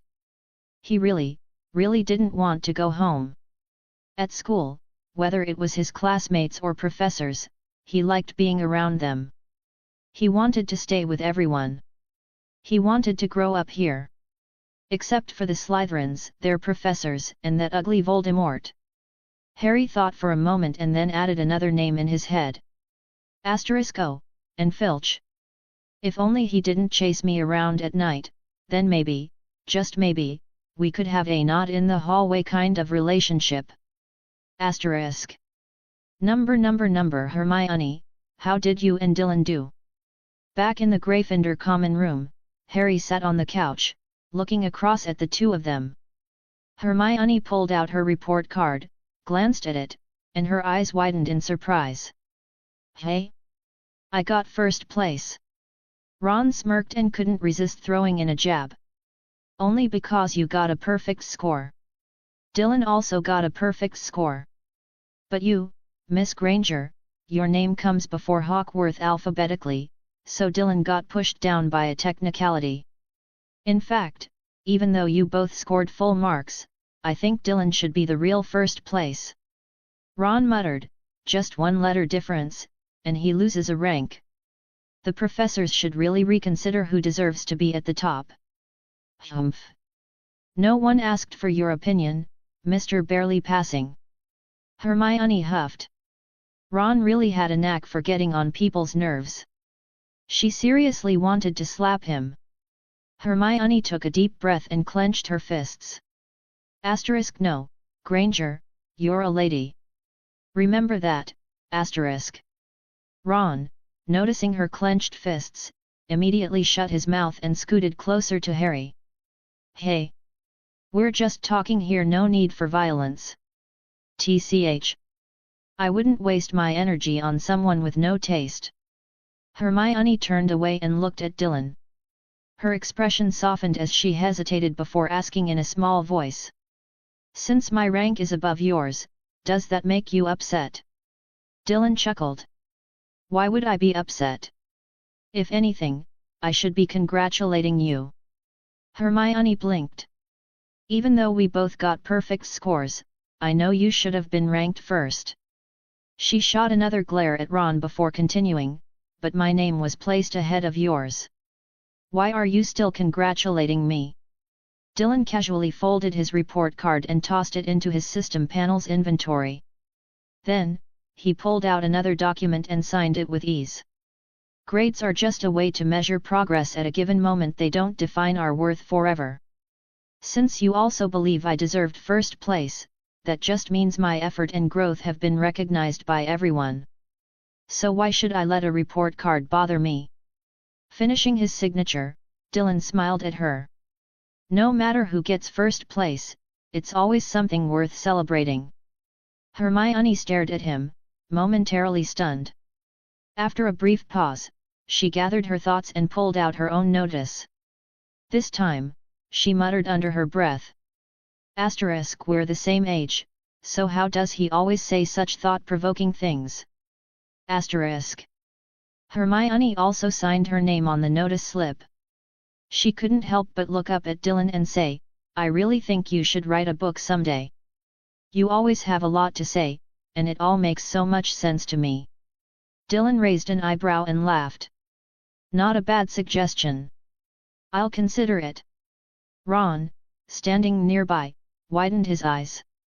Dylan, are you seriously thinking about writing a book? Merlin's beard. Who would buy a book written by a 10-year-old? Dylan glanced at him. I'm already 11, okay. Hermione shot Ron a glare as well. Dylan is more than capable. Ron swallowed hard and shrank back beside Harry, mumbling under his breath, I never said he wasn't. Harry placed Ron's notice slip in front of him. Come on, Ron, just sign it. The professor said we all have to sign our own names. Ron nodded, picked up the slip, and scanned it from top to bottom. I just don't get it, why can't we use magic at home? It's our holiday, for crying out loud. As he grabbed the quill from Harry and signed his name, he continued to grumble. It's not like Muggles would see us using magic in our own homes. This rule is just pointless. After signing his own slip, Dylan held it up and flipped it over, examining it carefully. He could sense that this wasn't just an ordinary notice, it contained magic. And the moment he signed his name, the magic had already taken effect. Is it the trace? Dylan could clearly feel a contract spell being activated as he signed. At the same time, an invisible force seemed to wrap around him, linking him to something external. An automatic recording charm, perhaps? I wonder if my magic concealment will work against it. He pondered for a moment but didn't dwell on it too much. The trace was a form of magical surveillance imposed by the Ministry of Magic on underage wizards. It functioned like a magical tracker, detecting spells cast by minors and recording them in the Ministry's records. However, it couldn't pinpoint the exact person who cast the spell, only the time and location. So Dylan figured that his magic concealing techniques should still be effective. And even if they weren't, it didn't really matter. He had no reason to use magic at home, and if he used it in a place filled with other wizards, the trace wouldn't be able to detect him specifically. Worst case scenario, if he really needed to use magic, he could just go all out with an unforgivable curse or some powerful dark magic. Who would ever suspect an 11-year-old of using those spells? I heard from my family that the magic in this notice slip will wear off when we turn 17.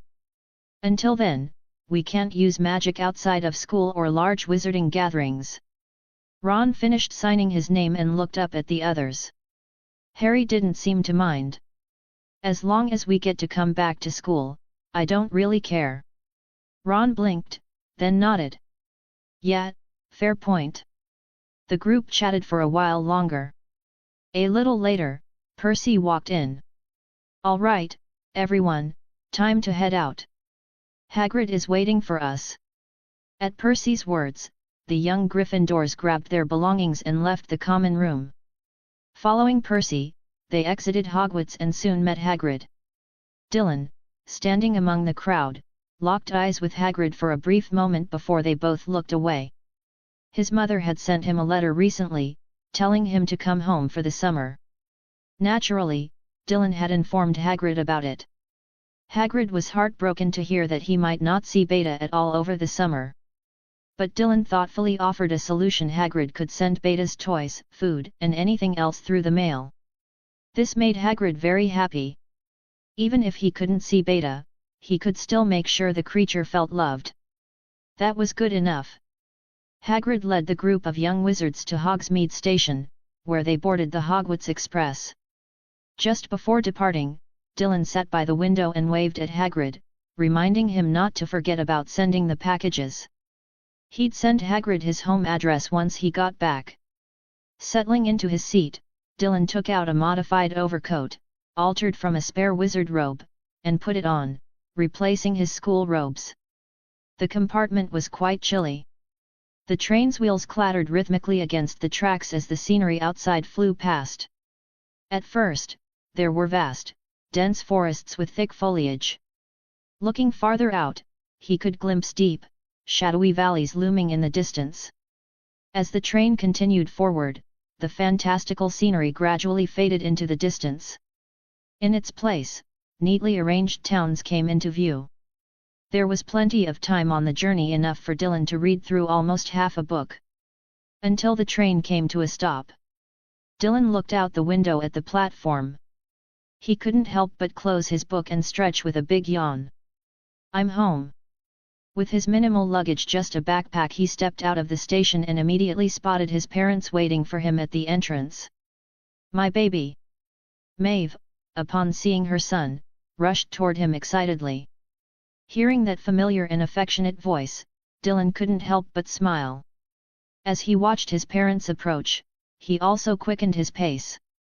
When Maeve reached him, she looked at her son, and her eyes instantly welled up with tears. Her gaze was eager yet tender as she carefully examined Dylan from head to toe. "My baby, you're finally home. If I didn't know better, I'd think you had abandoned your poor mother." Dylan's mouth twitched. Wasn't it her who hadn't let him come home for Christmas? Christmas? Did she even understand what Christmas meant? To their family, it was as important as the Lunar New Year. And yet, they hadn't let him come home. Who was abandoning whom here? Maeve, however, had no intention of letting Dylan respond. She placed her hands gently on his shoulders, turning him slightly from side to side before reaching up to touch his cheeks. "Let me take a good look at you. Your little frame. And where did those adorable chubby cheeks go? You've lost so much weight. Have you not been eating properly at school?" "No, Mom, I just grew up a bit. I lost my baby fat a long time ago," Dylan sighed. "I eat plenty, 3 meals a day, every day." Hubert, who had been watching with a warm smile, patted Dylan on the back. "You look taller, too. At this rate, you'll be taller than me in a few years." Dylan chuckled. "And if not, I'll just use magic to make myself taller." Hubert froze for a moment before bursting into laughter. "I'll make sure to buy you plenty of nutritious food. You won't even need magic, you'll grow tall all on your own." Maeve stood up and was about to grab Dylan's luggage when she realized he was only carrying a small backpack. She blinked in surprise. "Sweetheart, where's your luggage?" Dylan shook his head. "I have it. It's in my pocket." Maeve and Hubert both turned their eyes toward Dylan's pocket, staring at it for a long moment. Dylan had mentioned magical space pockets in his letters before. Enchanted with special spells, these pockets could expand to hold dozens, even hundreds, or thousands, of times more than their normal size. But this was the first time his parents had seen one in person. "It just looks like a regular pocket," Maeve remarked. Dylan smirked. "Of course it does. It is a regular pocket." He had an inventory system that could store anything, so why bother with a magical space pocket? Even if he had one, he'd just store it in his inventory anyway. "Let's go home." Since she couldn't help carry his luggage, Maeve simply took Dylan's hand and led him toward the parking lot outside the station. The warm summer sunlight bathed them as a gentle breeze carried the unique scent of London through the air. The three of them chatted and laughed as they walked. Before long, they arrived at a gleaming luxury car. Dylan instinctively raised an eyebrow. "Oh? A Bentley?" It seemed his parents had finally started enjoying their wealth. But why hadn't they mentioned buying a car in their letters? "Wait a minute. They never write me letters." Dylan's face darkened. Hubert, noticing Dylan's expression, assumed he was just surprised. He grinned proudly. "Well, son, what do you think?" "Surprised?" Dylan shot him a glance and smirked. "Yeah, it's quite a surprise. Ha ha ha. I actually took your advice. You once mentioned that Bentley had great potential, so I invested some money in the company. I only became a very small shareholder, but they gave me this car as a perk. Didn't cost me a penny." Hubert winked at Dylan. "I know I didn't ask for your permission first, but this was my first time making an investment on my own. And hey, I didn't lose money." Dylan let out a dry chuckle. He had never suggested that his dad invest in Bentley, mostly because he figured the company wouldn't care about his dad's small investment. Yet somehow, his father had quietly become a Bentley shareholder? "Judging by the results, he must have made quite a bit of money thanks to my advice. And all I got in return was this." Dylan narrowed his eyes. This summer, he decided, he was going to thoroughly review his dad's finances. "Come on, son. Let me take you for a spin." Hubert opened the car door for Maeve and Dylan. Once they were settled in, he got into the driver's seat. Dylan sat in the back while his mother took the passenger seat. As he gazed at his parents' joyful expressions, he realized something: they looked 10 years younger. He paused for a moment. Looks like having money really does make people happier. Shaking his head, he sighed inwardly. Whatever. They're getting older. As long as they're happy, that's all that matters. His dad actually had some talent. For the past year, Dylan had been guiding his parents on how to invest wisely. But he had been cautious, not wanting them to go overboard and risk everything. So, he had advised them to balance their investments, playing the lottery for fun while also investing in both safe, guaranteed companies and some riskier ventures. Now, his father had taken those lessons and started making smart investments on his own. Not bad. End of chapter. Chapter 107, Chapter 107, Nocturne Alley should be my domain. Excruciating pain. Dylan's father drove him straight to a gated community. Dylan knew they had bought a new house here. This area wasn't too crowded, but it also wasn't entirely remote. It was still convenient to drive anywhere from here. According to Dylan's dad, the property prices here weren't cheap either. It was a well-established, upscale neighborhood. Finally, no more living in a basement. The basement he used to live in had only a tiny window, which was built near the ground level, connecting to the first floor almost like a storage room. Dylan spent the whole day at home with his parents. That night, after having a home-cooked meal made by his mom, he looked at them and said, "I have something to do tomorrow. I probably won't be home at night, so don't wait up for me. Just have dinner early and get some rest." Maeve, who was about to clean up the dishes in the kitchen, turned around when she heard Dylan's words. Since their son was coming home, she and her husband had temporarily sent their housekeeper away. After all, their son was studying magic at a wizarding school, and there were many things that weren't convenient to talk about in front of outsiders. So, Maeve had taken on most of the household chores herself. Dylan considered using magic to clean everything up for her, but he wasn't sure if casting spells here would attract the Ministry of Magic's attention. He didn't want to cause unnecessary trouble, so he decided against it. If he were to use magic, he'd rather do it outside than at home. "You're going out? Be careful, and watch out for scams," Maeve reminded him. "Don't worry, Mom. No one can fool your son," Dylan said with a smile. With his wife already giving their son advice, Hubert didn't say much. However, there was a trace of concern in his eyes. After all, Dylan was only 11 years old. Even though he looked more mature than before after a year away at school, as a father, Hubert couldn't help but worry. But when it came to magic, he couldn't provide any help. He couldn't even hire a bodyguard for his son. All he could do was keep his worries to himself. Dylan had always been independent, causing them little trouble. Instead of worrying, Hubert felt it was better to focus on earning more money for his wife and son. He muttered a few words to himself. After Dylan returned to his room, Hubert went into the kitchen and wrapped his arms around Maeve's waist from behind. "Hey! What are you doing? Dylan's still home." Maeve glared at him. Hubert chuckled. "Since our son won't be home tomorrow, we finally have some alone time. How about we go see a movie? And later, we could have a nice candlelit dinner. Since Dylan won't be back at night, we could even shh." Maeve playfully rolled her eyes at him. "We'll see tomorrow." Seeing her reaction, Hubert grinned.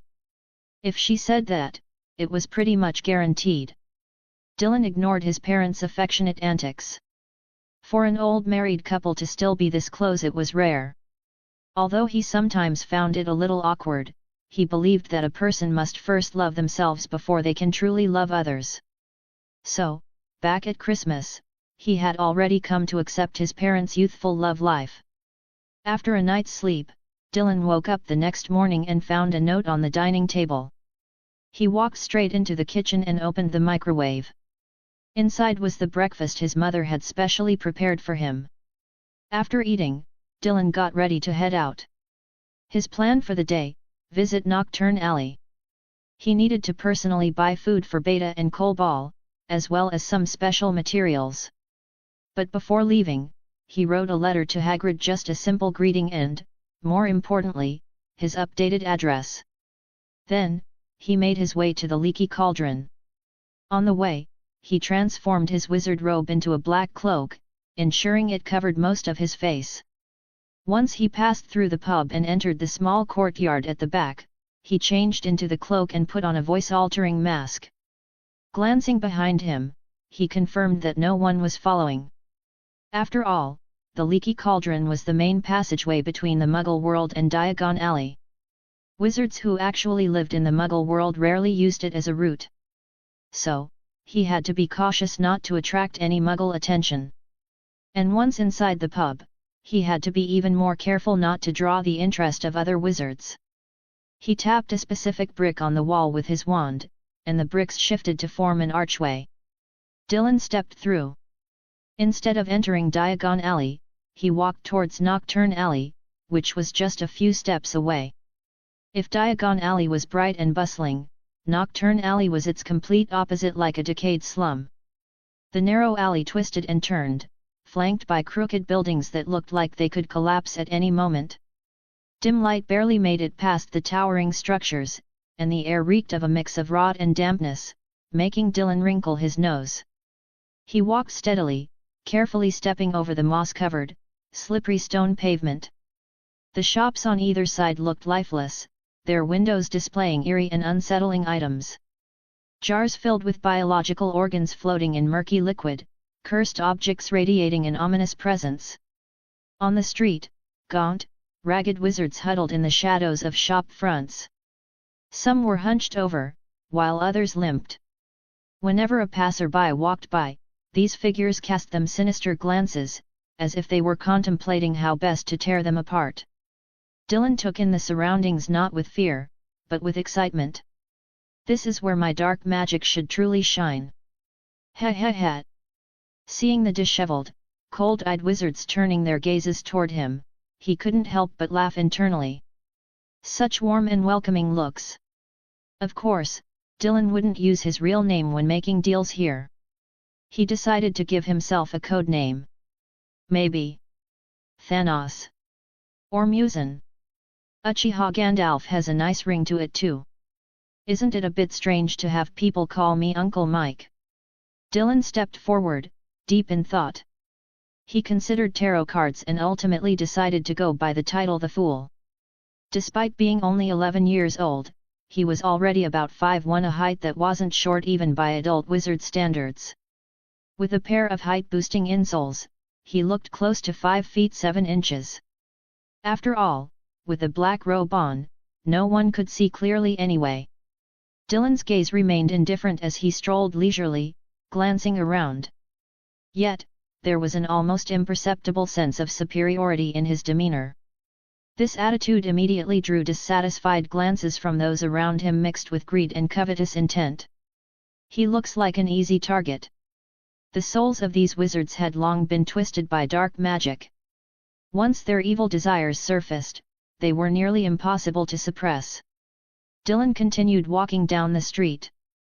Suddenly, a dark figure lunged at him like a gust of malevolent wind, attacking from behind. "You think you're Gandalf?" Dylan barely turned his head, raising his wand. His voice, altered by a mask, was deep and magnetic. Crucio. A burst of green light shot forth. Direct hit. A piercing scream echoed. A black-robed wizard was sent flying by the powerful curse, crashing to the ground in a pathetic heap. He curled up in agony, his hands clawing desperately at the dirt as his body convulsed uncontrollably. His wails of pain filled the air. The entire street froze. The once noisy Nocturne Alley fell into a deathly silence. Nearby wizards gawked, eyes wide in disbelief. He dares. Is he not afraid of the Aurors? A thin, sharp-faced witch's voice trembled. She didn't even finish her sentence before someone beside her hurriedly covered her mouth. Not far away, an old wizard leaning on a cane trembled violently, nearly dropping his walking stick. The Cruciatus Curse. This. Even in Nocturne Alley, how could someone just casually cast an unforgivable curse in broad daylight? Even the most depraved wizards, whose souls had been eroded by dark magic, found it unimaginable. Who does this guy think he is? The Dark Lord? Besides Voldemort and his most heinous Death Eaters, not even dark wizards would dare casually throw around an unforgivable curse like that. And yet, here he was, casting one without a second thought, right in the open. Dylan's single spell left the entire street in stunned silence. The so-called dark wizards lurking in Nocturne Alley were, in truth, hardly worthy of the title. After all, they didn't even know how to cast unforgivable curses. Most of them were just failures, wannabe proper wizards who had been too weak in talent, skill, and willpower.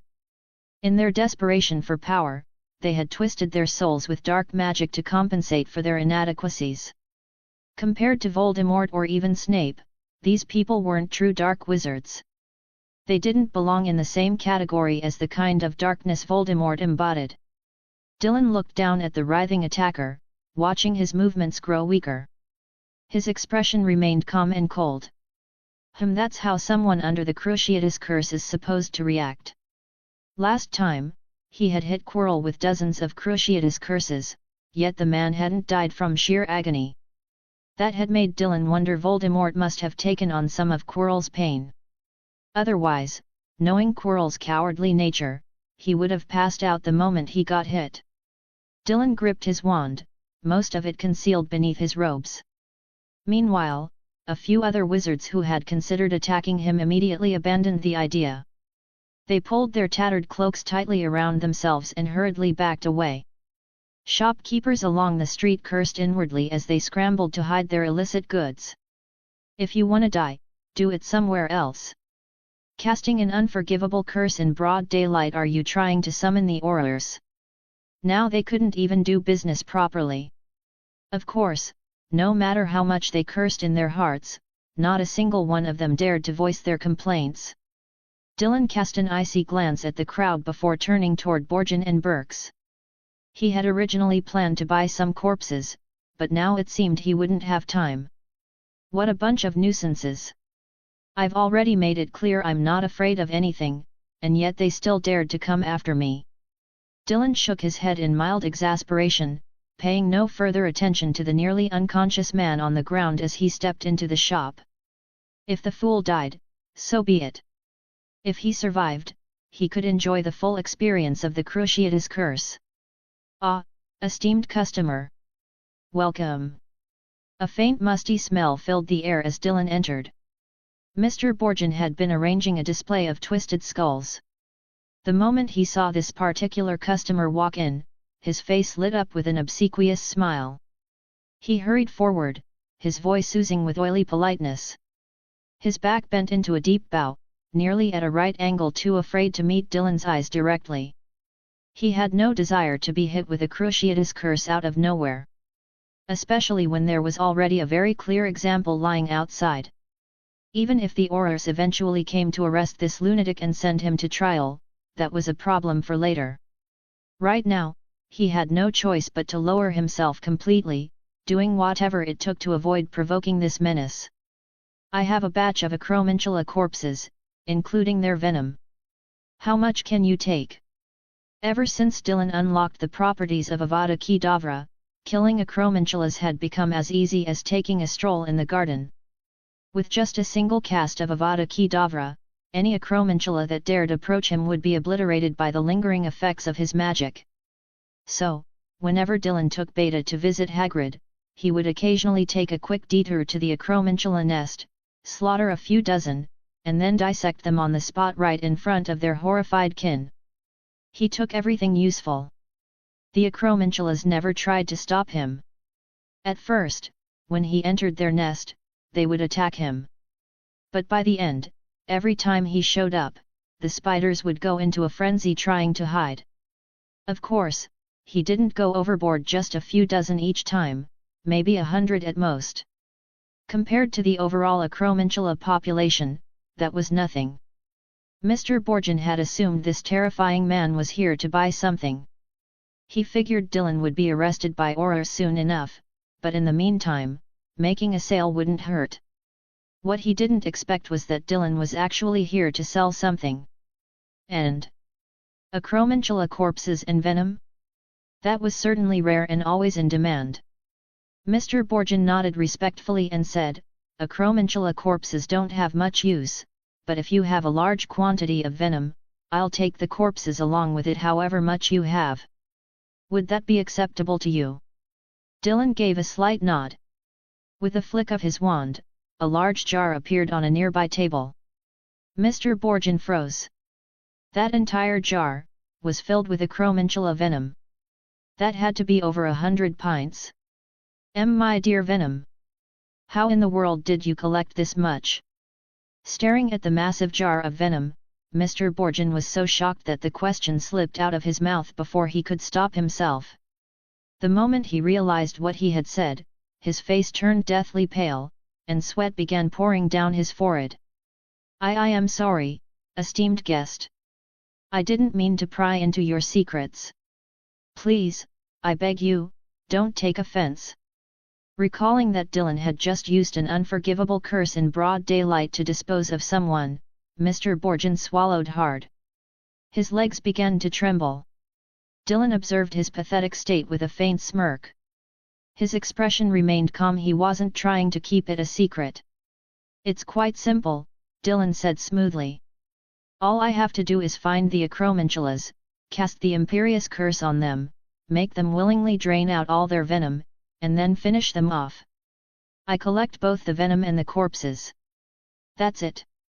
Dylan spoke as if it were nothing, but Mr. Borgin's expression froze, and his fear only deepened. His back was now drenched in sweat. He deeply regretted asking that question. This man wasn't just skilled with the Cruciatus curse, he could cast the Imperius curse too. Why had he shared that information? Was he trying to imply something? Was this a threat? Was Dylan letting him know that, just as he could effortlessly kill countless acromantulas and force them to give up their venom, he could just as easily use the Imperius curse on him? Make him drain out his venom, in other words, hand over all his money? And if he refused, would Dylan cast the Imperius curse on him, turning him into a mindless husk? Mr. Borgin gulped repeatedly. Dylan, seeing his reaction, frowned impatiently. Are you saying the venom is too much, and you don't want to make the deal? Mr. Borgin immediately shook his head so fast it looked like a rattle. And no. Of course, I want to buy it. Forcing a smile, one that looked more like a grimace, he hurried behind the counter, struggling to open a hidden compartment. After much effort, he retrieved 4 bags and placed them on the table, pushing them toward Dylan with shaky hands. These are F4, 40,000 galleons. It's everything I have at the moment. I'll use it to buy your venom. Please, this is rightfully yours. His face was filled with nervousness and desperation. Dylan, seeing the 4 money bags, raised an eyebrow in surprise. 40,000 galleons? It was well known that a single pint of acromantula venom sold for around 100 galleons. And that was the retail price. The wholesale price would be much lower. Dylan originally thought that 100 pints of 8-eyed giant spider venom would be worth at most a few thousand galleons. After all, this is the black market. But to his surprise, this Mr. Borgin seemed to have lost his mind. He actually pulled out 40,000 galleons. What was he thinking? Was he trying to ruin himself? However, Dylan quickly gathered his thoughts and regained his composure. Without a change in expression, he silently collected the 4 money pouches on the table, each enchanted with an undetectable extension charm. Give me another pouch. Ah, hey? Esteemed customer, I really don't have any more. End of chapter. Chapter 108, Chapter 108, Recite my true name, and you shall receive a gift. Honored guest. The venom from your acromantulas is of exceptionally high quality. It is nothing like the inactive venom forcibly extracted after killing the spiders. Mr. Borgin wore a miserable expression. But I really don't have any more left. Not even a drop. Through legilimency and the Imperius curse, Dylan could clearly sense Mr. Borgin's panic. He knew the man had misunderstood his intentions. Dylan chuckled lightly. Are you not giving me a bag? Or do you expect me to hand over my own enchanted pouch? I have a lot of acromantula corpses, you know. Mr. Borgin was stunned for a moment, but then his wrinkled face relaxed slightly. Oh. Of course, a bag. I have some. He hurriedly rummaged under the counter for a while before pulling out a large leather bag and 3 rough-textured satchels. These are the biggest ones I have. Just take as many as you can fit in them. Dylan's black robes draped over them. When he pulled his hand back, the bags had already become noticeably full. Perfect, Dylan nodded in satisfaction. At last, he wouldn't have to cram so many spider corpses into his system inventory. And on top of that, he had earned over 4 times the value of the venom in galleons. He was quite pleased. Casually, Dylan also took the money pouch Mr. Borgin had originally used to store the galleons. Mr. Borgin hesitated for a moment but could only force a smile. He dared not protest. You did well. If I have more business in the future, I'll come find you again. Dylan's deep voice rang out. What? Mr. Borgin was stunned again. There's going to be a next time? I hope the Aurors arrest you already. This evil sorcerer belongs in Azkaban.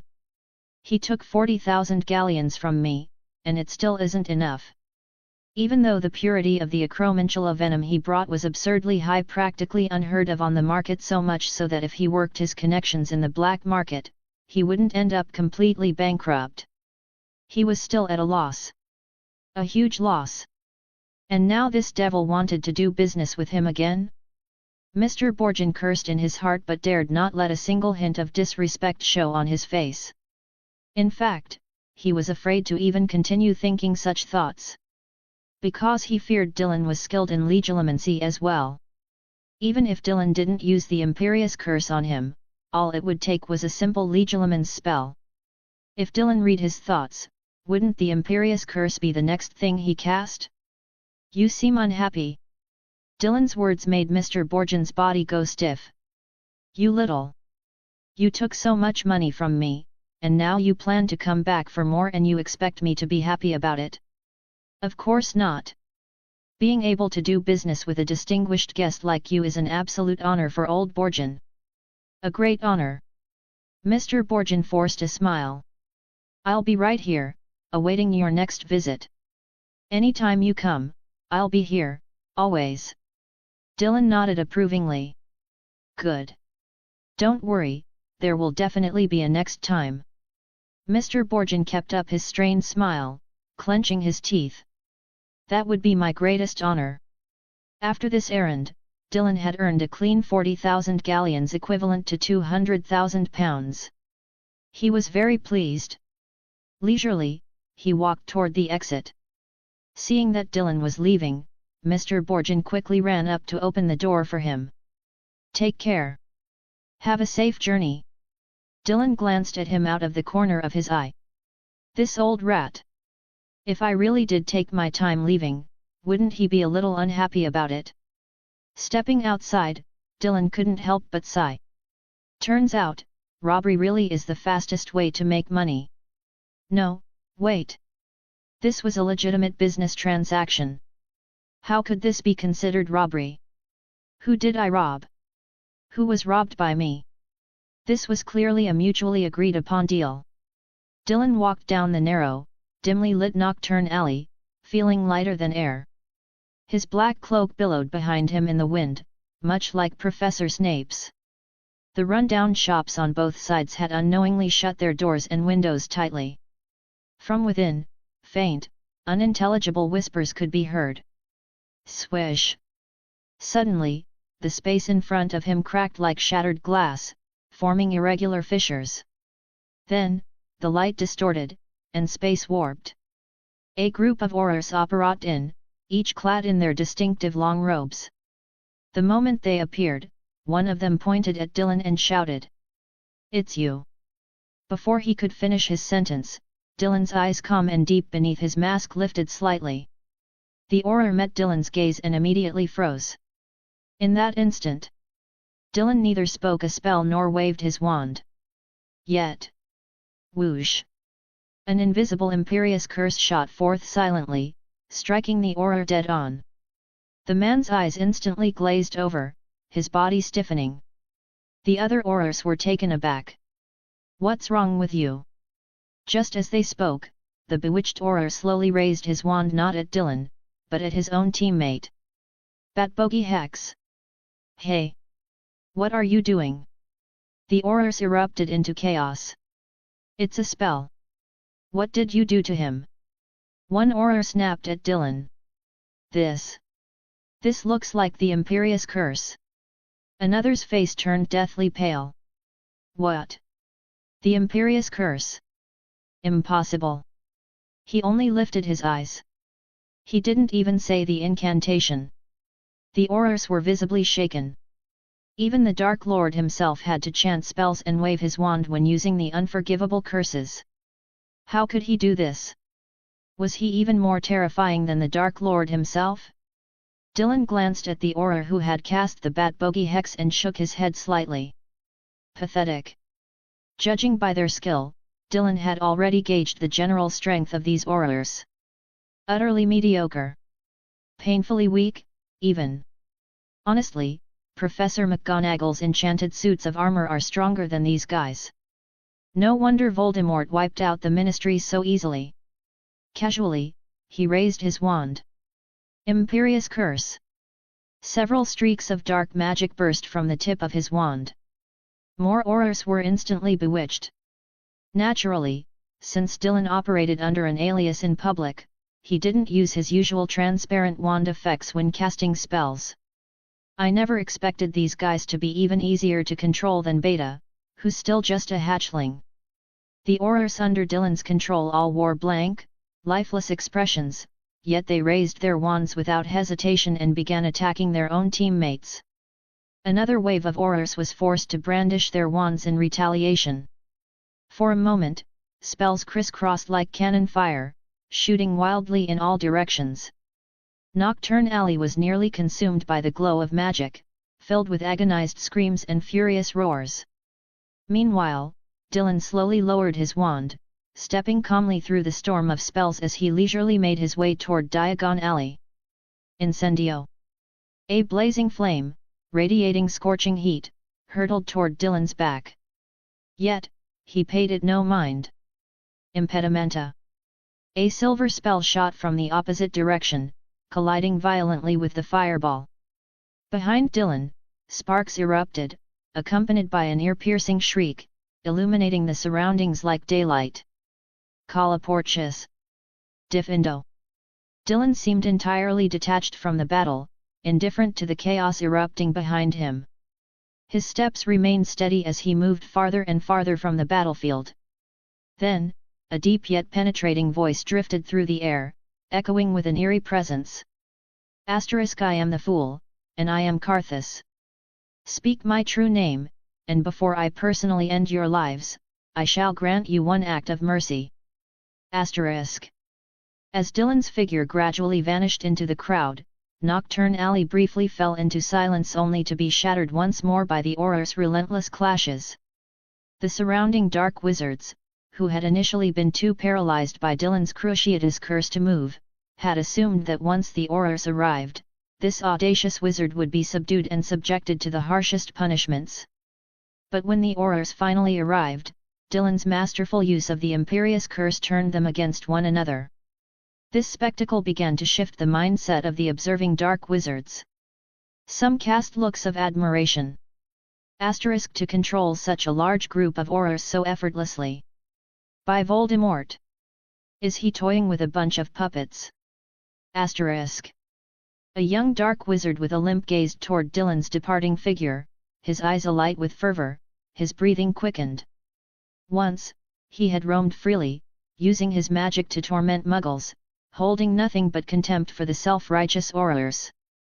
But after the fall of that dark lord, he had been reduced to living like a rat, hiding in the shadows. These damn aurors strutted around as if they owned the world. And he didn't even dare to speak out. Yet now, someone had finally punished them. Dylan's blatant domination of the aurors, treating them as mere playthings, ignited something in the hearts of many dark wizards present. Once, they had sneered in the sunlight, celebrating in the wake of Voldemort's reign. Now, they cowered in fear, terrified that even the slightest misstep would lead to their capture. Living without dignity, like pests no one cared about. Some had tried to resist. But none were him. Anyone who dared to fight back simply disappeared. Latest novel first released at 6-9 Books Bar. But now, someone had humiliated the aurors and walked away unscathed. Could it be that the era of dark wizards was returning? The fool. The fool. The fool. The young dark wizard with a limp, his gaunt face ablaze with passion, clenched a stale piece of bread, biting into it as he muttered the name over and over. And it wasn't just him. Every dark wizard who had witnessed the aurors turn against one another began murmuring in unison. Their voices held a reverence, as if they were chanting the name of another long-lost figure. Meanwhile, the fool Dylan had already shed his black robe, removed his mask, and taken off his height-enhancing insoles. He had once again become an ordinary second-year student. Dylan stepped into the familiar pet shop in Diagon Alley, where a faint scent of licorice mixed with the musky odor of animal fur greeted him. Before long, however, the fragrance of air fresheners overpowered the scent.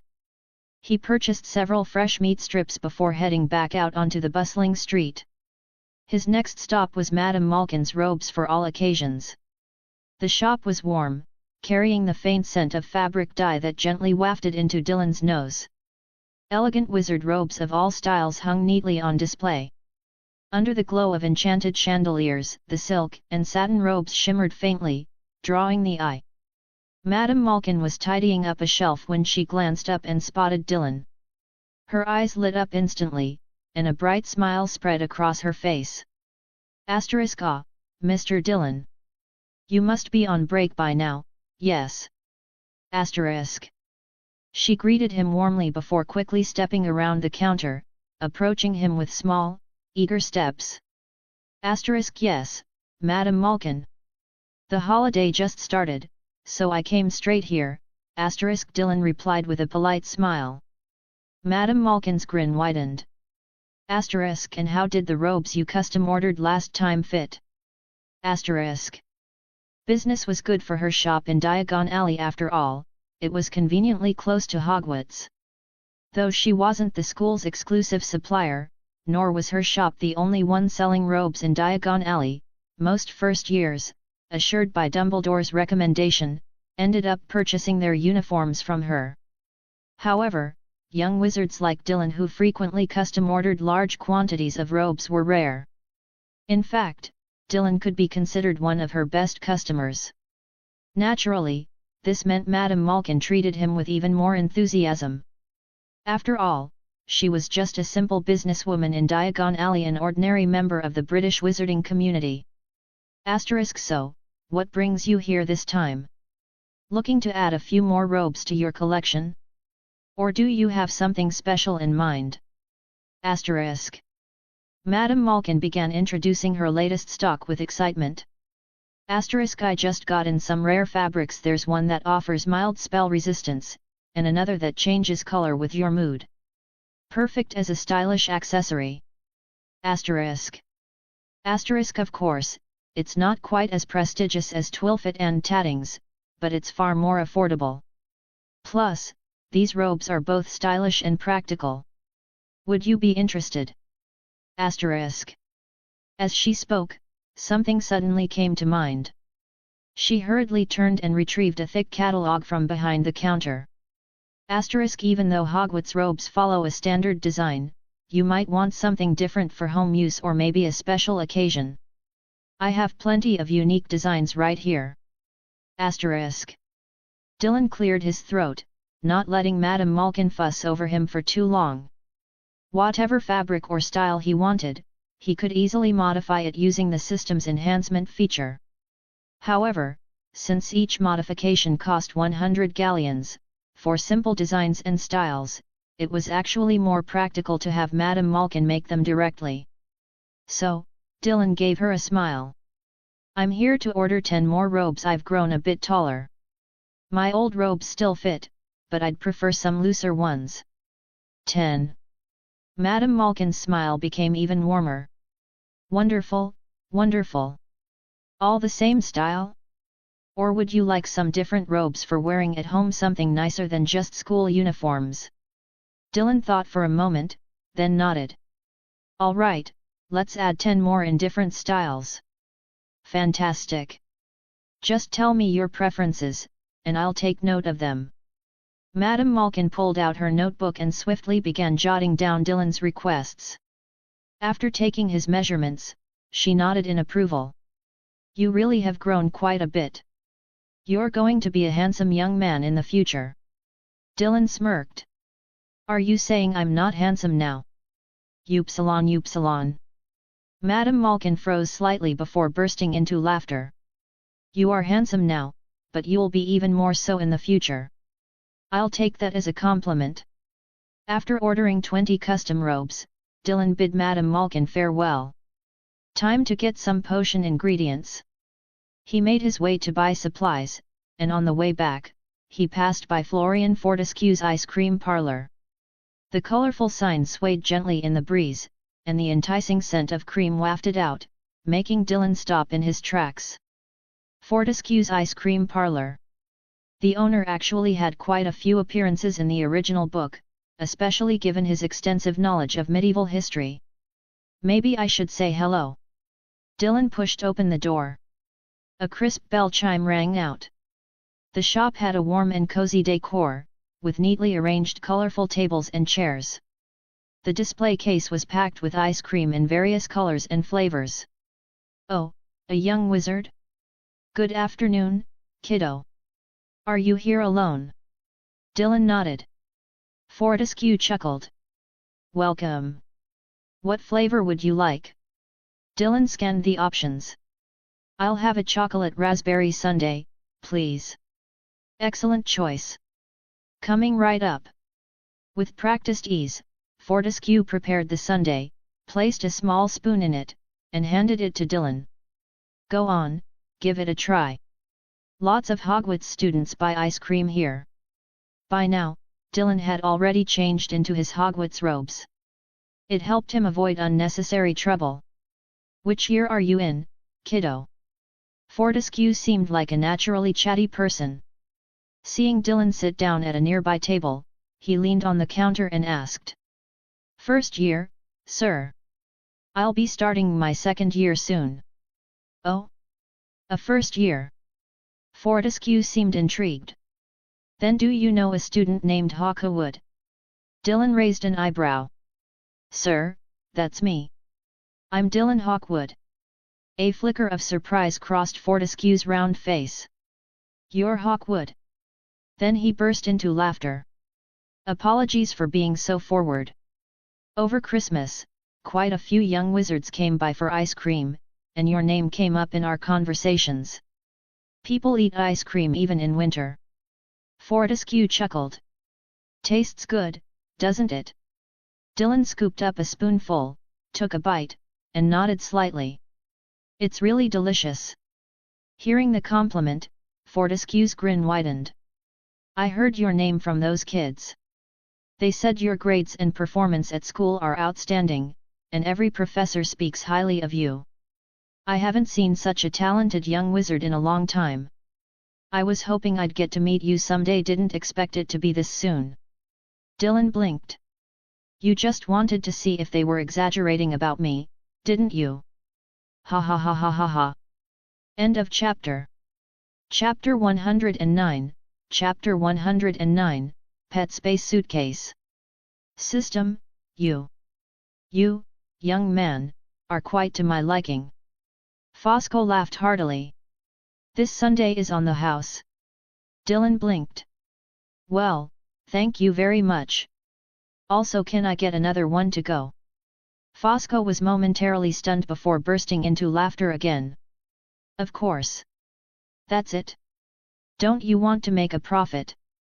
Making money is secondary. Wizards will always bring their kids here, and them I definitely won't give freebies. Fosco winked at Dylan. Dylan scooped another bite of ice cream into his mouth. I didn't expect pure-blood wizard kids to enjoy cold treats too. I don't like the way you said that. Pure-blood wizards also have the right to like what they like, we're not emotionless gods. Dylan nodded. You're right. That was thoughtless of me. Fosco suddenly changed the topic. Though, some pure-blood wizards manage to look arrogant even while eating ice cream. I usually scoop a little less for their kids, makes them buy another cup. Dylan pressed his lips together. You're remarkably straightforward. Fosco chuckled. That's just my personality. Since you're such an outstanding Hogwarts student, has Snape ever mentored you? I mean, privately. When he was a kid, he loved my ice cream. But after he grew up, he never came back. Should have charged him back then. Dylan's eyes widened slightly. Professor Snape liked your ice cream. Of course. Fosco looked smug. And now he's a potions master at Hogwarts. So young and accomplished, hey. Dylan took another bite, the coldness refreshing him. Learning a little gossip about Snape made him even happier. Once he got back to school, he'd have a lot to talk about with Professor Snape. Professor Snape also teaches me potion brewing. I've learned a lot under his guidance. Oh. Seems like those little wizards weren't exaggerating. You really are a student who gets on the professor's good side. Dylan nudged the conversation forward. Most of the professors don't seem to mind me much, except for a few I don't interact with often, like the history of magic professor. Ha ha ha. You mean Professor Binns? He's always like that. But if you get close to him, sometimes you'll hear some hidden history from him. That actually sounds interesting. Dylan raised an eyebrow. Sounds like you know a lot about history yourself. Fosco smiled. I just have some knowledge of the witch hunts in the Middle Ages. Dylan blinked curiously. The Middle Ages? When I was still a muggle, I heard stories about witch hunts. Are they true? Half true, half false. Fosco waved his hand. Want to hear about that history? I'm a little interested. If you're willing to tell me, I'd love to listen. Fosco immediately perked up and pulled up a stool. Back in the day, the wizarding world wasn't as hidden as it is now. Muggles were terrified of wizards and misunderstood them, so they hunted us down. Like A History of Magic says, the 14th century saw the peak of the witch hunts. Dylan had read that book, so he knew what Fosco was talking about. But he was more curious about the details Fosco might share. And then? How did they identify wizards? Fosco shook his head. There were tons of ways, most of them ridiculous. Some muggles would throw people into water. If they sank, they were ordinary people. If they floated, they were witches and burned at the stake. Others used so-called magical objects, like stones that could identify witches, all just frauds. You know, wizards are human too. Sometimes they got careless and ended up persecuted. But for the most part, they hid themselves well. Dylan nodded. So how did wizards resist? They mostly just ran and hid. Fosco shrugged. Wizards could use magic to fake their deaths. And honestly, there was never a full-scale war between muggles and wizards. Most of the people they executed were just regular humans. For wizards, hiding wasn't too hard. Take Isolde Sayre, for example. You know who she is, right? Dylan nodded. One of the founders of Ilvermorny School of Witchcraft and Wizardry in America. Exactly. She left for America during the height of the European witch hunts. Many other wizards simply used magic to erase their tracks. It wasn't until the Ministry of Magic enacted the International Statute of Secrecy that the wizarding world was fully separated from the Muggle world, and the witch hunts finally died down. Dylan nodded. Interesting story. But not much different from what Professor Binns teaches. Fosco paused, then burst into laughter. Looks like I need to work on my storytelling skills. Seeing Dylan's sundae nearly finished, he scooped up another serving. You can take this one to go. Dylan stood up, accepting the new chocolate raspberry sundae. Actually, I wanted to try a different flavor, but this works. Fosco blinked twice. Come visit often. I have a feeling we'll be great friends. I'll definitely keep supporting your business, Dylan smiled, then left with his packed sundae. Outside, a few Aurors patrolled the streets. But Dylan didn't pay them any attention, he just kept walking. Seems like he told me a lot, but in reality, he didn't say much at all. Dylan shrugged. I should come back a few more times. Mr. Fosco was a good man. Later, he would be captured by Voldemort and meet a tragic end. Which meant Dylan wouldn't get any more free, delicious ice cream. So, if I run into little Voldemort again later, I'll have to give him a good lecture and, while I'm at it, spread the word about my titles as Karthus and the Fool. After leaving Foster's ice cream shop, Dylan headed to the Quidditch boutique and bought 10 Nimbus 2000 broomsticks. From now on, whenever someone's birthday came up or there was nothing else to do, he could give them out as gifts. Then, he went on a massive shopping spree in Diagon Alley. Especially when it came to all sorts of magic books, as well as weekly, monthly, and annual publications. He bought them all. It wasn't until he had spent over 10,000 galleons that Dylan finally stopped. I used to order stuff by mail, and they didn't even count it toward my achievements. This time, I came shopping in person and spent so much money firsthand, surely that'll unlock a bunch of achievements, right? In fact, when he bought things at school, it wasn't entirely true that he hadn't unlocked any achievements. At the very least, there was the "What's Wrong with Loving Online Shopping" achievement, which rewarded him with 100 galleons. I haven't checked my achievement rewards in a while. I should find a place to sit down and take a good look. Typically, Dylan checked his achievements in batches after a period of time. This was based on his own experience. After all, in the past, even doing random things would trigger an achievement. But the rewards were either insignificant materials or pitifully small amounts of coins. If they kept popping up non-stop, it would seriously disrupt Dylan's classes and studies. So, Dylan usually kept the achievement notifications turned off. Then, after some time had passed, he'd claim all the rewards at once. Ever since he last claimed a max-level advanced spell, Dylan hadn't checked his newly completed achievements. He walked into a dessert shop, ordered a small cake, and sat at a little table. While eating, he opened his system panel. When Dylan clicked on the magic scroll icon, a series of achievements popped up. Achievement: I just love spending money too much. Description: if I've got money, I've got to spend it. It feels awful if I don't. Requirement: personally spend 10,000 galleons, 10,000/10,000. Reward: pet space suitcase. Oh? A suitcase? But what does it have to do with pet space? Dylan looked at the system prompt, momentarily stunned. He hadn't expected that spending 10,000 galleons in one go would reward him with a suitcase, and one tied to pet space, no less. Could it be a suitcase that connects to a pet space? The first thing that popped into Dylan's mind was the image of a magical creature containment case. You know, Newt's case. Newt's magical creature containment case wasn't just a simple bag enchanted with an extension charm. Because it could house living creatures and even simulate environments, swamps, snowy landscapes, you name it. Every kind of ecosystem was covered. It was practically a small world of its own.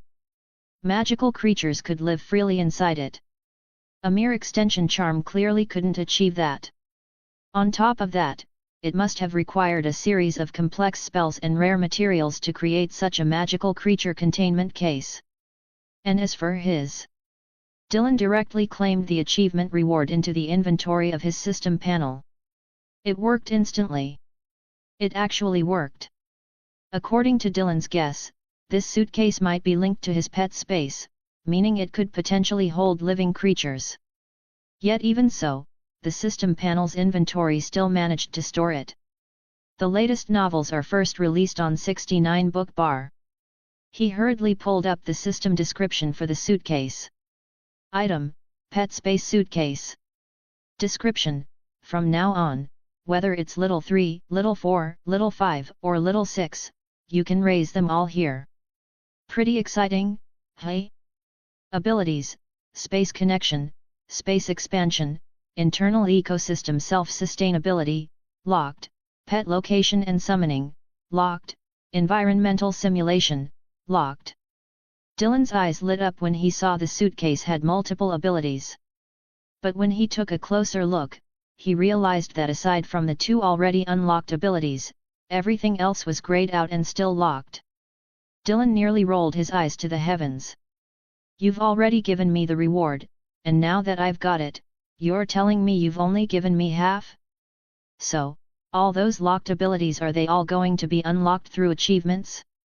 How am I supposed to know which achievements will unlock these abilities? Dylan was a little furious. But then, all of a sudden, he noticed something. It looks like these locked abilities can still be clicked on. Dylan gave it a try, and sure enough, he managed to open a new system prompt for one of the locked abilities. Locked ability: internal ecosystem self-sustainability. Unlock cost, 1 million galleons. The system prompt that suddenly popped up in front of him left Dylan's gaze a bit dazed. Especially that string of zeros, it made his eyes spin. How much was that? Ones, tens, hundreds, thousands, a million. A million galleons? Are you seriously trying to make me rob Gringotts or something? From past experiences like beautifying wizard robes or unlocking advanced spell refinement tasks, Dylan already knew this system could be a total scam. But he never imagined it could be this much of a scam. One ability, and you're asking me for 1 million galleons? Isn't that a bit outrageous? I'd be better off spending the money to have someone build me a magical creature containment case from scratch. Dylan discovered that the locked abilities also had detailed descriptions, so, fuming, he clicked into it. Let's see what kind of ability this is that's worth me spending so much money. Internal ecosystem self-sustainability. No matter how many environmental ecosystems you unlock, they will perfectly integrate and transition naturally, ensuring no conflicts arise between ecosystems. It regulates climate and guarantees the water cycle and overall balance of the entire ecological system. After reading the ability's description, Dylan fell silent. A moment later, he muttered quietly to himself, "It's just an ecosystem cycling ability. I still don't think it's worth 1 million. And the ecosystems themselves still had to be unlocked separately." Dylan felt a headache coming on, as if his dad had just flicked him on the forehead 10 times in a row. "I swear, you're absolutely money crazy." Dylan let out a deep sigh in his heart. There was nothing he could do about such a greedy system. But since each ecosystem would need to be unlocked independently, this ecosystem cycling ability was actually pretty important. Dylan strongly suspected that without the ecosystem self-sustainability, if the unlocked ecosystems collapsed, he'd have to spend more money to unlock them again. Or worse, he might even have to pay to clean up the mess caused by a collapsed ecosystem before spending more to unlock and rebuild a new one. Dylan felt this was entirely possible. But that's 1 million galleons. Dylan thought it over and experimented a bit, discovering that aside from galleons, he could also use British pounds to unlock abilities. But 10 million pounds? How is this any different from robbery? Dylan squeezed his eyes shut, not wanting to look at the system's ridiculous pricing prompts. After a long while, he slowly opened his eyes again. Maybe it's time for my name, Karthus, to echo through the wizarding world. For just one ability in this pet suitcase, it dared to demand 1 million galleons from him. Dylan didn't even want to imagine what kind of price he'd have to pay for the other abilities or for items he might get in the future. Relying solely on his parents' hard work? Even if they worked their whole lives, they might not be able to support him. Then I'll just let other people work hard, and I'll take what they've got. Dylan thought about the 40,000 galleons he'd earned from Mr. Borgin today, well, more like extorted, and felt like this plan had some real potential. Yep, that's settled then. Dylan didn't dare look at the other locked abilities. Because this internal ecosystem self-sustainability ability was listed as the first one to unlock, the system's intention was crystal clear. It was practically screaming at him to unlock this ability first. Otherwise, everything else would be a bust. Taking a deep breath, Dylan turned his attention to the 2 abilities that were already unlocked. The 2 most basic ones. Space connection. Your pet space suitcase is linked to your pet space, allowing your pets to move freely between the 2 at any time. Pure connection, hey? No option to close the passage. The thought had barely crossed Dylan's mind when a locked ability popped up right in front of him. Locked ability, Autonomous Space Passage Closure. Unlock cost, 100,000 galleons. You're something else. The system's heart was too cold, he didn't dare mess with it. Then, Dylan looked at the next unlocked ability. Space Expansion.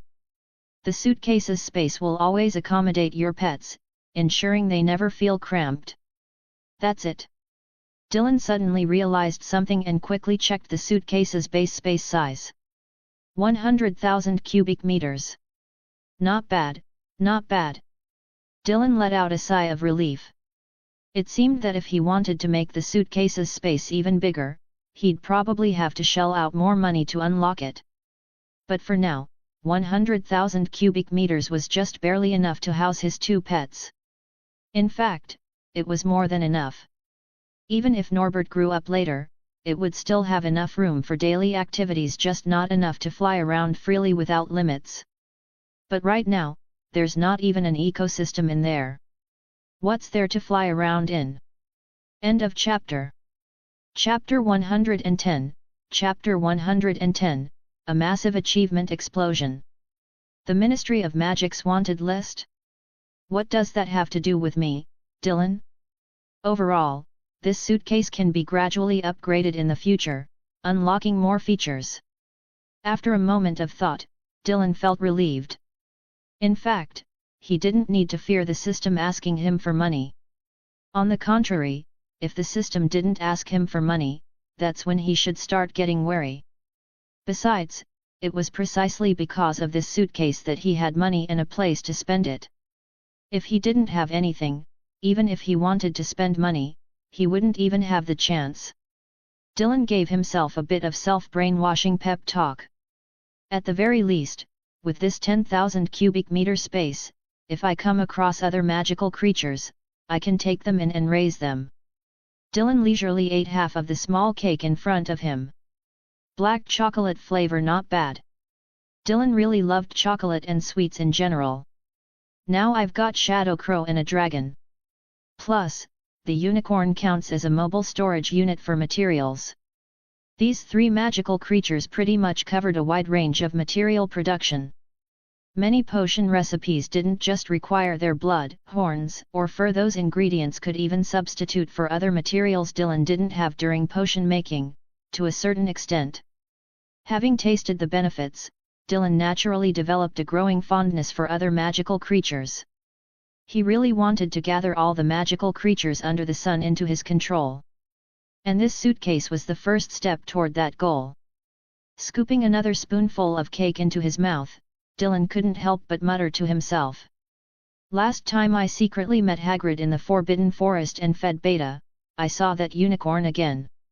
I only took a little blood, but after that, I haven't seen it since. Did it run off or something? Dylan was starting to suspect that the unicorn didn't plan to stick around with him. Had it really abandoned him after he'd taken its blood just twice? Humph, I should have known to hit it with 1,000 soul-stealing curses back then. Who knows, maybe it would have triggered an achievement reward and turned that unicorn into my pet too. Dylan pursed his lips and glanced at the next achievement. Achievement, I own a Nimbus. Description, a little wizard with the most high-end flying broom. Do I look proud to you? Oh, D. Unlock requirement, own a widely recognized top-tier flying broom before the end of 3rd year. Achievement reward, flight talent plus 10. Flight talent? Decent enough. Truth be told, Dylan wasn't particularly passionate about flying. No matter how fancy your flying skills were, they couldn't beat a single apparition spell. Sure, there were places where that spell couldn't be used. But as long as your proficiency was high enough, no environment or situation could stop him from casting it. Still, since it was a free reward from an achievement, why not take it? Dylan's eyes scrolled down a bit, quickly landing on the achievement he'd just earned in Nocturne Alley. Achievement, the Fool keeps no promises. Description, everyone knows the Fool doesn't need to keep promises, not even in business. After all, he's the Fool. Unlock requirement, gain substantial profits through deception. Achievement reward, max level random dark magic plus 1. Achievement, crown me king. Description, the old Dark Lord is getting on in years. It's time for a new king to rise and rule the world. Let the scepter change hands. Unlock requirement, gain initial believers, 10/10, and fanatic believer, 1/1. Achievement reward, Fool's Aura plus 1. Achievement, I am temptation. Description, why bother dealing with you myself when I can make you tear each other apart? Unlock requirement, make your enemies destroy each other for you. Achievement Reward, Max Level Confounding Curse. Achievement, Dark Nouveau Riche. Description, your name is starting to spread. Unlock Requirement, your reputation becomes known in both the Ministry of Magic and the Wizarding world. Achievement Reward, Super Invincible Dark Magic Talent Boost. Achievement, you ran into me yourself. Description, as a rising star in the dark wizarding world, a man destined to become the next Dark Lord, someone still dares to ambush you? They're practically begging to die. Unlock Requirement, casually use an unforgivable curse to deal with someone trying to ambush you. Achievement Reward, Max Level Random Dark Magic +1.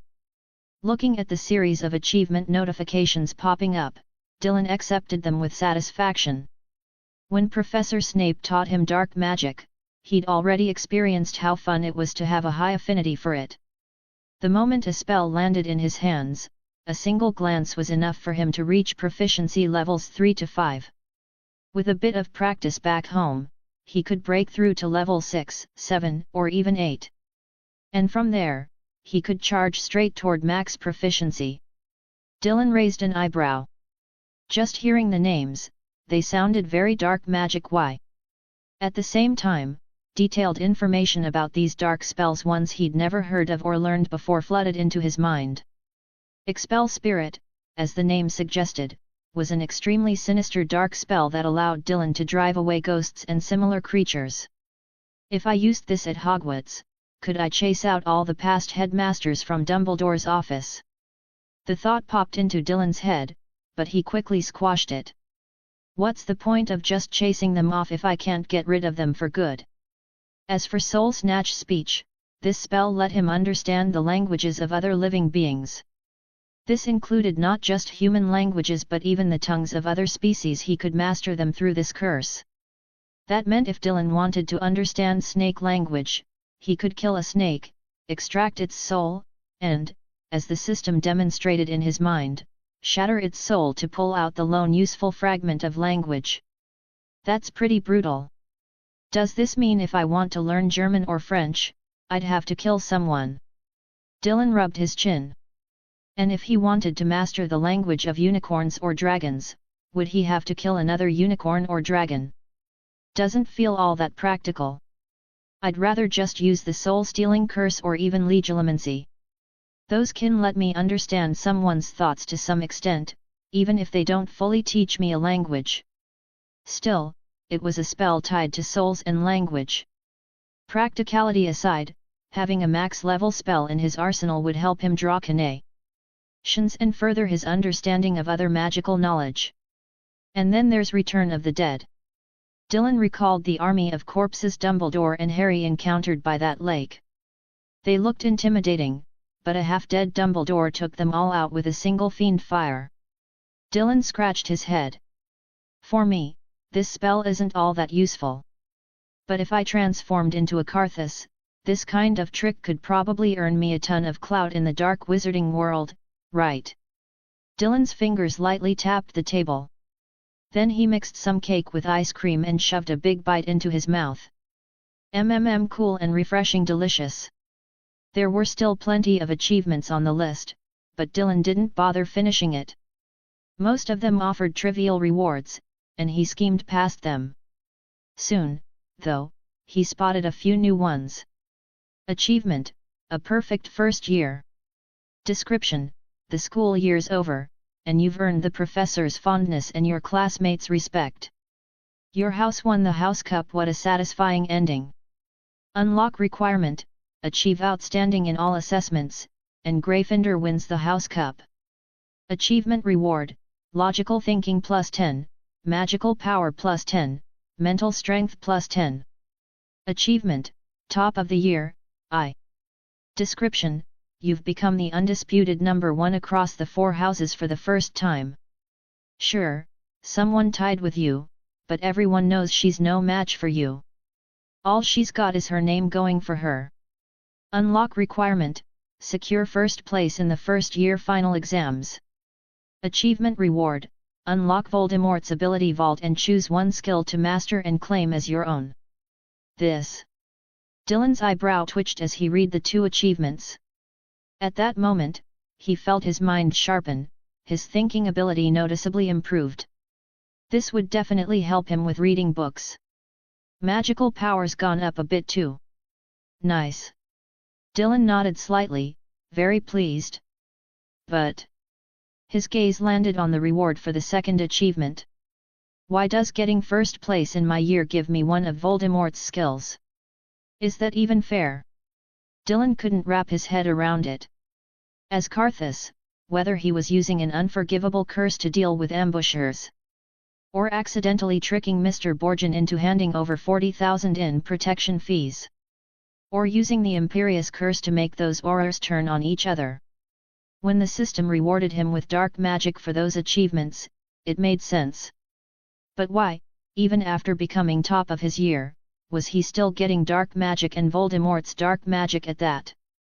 To this, Dylan could only say, "Holy crap, this is awesome!" After claiming the reward, Dylan nearly went blind from the sheer number of spells Voldemort knew. My dear Dumbledore, how does little Voldy know this many spells? Dylan gave it a quick scan. It was endless, no matter how much he scrolled. Looking at the spells he himself knew, it was already a lot for a first-year wizard. Even adult wizards might not know as many spells as he did. But compared to Voldemort, he was miles behind. No wonder Dumbledore called Voldemort a powerful and gifted dark wizard. Voldemort's research into magical knowledge might just be more extensive than any living wizard today. Although the killing curse rebounded on him, Voldemort didn't die. That utterly defied magical common sense and caught Dumbledore by surprise. But to study dark magic, Voldemort had indeed read a ton of magic books, and he was undeniably a genius in his own right. The sheer amount of magic he knew was impressive. Dylan flipped through the list roughly and saw a bunch of modern dark magic spells, as well as ancient ones. If it was just about dark magic, Dylan felt like Voldemort was on the same level as the Dark Lord himself, capable of writing an entire encyclopedia of magic. But when I choose one of his abilities, does that mean I get to copy Voldemort's proficiency with it too? Or do I just learn the spell and have to master it myself? Dylan spotted plenty of dark magic spells that piqued his interest, but most of them had flaws or could be countered in some way. Worse, some spells couldn't even be cast with just a twisted mind. They required even more sinister and bloody rituals to pull off. The processes were so complicated that just glancing at them made Dylan's head hurt. It seemed the invention of the Unforgivable Curses definitely had something to do with Voldemort wanting to take shortcuts. I've already got a few max-level dark spells of my own. My offensive toolkit is pretty much maxed out. For defense, Dumbledore taught me the Patronus Charm. What I'm really lacking right now is... End of chapter. Chapter 111, Chapter 111, Mastering the Flight Charm. Tenebris Volo, Shadow Mist Flight. A casual visit to the Weasley family along the way. No one's taught me apparition yet, and I don't dare try it on my own either. Dylan rummaged through Voldemort's skill set, sifting through his options. After ruling out most spells that required complex rituals to take effect, he was left with things like the Unforgivable Curses, which he didn't need at all. After all, he was already maxed out. As for ordinary dark magic, he figured he'd be better off waiting until the school year started, grabbing that flamboyant signature, and heading straight to the restricted section to read forbidden books. So, after flipping through everything, Dylan still wanted to master Voldemort's apparition. That aside, the flight charm Voldemort had developed wasn't half bad either. The former could help Dylan teleport over long or short distances. The latter would massively make up for any positioning issues during combat. He recalled the moment when Professor McGonagall and Professor Snape had clashed. Snape had used the flight charm to dodge several of McGonagall's spells, then crashed through a window to escape Hogwarts. Dylan thought the spell was pretty cool. Plus, once he mastered the flight charm, he'd be able to turn himself into a streak of black mist, no longer needing a broomstick to fly. In terms of raw speed, the flight charm couldn't compare to apparition, that was basically teleportation. But the reason Voldemort had invented the flight charm was that it allowed him to multitask. Even in the heat of a wizarding duel, he could use it without worrying about splitting his focus. With apparition, if you weren't careful during an intense magical firefight, a single slip-up could happen. You might not get killed by your enemy, but you could end up splinching yourself, torn apart or shattered into pieces. That wasn't exactly a worthwhile trade-off. If I want to make a name for myself as the Fool and let the entire wizarding world know the terror of Karthus, I'll probably have to face off against other wizards this summer. And if he wanted to unlock more features of his suitcase, he'd need to make some money fast too. So, should I go with apparition or the flight charm? The flight charm was a piece of dark magic Voldemort had completely developed on his own.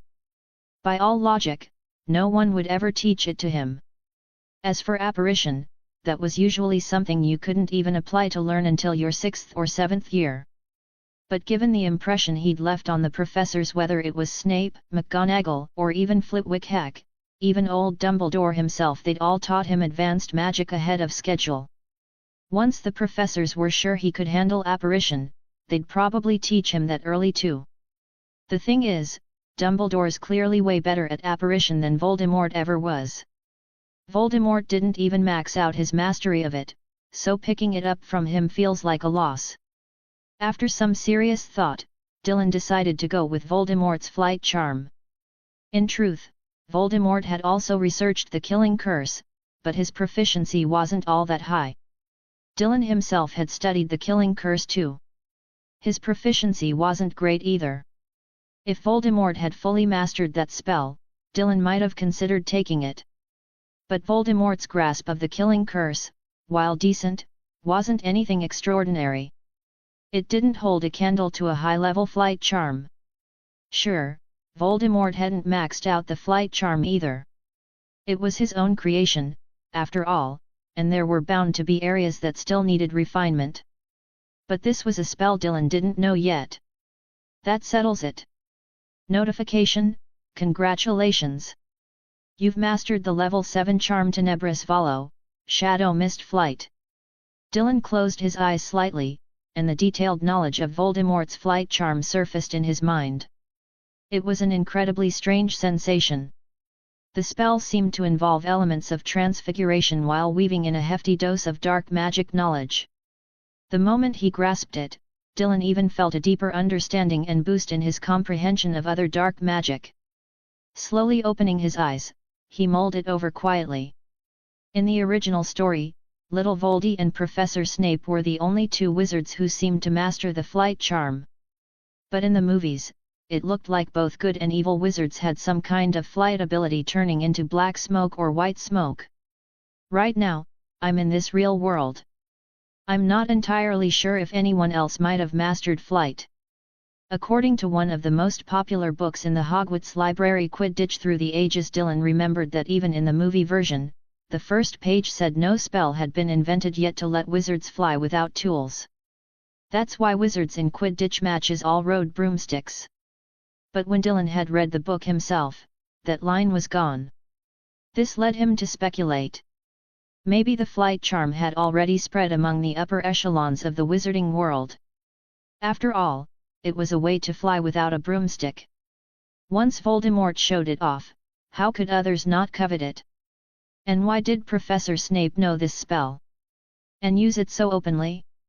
There's no way he could have secretly learned it from Voldemort, right? Dylan figured Voldemort had a bit of a teacher complex. Otherwise, he wouldn't keep dreaming of becoming a professor. On top of that, Snape was one of Voldemort's most trusted followers. Teaching him a few spells didn't seem unreasonable to Dylan. What if brainstorming together led to further improvements in the flight charm?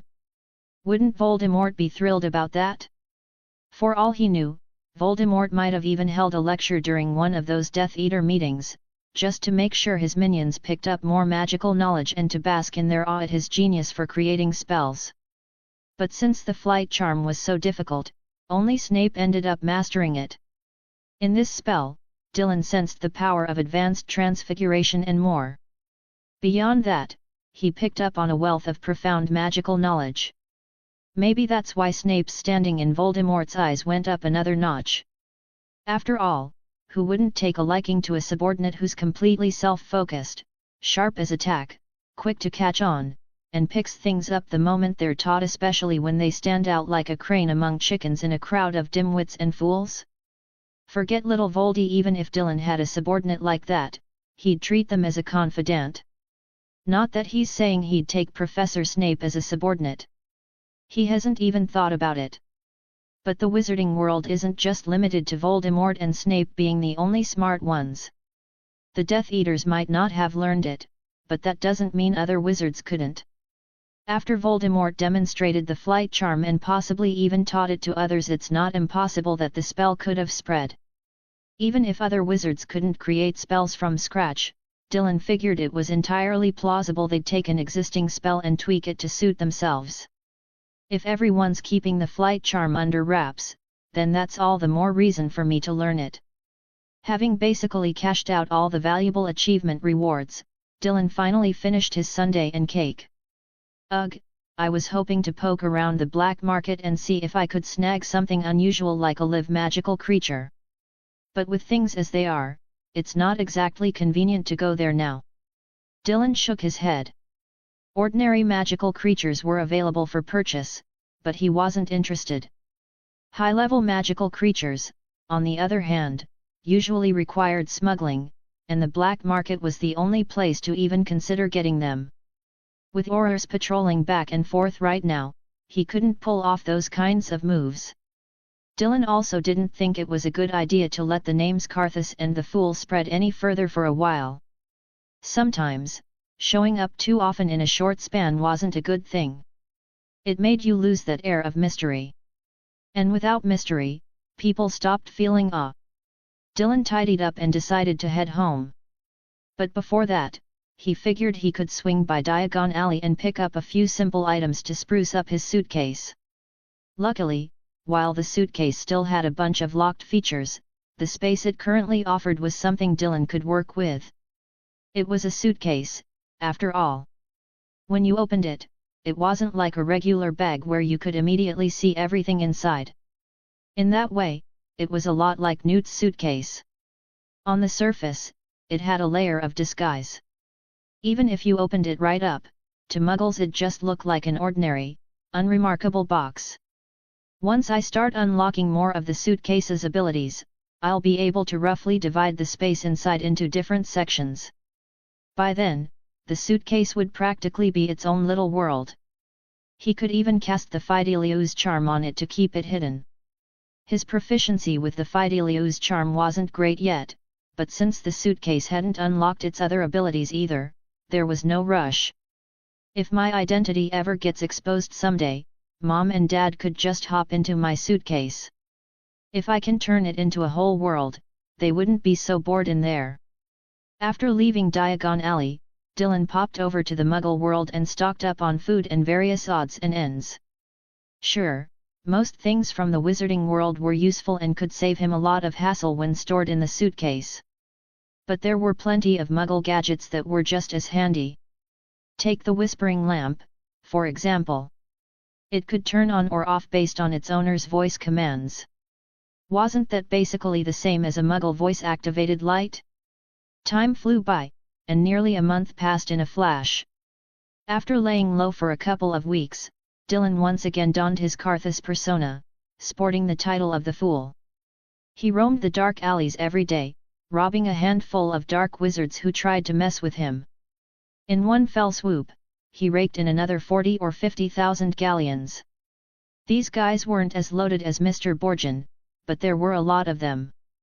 Every now and then, a few idiots would try to jump him while he was pacing the underworld. And in the end, they all got jumped by Dylan instead. That's what you call digging your own grave. Dylan weighed the money pouch in his hand, feeling quite pleased. 1,000,000 galleons sounded like a lot, but if one person could cough up 10,000, he'd only need to collect donations from 100 people.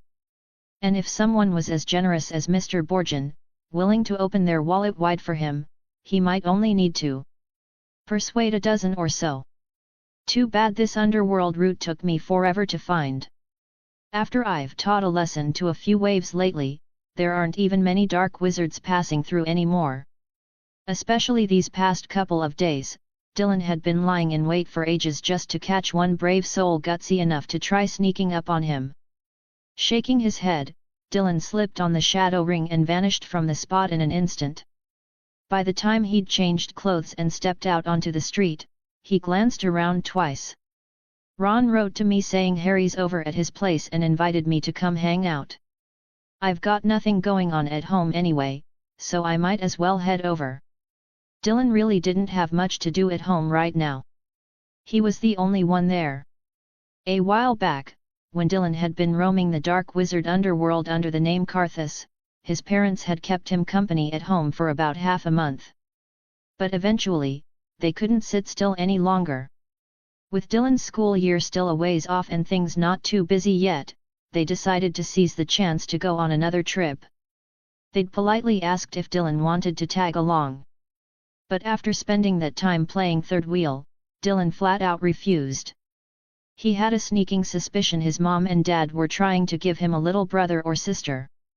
Ugh, once people strike it rich, they sure change their tune. Back in the day, the two of them doted on him like crazy. But after just 1 year away at school, the tables had turned suddenly, their hearts weren't with him anymore.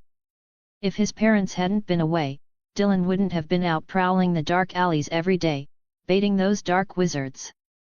But isn't it a bit late to drop by for a visit? After mulling it over for a moment, Dylan shrugged the thought off. Who cares if it's a good time or not? Was Mrs. Weasley really going to turn him away? Perfect timing, this dark wizard had some little gift boxes on him. No idea where he swiped them from, but they'll make great presents. No sooner said than done. With the shadow ring on, Dylan cloaked himself and shot straight into the sky. Ever since mastering Tenebris Valo, the shadow mist flight charm, he'd gotten so used to it that riding a broomstick felt outdated. The two places weren't far apart. The Weasley family lived just outside Ottery St. Catchpole in Devon, England, a spot with the charming name The Burrow. Dylan thought the shack wouldn't be a bad name either. As he neared his destination, he hopped onto the Nimbus 2000 he'd just bought, dispelled the flight charm and shadow ring effects, and cruised leisurely down to the front of the burrow. No way was he letting Mr. and Mrs. Weasley, both Phoenix Order members, see him casually pulling off Voldemort's flight charm like a pro. Once he was on the broom, he flew a bit farther and spotted the Weasley house right away. It was, well, pretty run down. The building was at least 4 stories tall, patched together crookedly in a way that made Dylan half expect it to collapse any second. A red roof sat atop it, with a chimney poking out, the whole thing looking like a stack of magical building blocks. It had a quirky, uneven kind of charm. There was a yard out front and a garden in back, complete with a chicken coop, a garage, and a broom shed. Oh, and a pigsty too. The garden was full of weeds, though part of it had been cleared out and planted with vegetables. It gave off a real rustic vibe.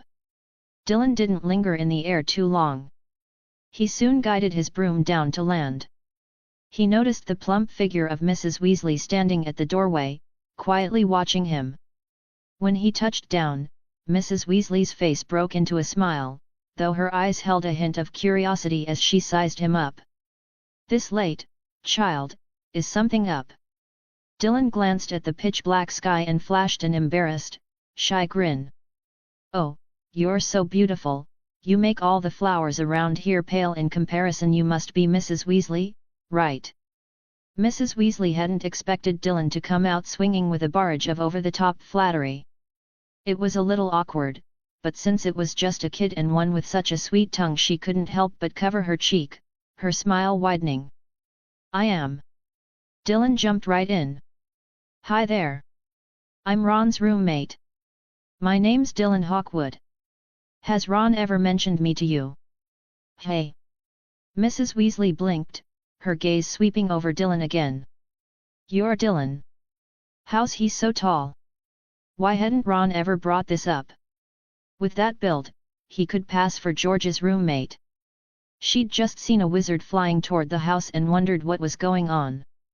But then this wizard hopped off his broom, turned out to be a kid, and announced himself as a first year who hadn't even started his second year yet.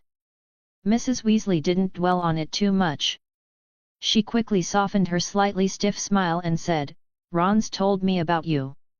Not just him, Fred and George have mentioned you too. They all said they'd made a good friend at school. Smart, well liked by the professors." Mrs. Weasley stepped to the side. "Come on in. Ron and the others aren't here right now, I'm waiting for them myself." Dylan blinked. "They're not home."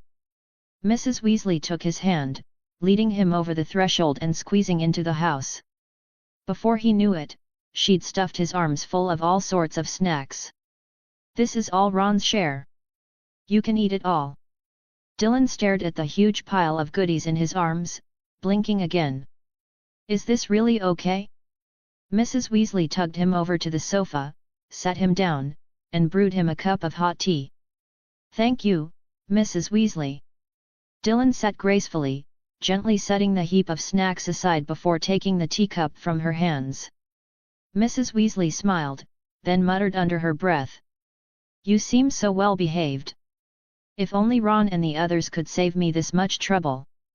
You have no idea these mischievous little troublemakers actually." Before she could finish, a sudden clamor erupted outside the house. Dylan tilted his head to listen. It sounded like a car engine. End of chapter. Chapter 112, Chapter 112, "Oh my gosh, your parents left you behind again? Vroom. Vroom. Vroom." The moment the engine roared to life, Mrs. Molly shot up from the bench like a spring. Dylan leaned back slightly, blinking in surprise. Mrs. Molly, however, spun around and stormed out the door in a huff.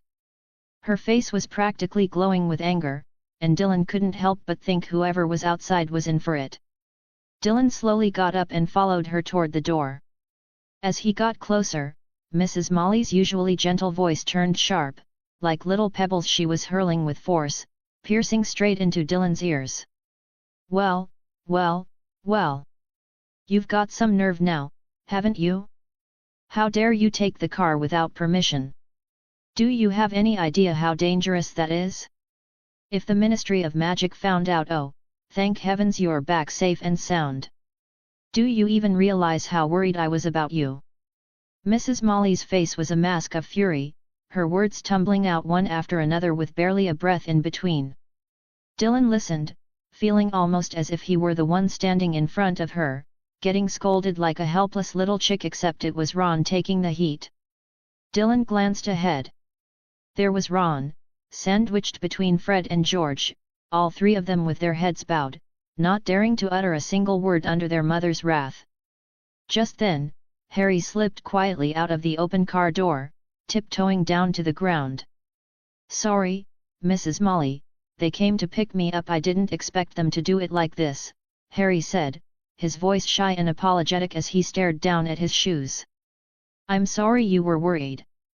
But honestly, I was really happy that Ron and the others came to get me." Mrs. Molly paused, turning to look at Harry. Her gaze softened. She'd obviously heard from Ron just how awful Harry's aunt and uncle were to him. "Hello, Harry. How was the trip?" she asked, glancing up at the sky. It was nearly morning now. Heaven only knew how anxious she'd been, waiting up all night for these troublemakers. Still, even though the three rascals had managed to bring Harry back safely without incident, she wasn't about to let Ron and the twins off the hook that easily. They needed a proper lesson. "Even if you wanted to pick up Harry, you could have told me about it beforehand. Instead, you just took the car without permission. What if something had happened along the way? If something happened to you, fine, but what if something happened to Harry?" Degree. Ron froze, lifting his head in disbelief. "Mommy, what are you saying?" The twins also raised their heads, giving their mother pitiful, pleading looks. "Aren't we your favorite kids anymore?" they whined. "No, "Not after this you've been replaced by Ginny," Mrs. Molly replied, her face expressionless. The twins immediately let out dramatic wails. "Oh, no!" Harry, who'd been a little nervous seeing Mrs. Molly so angry, nearly burst out laughing at the twins' over-the-top howling. Mrs. Molly herself couldn't help but crack a small smile at their antics, though she quickly forced her face back into a stern frown and continued lecturing Ron and the twins for a good while longer. It wasn't until she heard Harry's stomach growl loudly that she finally stopped. She shot a glare at the three boys, then turned to Harry with a gentle tone. "Hungry, dear? Come inside, I'll get you something to eat. Oh, and your friend Dylan's here too, he just arrived not long ago." At the mention of Dylan's name, Ron, who'd been staring at the ground, kicking at the dirt with his toe, snapped his head up, a flash of excitement crossing his face. "Dylan? Did he come after getting my letter? Where is he?" Harry, too, looked toward the house with a hint of surprise. Dylan stepped out from behind the door, revealing himself. He'd held back earlier, worried that showing up too soon might interrupt Mrs. Molly's scolding. "It's really Dylan. Hey! Good evening."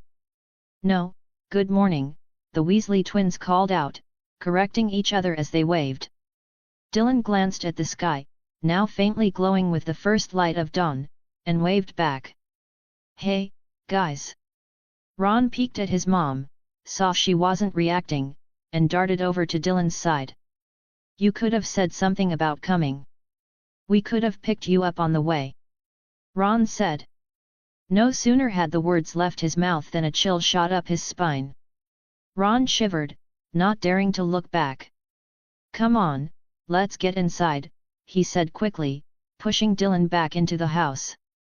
The twins scurried in after them, crowding around Dylan and chattering away, bombarding him with questions. Outside, only Mrs. Molly and Harry remained. "Don't be nervous, come on in." "Sorry you had to see that," Mrs. Molly said with a warm smile. It was Harry's first time visiting Ron's house, and at such an odd hour, no less. He felt a bit embarrassed, but at Mrs. Molly's kind words, he obediently stepped inside. Mrs. Molly shut the car doors, followed them in, closed the front door, and headed to the kitchen to whip up breakfast for the kids. The burrow wasn't exactly spacious. Even the sofa Dylan had been sitting on earlier was tiny, and there was only one. So now, they all gathered around the dining table. It was a tight squeeze, shoulders pressed together, knees bumping occasionally. But with the Weasley twins around, and Harry and Ron not having seen Dylan in nearly a month, the reunion was buzzing with energy. The little witches and wizards had plenty to talk about, and the atmosphere was lively. "Oh my gosh! Your parents ditched you again to go on a trip by themselves!" Ron exclaimed. Mrs. Molly, who was cracking eggs to fry one for each of the kids, paused at the sound of Ron's voice. She muttered under her breath, "Poor child." Dylan smiled. "They're usually super busy. This time, they took some time off just to hang out with me. We've already spent a bunch of days together, so I told them to go have fun. Plus, it gave me a chance to come visit you guys." Ron nodded repeatedly. "That's absolutely right."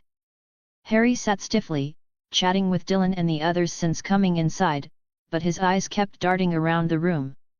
His fingers fidgeted with the hem of his shirt unconsciously. Dylan noticed Harry seemed a bit nervous.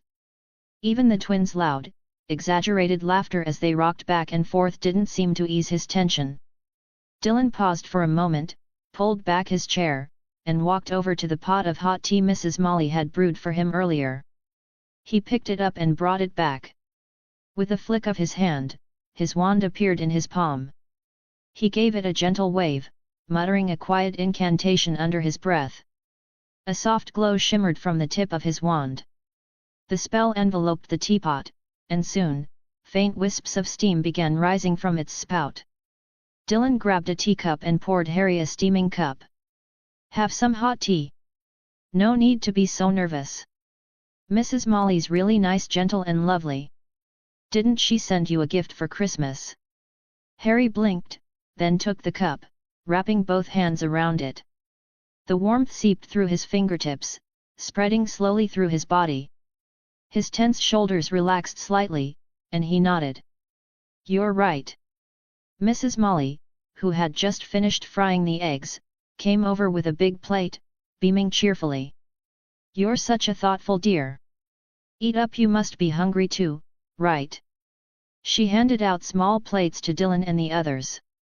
After they each scooped an egg onto their plates, she took the big dish back to the kitchen to fry some sausages and toast. As she passed Harry, Mrs. Molly reached out and ruffled his hair with one hand. "Sweetie, none of this is your fault, it's all Ron and the others doing." "Ron? The Weasley twins? In fact, if you still hadn't replied to Ron's letters, Arthur and I were planning to come pick you up ourselves. Don't let these troublemakers convince you that Arthur and I weren't worried about you so much so that you felt you had to sneak over here in a car." Mrs. Molly shot a glance at Ron and the twins. Ron quickly ducked his head, spearing his egg with a fork and shoving it into his mouth. Harry could clearly feel the kindness radiating from Mrs. Molly, and a small smile tugged at his lips. "Thank you. No need to be so polite. Eat up, it'll get cold soon." Mrs. Molly patted Harry's head again before heading back to the kitchen. One egg didn't take long to eat. In just a couple of bites, it was gone. After finishing, Harry held his tea with both hands, glancing around the room. He tilted his head slightly and whispered to Dylan beside him. "Dylan, is your house set up like this?" "It feels so, wizardly." Dylan scanned the room too.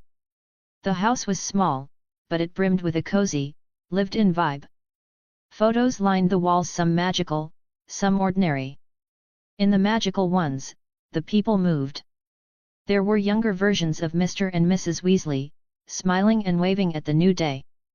There were also plenty of family photos capturing the Weasleys at different stages of life. The fireplace looked a bit worn, its mantel cluttered with odd trinkets, a hourglass with swirling golden sand, a few tiny wizard statues. Next to the fireplace stood a wooden bookshelf packed with magic books.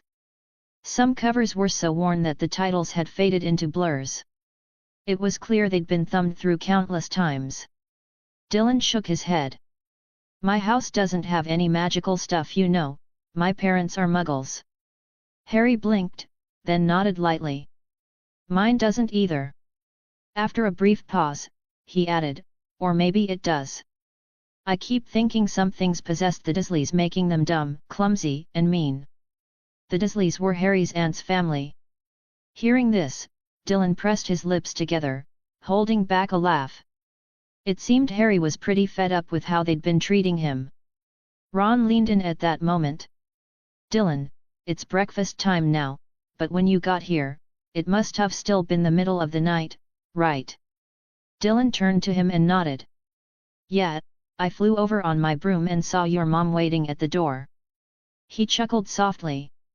"At first, I thought she was there to welcome me." A voice floated in from the kitchen. "Of course I was." Ron tilted his head. "You didn't even write back to let me know. I thought you weren't coming to hang out with us, and then you just sneak over here out of nowhere."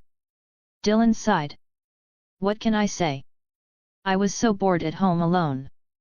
Honestly, I was prepared to just wander around nearby if you were all asleep." Ron blinked. "But you flew here?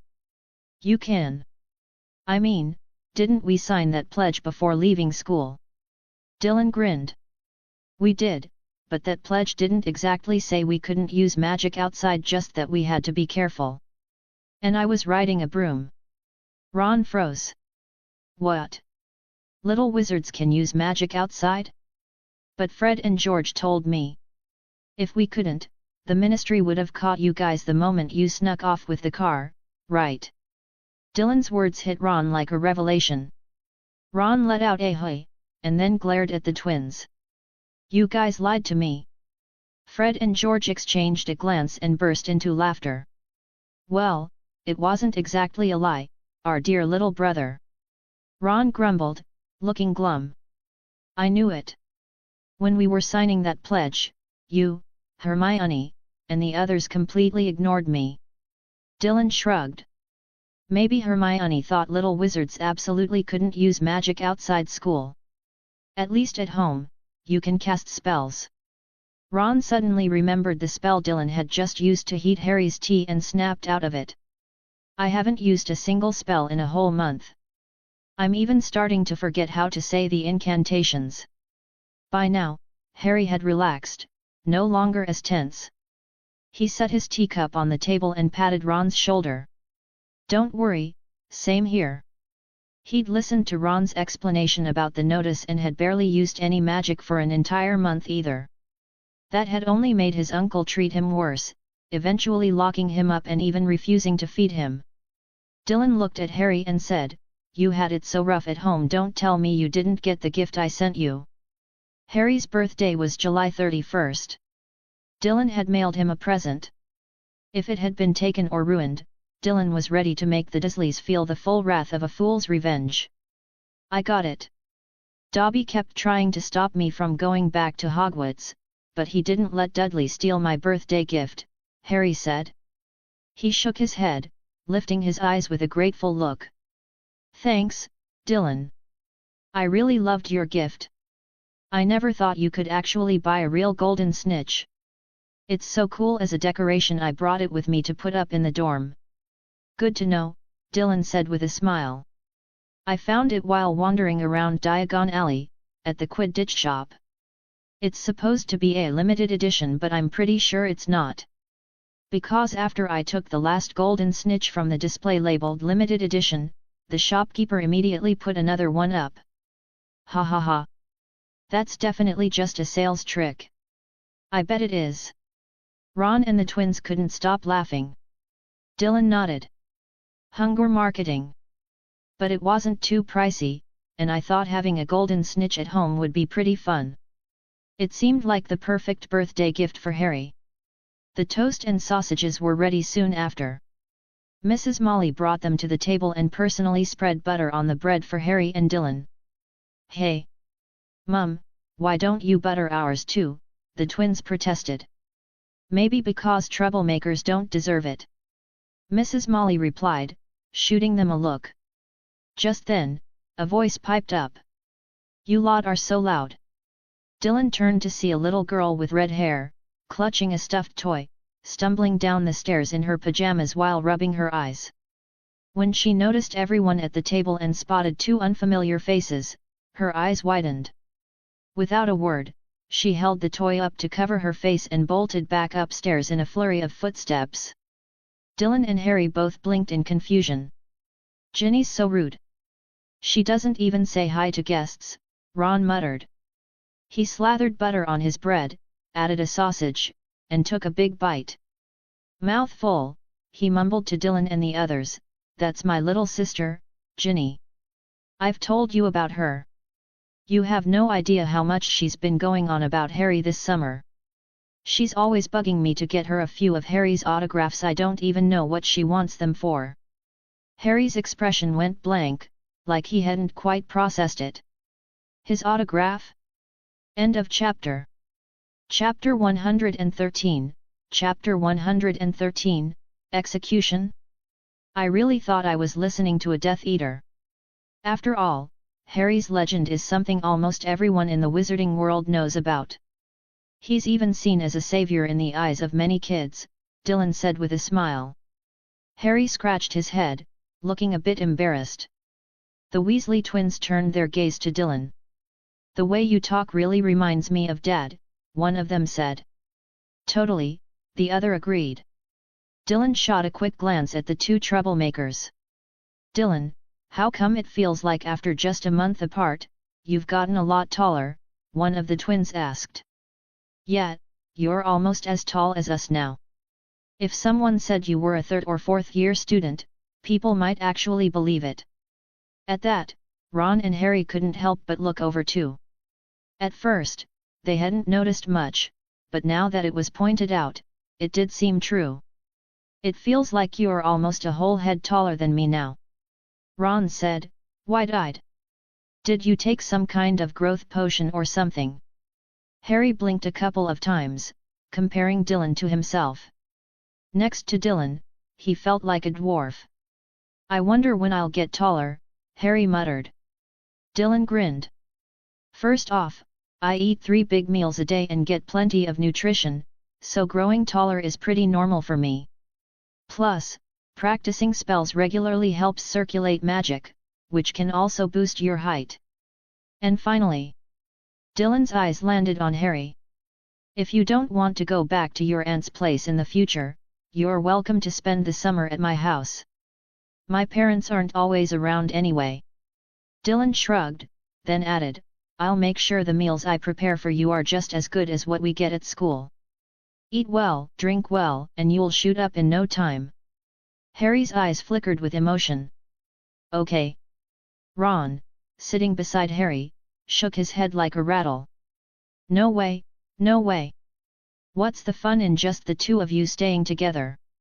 You should come to our place instead. We can hang out and... Ron glanced at his mom and quickly tacked on, and since your grades are so good, you could help me catch up on my studies. Dylan didn't turn him down. I'll definitely come by when I've got the time. With that topic wrapped up, Ron went back to munching on his bread, muttering under his breath, it's gotta be because I only eat this nutrition-less junk every morning. That's why I'm not getting any taller. Mrs. Weasley, who'd been about to head back to the kitchen to finish making breakfast for the others, stopped in her tracks. Her gaze shot toward Ron like a dagger. The dining table was right next to the kitchen, after all she only had to take a couple of steps to reach the cooking area. Oh, I'm so sorry about that, she said sharply. But you all eat the same food at school, and everyone else manages to grow. How come you're the only one who doesn't? She heard that? Ron quickly shut his mouth, not daring to respond. Instead, he turned to Harry and said, your aunt always gives you leftovers or sometimes doesn't even let you eat at all. That's probably why you haven't grown much. You must be malnourished. In my opinion, you shouldn't go back there anymore. Whether you stay with Dylan or come to our place, we'd all welcome you. The twins nodded enthusiastically. Ron's right. Harry gave a shy smile. Thanks, guys. Ron let out a yawn after finishing his bread. Mom, I was thinking. You want to go out to the garden and help me deal with those pesky gnomes? Wonderful. Mrs. Weasley cut in. Ron froze. What? Her voice carried over. Ron, I knew you were a thoughtful boy. Fred, George, you two go help Ron out as well. Those gnomes have made a mess of the garden again. The twins exchanged a look. But Mom, we've been up all night. Oh, poor things. But did I stop you from going to bed? The usually rowdy twins shrank under Mrs. Weasley's authority, meek as little quails. No. Perfect. Since you're back now, go help me out right away. Yes, ma'am, they replied in unison. Harry watched the dejected Weasley twins and Ron, who was sporting slight dark circles under his eyes. He hesitated, then opened his mouth. Mrs. Weasley, I'll join them. Before he could finish, Mrs. Weasley jumped in. Oh, dear Harry and Dylan, after rushing over here, you must be a little tired. Why don't you rest on Ron's bed for a bit? Ron's eyes went wide. Hey! Mom! That's not fair. Mrs. Weasley let out an "oh." Then explain to me what's unfair about it. Do you want your friends who are visiting our home to do your chores for you? Are you trying to turn into a rude little lunatic? Ron's face stiffened, and he slumped down, looking just as defeated as the twins. Dylan stifled a laugh and stepped in to smooth things over for Ron. Mrs. Weasley, I came here fully rested, so I don't feel like sleeping. Plus, we don't have gnomes at my place. Let me join Ron and the others to clear them out. Oh, sweetheart, you're such a good kid. If you'd like to, of course you can. Go have fun with Ron and the others, but leave the dirty, tiring work to them. Ron. Harry tagged along behind Dylan, quickly adding, I'll go too. All right, but don't overdo it, okay? Mrs. Weasley's warm voice replied. Dylan glanced at Ron and the others. They still seemed energetic, but there was a hint of exhaustion in their eyes. If they let their guard down even for a moment, fatigue might overwhelm them. He rubbed his chin thoughtfully. Mrs. Weasley, would you mind if I used a spell on Ron and the others? Of course not. If they give you any trouble, feel free to use a spell to teach them a lesson. Ron's vision went dark. Mom! Do you even know what kind of spells he's learned?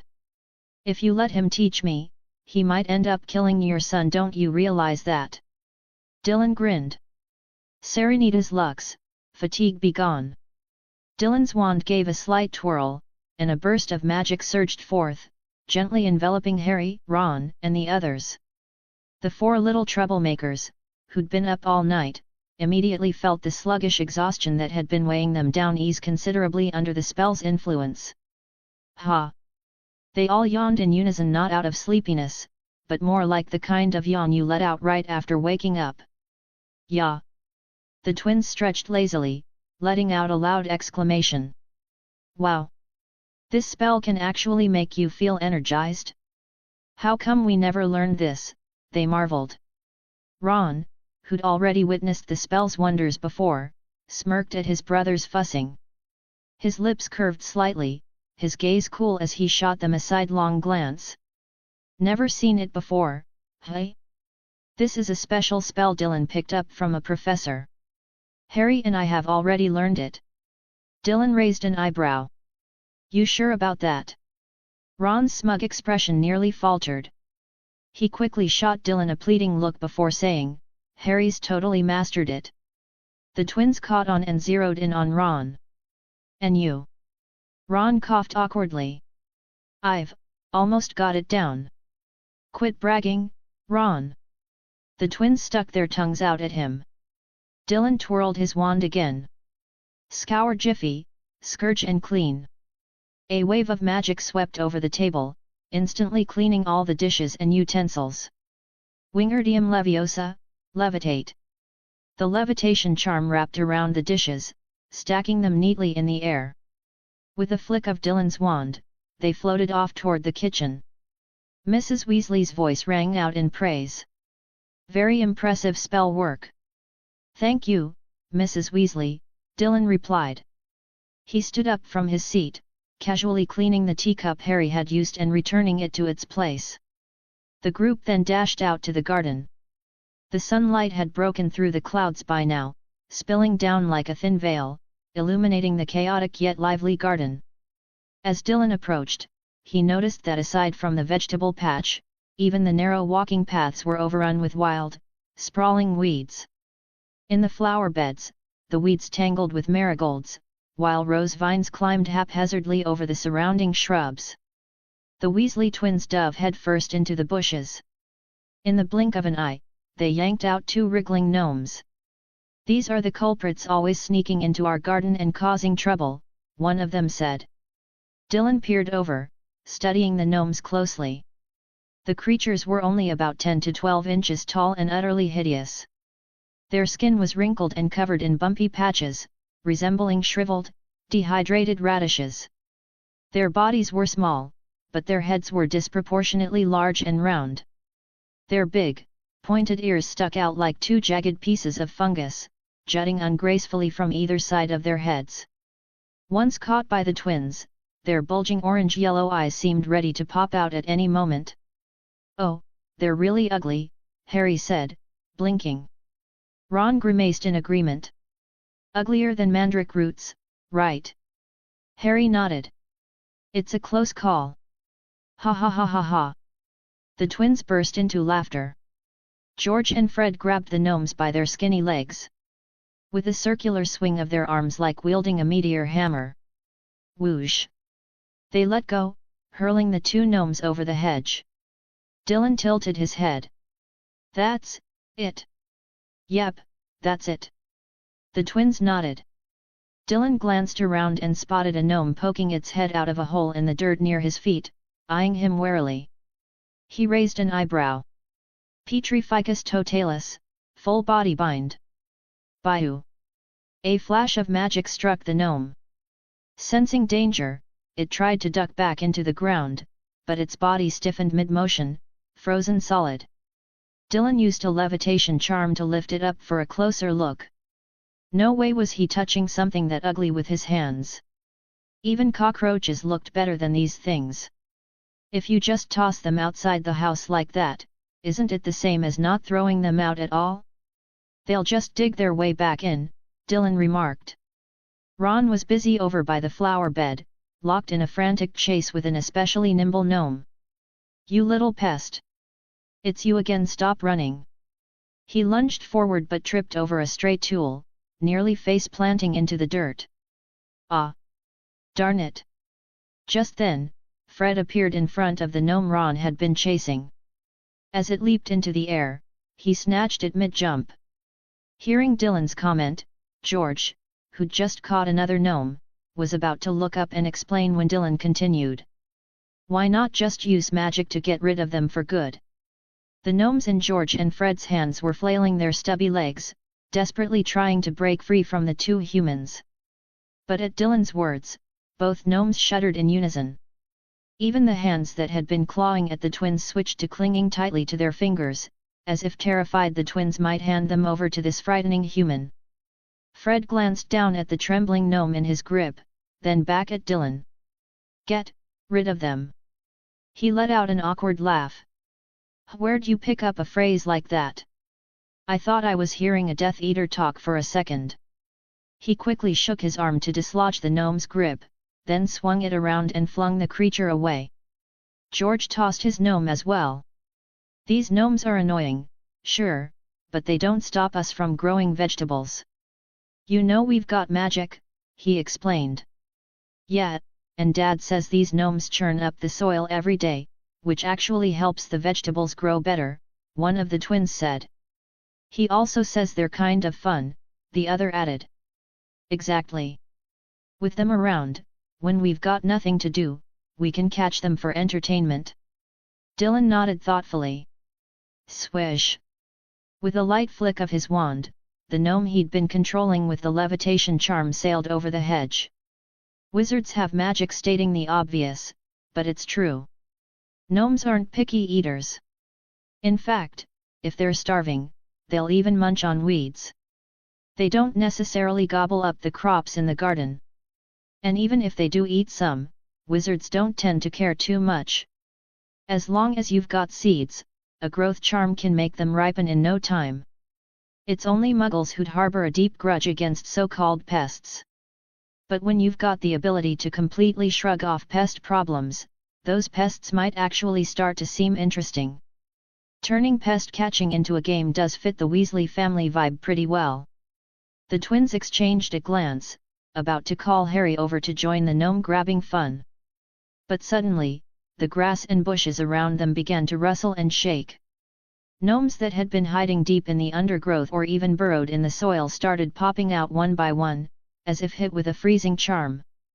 The moment they emerged, they scampered with their stubby little legs as fast as they could, lining up obediently at the feet of the nearest person. Harry and the others froze, stunned. They stared at the long line of gnomes forming by their feet, then glanced at Dylan, where not a single gnome dared to approach. Harry opened his mouth. This! The twins couldn't hold it in and burst out laughing. Looks like Dylan's words earlier scared the daylights out of them. Ron gaped, dumbfounded. But I've threatened them before too. Why aren't they scared of me? Maybe because you don't look scary at all, one twin suggested. And kind of ridiculous, the other chimed in.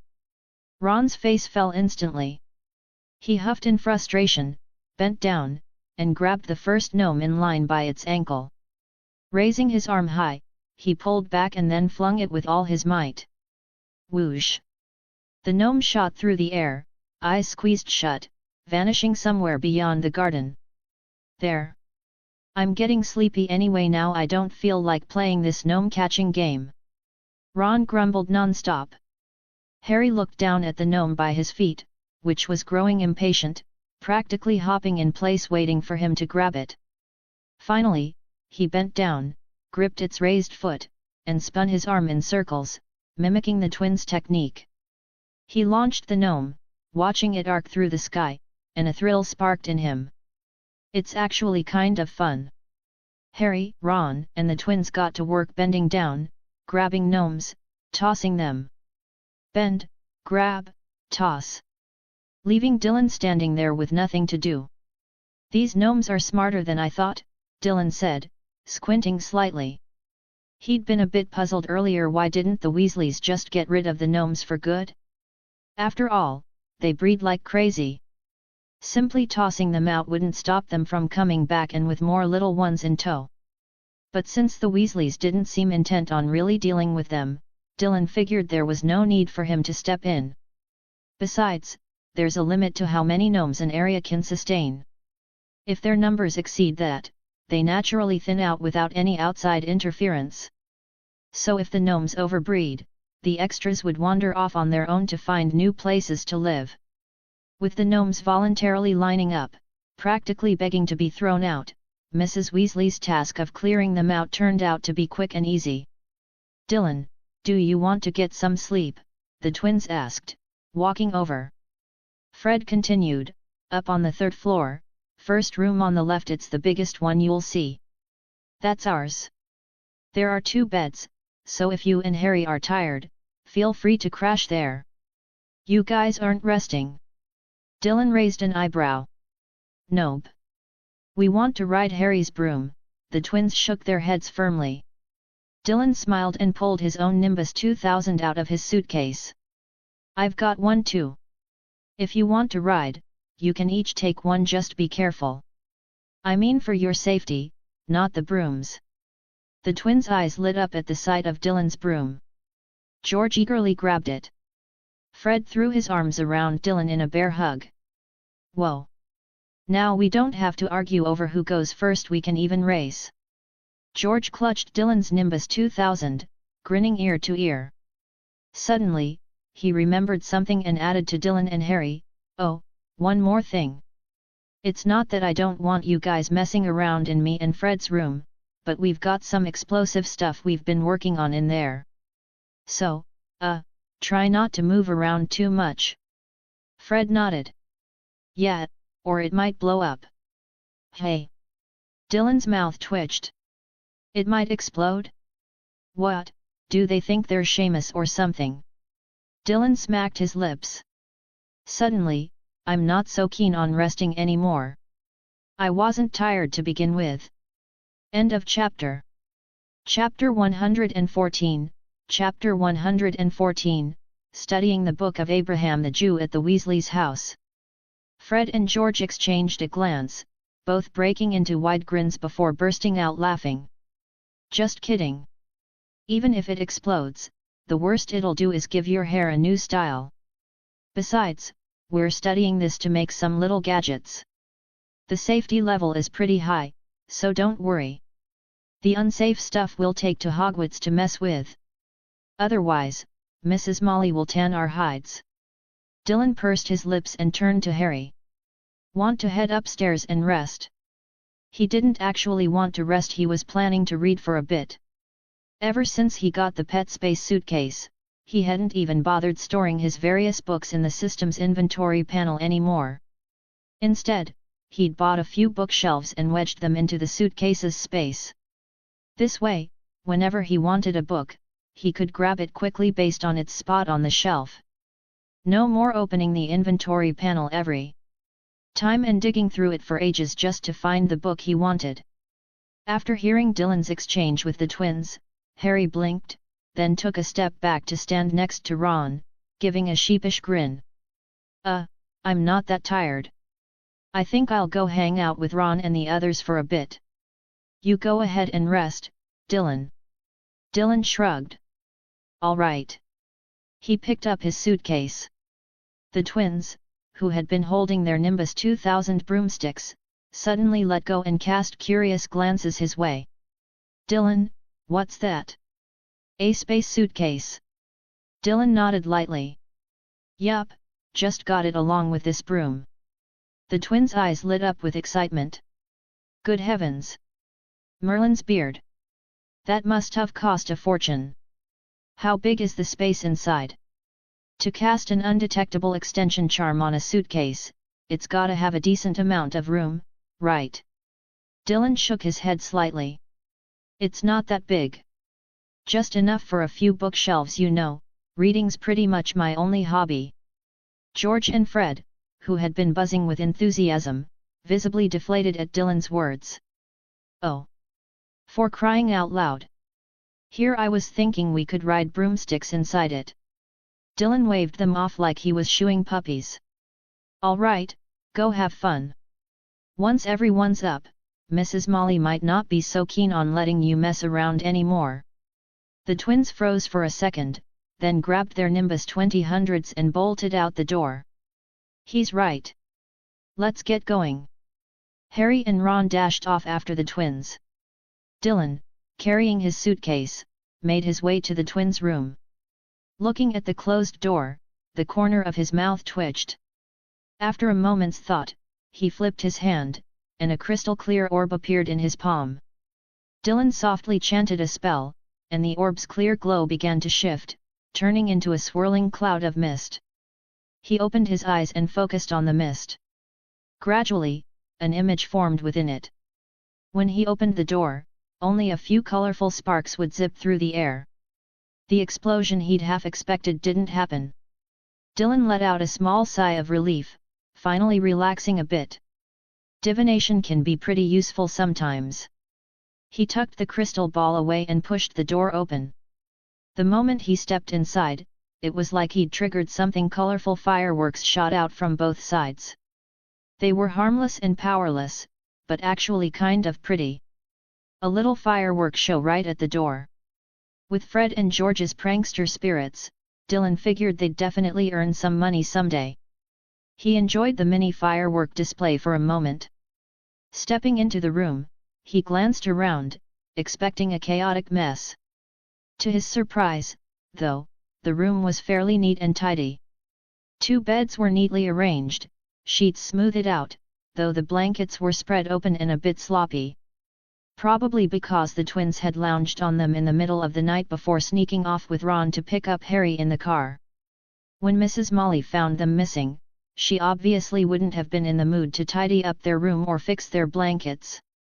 Other than that, Dylan noticed the spotless floor, no clutter anywhere. The magical map on the wall had clear, sharp lines, and a few Weasley family photos hung nearby, their frames polished to a shine. Dylan didn't just plop down on a random bed. Following what he'd seen in the crystal ball, he headed straight for the bed on the right. Setting his suitcase by the bedside, he cast a quick scouring charm, cleaning both the bed and himself. Then he kicked off his shoes and leaned back gently. The soft mattress hugged his body, making Dylan feel completely at ease. The Weasleys might not be well off, but Mrs. Molly clearly didn't skimp on care for any of her kids. Lying on the bed, Dylan couldn't hear a single noise from outside. Could this room have a silencing charm on it? The soundproofing was honestly impressive. Maybe the whole Weasley family had gotten fed up with the twins' pranks and tinkering noises. With no sound from the outside, the peaceful quiet let Dylan unwind even more. He leaned against the headboard and reached into the air in front of him. A tattered copy of the Book of Abraham the Jew appeared in his hand.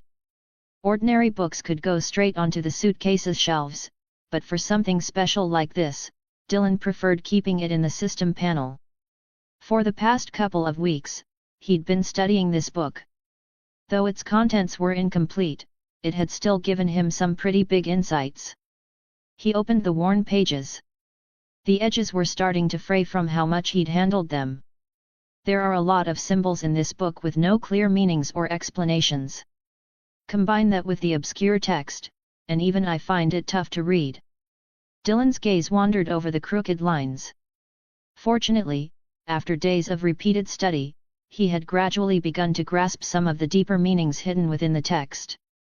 The alchemy revealed in this book wasn't just about turning lead into gold. That was merely the surface.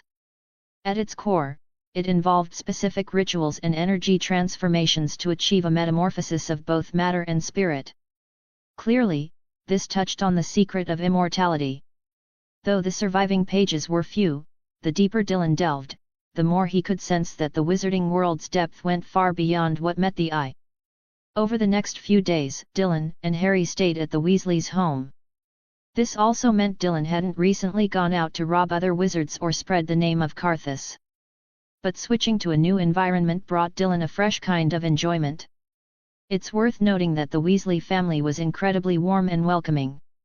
Mrs. Molly didn't show the slightest irritation at having 2 extra mouths to feed. On the contrary, her care for Dylan and Harry even surpassed what she gave Ron. Ron would occasionally come to hang out with Harry and Dylan at night, grumbling to them. "How come the moment you two show up, it's like I've lost all the love in this house? I feel like Mum's getting more and more fed up with me." Dylan and Harry could only exchange a smile at that. The Weasleys' home wasn't like the Malfoys, with fancy living quarters, gourmet food, and fine clothes. Yet this ramshackle burrow somehow felt just right to Dylan as a wizard's dwelling. At the very least, the fact that the burrow still stood upright was a miracle by normal architectural standards. It should have collapsed long ago. This clearly indicated the entire structure was enveloped in magic. Inside, traces of magic were everywhere. The Weasleys were genuinely hospitable to both Dylan and Harry. Mrs. Molly constantly checked if they'd eaten enough, slept well, or been bothered by the twins. Harry, having just escaped his aunt and uncle's house, was especially affected. Being met with Mrs. Molly's heartfelt concern lifted his spirits noticeably. He was growing more cheerful by the day. Except for certain moments. Like when he ran out of his few pairs of socks and had to wear ones with a gaping hole at the big toe. Seeing this, Dylan handed Harry a bunch of new socks he hadn't worn yet. The poor guy had all that money left by his parents, yet his socks were in tatters. It was clear how awful his aunt and uncle must have been to him. Mr. Arthur, on the other hand, seemed utterly clueless about the Muggle world. With 2 extra people in the house, he didn't get annoyed. Though he didn't show the same overt enthusiasm as Mrs. Molly, he'd often pull Dylan and Harry aside to ask questions. And those questions were almost always about the Muggle world. For instance, Mr. Arthur would ask how Muggles could fly too, albeit with tools. He was fascinated. How could such tools be made? How could they lift people into the air without any magic? Dylan didn't have much of an answer for that. Sure, he'd recently started studying alchemy, but that didn't mean he understood Muggle engineering. Beyond that, Mr. Arthur would also ask about other Muggle items. Were they convenient? How much did they cost? But before they could chat for long, Mrs. Molly would shoot a sharp glare their way, and Mr. Arthur would promptly shut up, hiding his face behind a newspaper. Dylan totally got it. Mr. Arthur, a member of the Order of the Phoenix and an employee at the Ministry of Magic, had helped draft the Muggle Protection Act. Yet he frequently broke it himself. Take that flying car he'd rigged up, for example. Wizards were forbidden from illegally tampering with Muggle objects. Ironically, Mr. Arthur's department at the Ministry was the Misuse of Muggle Artifacts Office. Its main job? Overseeing and dealing with wizards improperly using Muggle items. Case in point, the day Dylan arrived at the Weasleys and settled in to study the Book of Abraham the Jew while Harry and the twins played with the Nimbus 2000. That morning, after the family woke up, Mrs. Molly and Mr. Arthur got into an argument. Mr. Arthur's knack for skirting the Muggle Protection Act, which he'd helped write, came from a loophole he'd intentionally left in the law. This loophole allowed wizards to legally own enchanted Muggle objects as long as they didn't intend to use them. In a way, it gave Mr. Arthur a legal workaround to keep enchanting Muggle stuff in his spare time. Like the car Ron and the others used to pick up Harry. It was just an ordinary Ford Anglia at first, confiscated from a Muggle by Mr. Arthur. After he worked his magic on it, literally it became a magical car. The law might forbid Mr. Arthur from driving it himself. But it didn't stop his family from taking it for a spin. Over these past few days at the Weasleys, Dylan hadn't figured out much else, but Mrs. Molly had practically spilled all of Mr. Arthur's secrets. Didn't expect that living here for a few days would feel more entertaining than being at home. Another night came, and Dylan prepared to sleep. Reflecting on the past few days, he closed his eyes. Recently, every morning brought the scent of toasted bread and Ginny's laughter, lingering in his memory. The dining table was always laden with hearty food, everyone gathered around, sharing odd yet entertaining. During the day, George and Fred often dragged him into testing their bizarre prank gadgets. But those gnomes, Dylan hadn't seen them in days. I was originally planning to sneakily catch a few and stuff them into my suitcase, he mused, eyes shut. Though gnomes were ugly little things, their blood had its uses. Certain dark magic could make good use of it. Before I leave, I'll grab a few from around here, he decided. With that thought, Dylan drifted off to sleep. The night deepened. Stars twinkled in the sky. Everything was silent. Until... boom! A deafening explosion jolted Dylan awake. He slowly opened his eyes. Turning his head, he saw Harry, also startled awake, sitting beside him, wide-eyed and staring at the twins in a daze. Dylan glanced outside. Still the middle of the night. Great! Shifting his gaze back, he looked at the twins calmly, though a wand had somehow appeared in his hand. If I don't get a satisfactory explanation, you know what happens next. The twins hadn't said with anything disruptive in the dead of night for days. That's why Dylan had moved from Ron's room to here. Harry had been staying with the twins all along, and after Dylan joined them for a chat, they'd planned to switch rooms tomorrow. So Harry hadn't left. Ron had grumbled about it for ages before going to bed. And yet, on Dylan's very first night here, E2 had whipped up a little surprise. Woken by the blast, Dylan couldn't deny he'd been startled. He'd nearly flung out a killing curse on instinct, almost activating the Avada Kedavra trait domain of slaughter and flames. Seeing Dylan's stern expression and the wand in his hand, the twins' faces smudged with soot wiped their arms across their cheeks, scrambled over, and slid to a stop by his bedside in a frantic heap. Harry, still dazed and slow to react, listened as the twins hurriedly explained, tripping over each other's words. Dylan, we swear. We didn't mean to. We were just sleeping when. You know that eureka moment, right? The inspiration hit us like a tidal wave. We couldn't stop it. If we didn't grab it right then and there, it'd slip right through our fingers. A brilliant idea like that, if you miss it, you'll never think of it again. Forgive us, Dylan. We messed up. The twins insisted they weren't scared of Dylan. They were just seeking a friend's forgiveness. As friends, why would they fear him? It definitely had nothing to do with how, a few nights ago, the ghoul in the attic had caused a ruckus, waking Dylan, who then stormed up there alone and left the ghoul so subdued it was now quiet as a lamb. Surely, as their friend, Dylan would forgive them. End of chapter. Chapter 115, Chapter 115, Hermione's reprimand. Can advanced spell refinement be done like this? Staring at the two clowns in front of him with their exaggerated, ugly crying faces, Dylan couldn't help but notice that despite their dramatic sobbing, not a single tear had fallen after all this time. Dylan rolled his eyes. Glancing around, he suddenly raised his wand and flicked it sharply. The motion was so quick that the twins didn't even have time to react. Assuming Dylan was about to hex them, they immediately shouted in panic. No! Dill! But the burst of magical light from Dylan's wand streaked past them, landing on the bed across the room. Hey! The twins froze, their screams cutting off abruptly. Dylan frowned. What are you yelling for? You'll wake everyone up in a minute. The twins scratched their heads, realizing Dylan hadn't aimed at them. Breathing a sigh of relief, they grinned sheepishly. There's a silencing charm on our room, they explained. Mum refreshes it every day. Dylan's mouth twitched. So that's how it was. No wonder he always thought this room had such great soundproofing. He waved a hand dismissively. Fine. I've put a silencing charm on your bed too.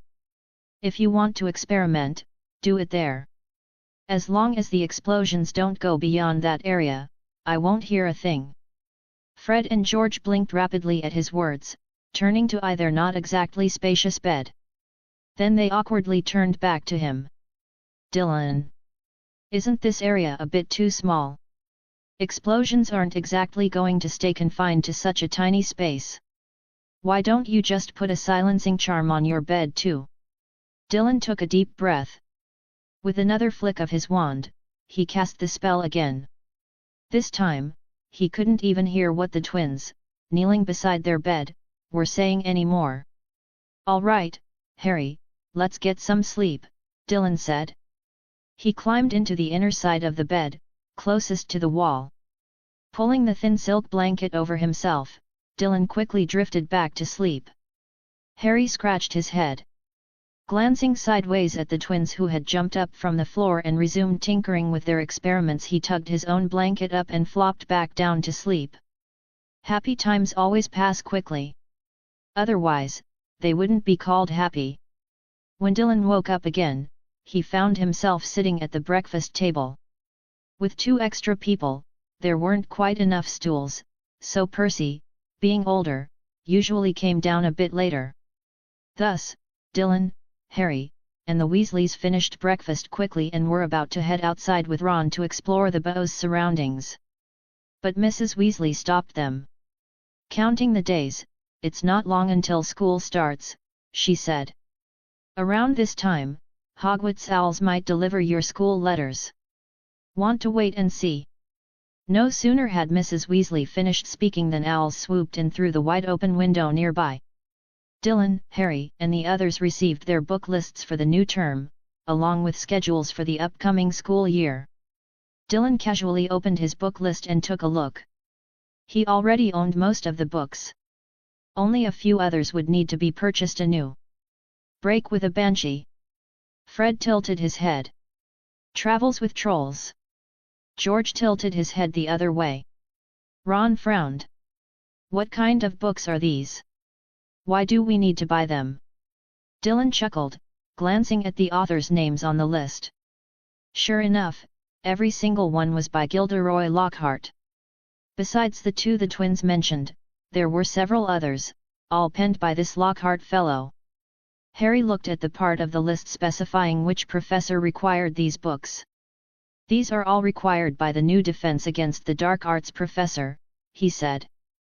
Ron pursed his lips, muttering under his breath, does this professor have a thing for Lockhart or something? These titles sound completely pointless. He looked up at Dylan and Harry.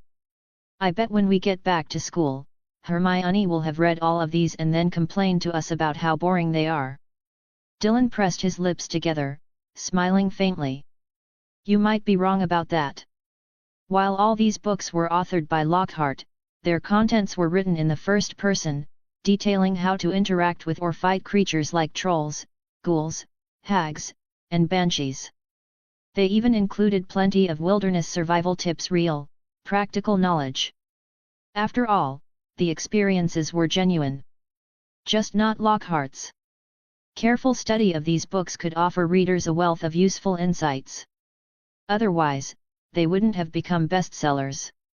Even Dylan had bought a few of them himself. Not many, though.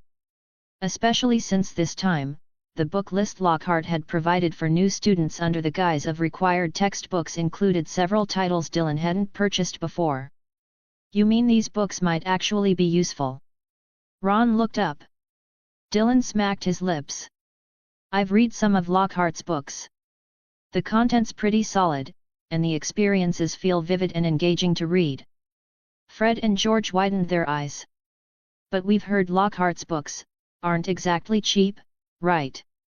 And since the new Defense Against the Dark Arts professor is making the whole school buy them, that means every single student has to get them. We'll have to buy new books then, no way to get second-hand ones. Prompted by the twins, Ron realized this too and couldn't help but look up at his parents. A lot of the stuff he used for school was hand-me-downs from his older brothers. Maybe even third or fourth hand. Having to buy all new books at once would surely be a burden for his parents, right? Mrs. Weasley pressed her lips together. Well, since these are bestsellers, I imagine there should be plenty of second-hand copies out there. Her gaze fell on Ginny. The girl was sitting between Dylan and Harry, a shy smile on her face. We have a lot of things at home that Ginny can use when school starts, so if we only need to buy these books for you all, I think it should be manageable. Hearing this, Harry blinked and turned to the little girl beside him. Wow, you're starting school too? Hogwarts, right? Ginny's cheeks flushed red. Facing Harry's question, she instinctively pressed her lips tight, nodded slightly, and let out a tiny that sounded like a mosquito buzz. Cool. I wonder which house you'll be sorted into, Harry said, grinning. I bet it'll be Gryffindor. At that moment, Percy came steadily down the stairs. At home, Percy shed the formal attire he wore at school but still maintained a neat and orderly appearance. He was dressed in a beige linen shirt, sleeves rolled up neatly to his forearms, collar buttoned properly, and a familiar prefect badge pinned to his chest. Though Percy still seemed a bit stiff at home, he wasn't as serious as he was at school. After coming downstairs, he sat in the now vacant spot. Mrs. Weasley served him a portion of breakfast. I think so too. After all, we're all Gryffindors. Ron nodded. So when are we going to get the stuff we need? Harry asked. No rush. We can wait a bit, Dylan said, shaking his head lightly. Or we could ask Hermione. If she's free, we might even get to meet up during the break. Great idea. Ron nodded eagerly. During the day, the group wandered around the burrow. The twins, as usual, fought over who got to ride the broomsticks. Ron and Harry trailed after them, having a blast. Dylan joined them to unwind for a bit before returning to the burrow to read. By evening, after dinner, Dylan, Harry, and Ron sat in the living room sipping tea. The burrow's living room was small, feeling cramped even with just the three of them. But their spot was bathed in the warm, golden glow of the sunset, and the lingering aroma of dinner mingled with the scent of tea, making it hard not to feel relaxed and content. Suddenly, a faint flap of wings broke the quiet. They looked up to see an owl with dull, messy feathers and a wobbly flight path swoop in through the half-open window. It's Errol. Exhausted, Errol headed straight for the table in front of Dylan. With a loud thud, it crashed onto the surface, splashing a few drops of tea from the cups. Ron quickly scooped the worn-out owl into his arms. Errol, don't go breaking yourself apart now. Ron rubbed the owl's body gently before carefully removing the letter tied to its leg. It's a reply from Hermione, Ron said, opening the letter and scanning it before looking at the others. What did she say? Dylan and Harry both turned to Ron. Ron's expression didn't look too happy. She's mad at me. Hey. Harry blinked, confused. Dylan, though, had seen it coming and smirked. She's not mad because you only invited me and Harry to your house, is she? How'd you know? Ron blinked, placing the letter on the small table and sliding it toward them. Take a look. The stuff she said about me is brutal. It's not like I didn't think of inviting her, it just didn't seem quite right, you know. Ron grumbled. Dylan nodded. You're not wrong. It would have been a bit awkward. He reached out a finger, pulled the letter toward himself, and skimmed it quickly. The letter opened with a full-on scolding aimed at Ron. And it didn't stop there. Dylan and Harry got their share too. Dash. To two unreliable guys and Dylan, who's unreliable by association. First off, Ron, you're unbelievable. You, Harry, and Dylan have been hanging out together all this time and didn't even think to include me? And here I thought you were my best friends. I've nearly finished my holiday homework, so I've been studying new spells, thinking I'd share them with you. But you've just left me out like this. And Harry and Dylan, you're no better. How could you go along with Ron and keep me in the dark? Especially you, Dylan. You haven't written me a single letter all break. Fine, Ron's letter explained your situation, and since it's a special case, I won't hold it against you too much. Hey, guess what? Yesterday, while practicing magic, I accidentally turned my mom's dinner plate into a sneezing toad. They were so startled. How's life at Ron's place? Honestly, it's been so long since I've seen you all that I'm starting to feel a bit off without you. I got my Hogwarts letter too, and your idea's a good one, finally remembering me. I was thinking the same thing. So, when should we meet up at Diagon Alley to buy our books? How about 2 weeks from now? Or maybe Friday? No need to write back. Just come directly. This owl's too old, and I can't bear to make it fly another trip. Promise me you won't torture this poor old messenger anymore, okay? So see you at Diagon Alley. Hermione. Dash. After reading the letter, Dylan couldn't help but chuckle. Harry blinked up at the two of them. Hermione says we should meet at Diagon Alley the Friday after next. Are we going? Dylan shrugged. Sure, why not? We don't have much else going on, and Errol's honestly getting too old. Since Hermione told us not to write back, we can't really ditch her either.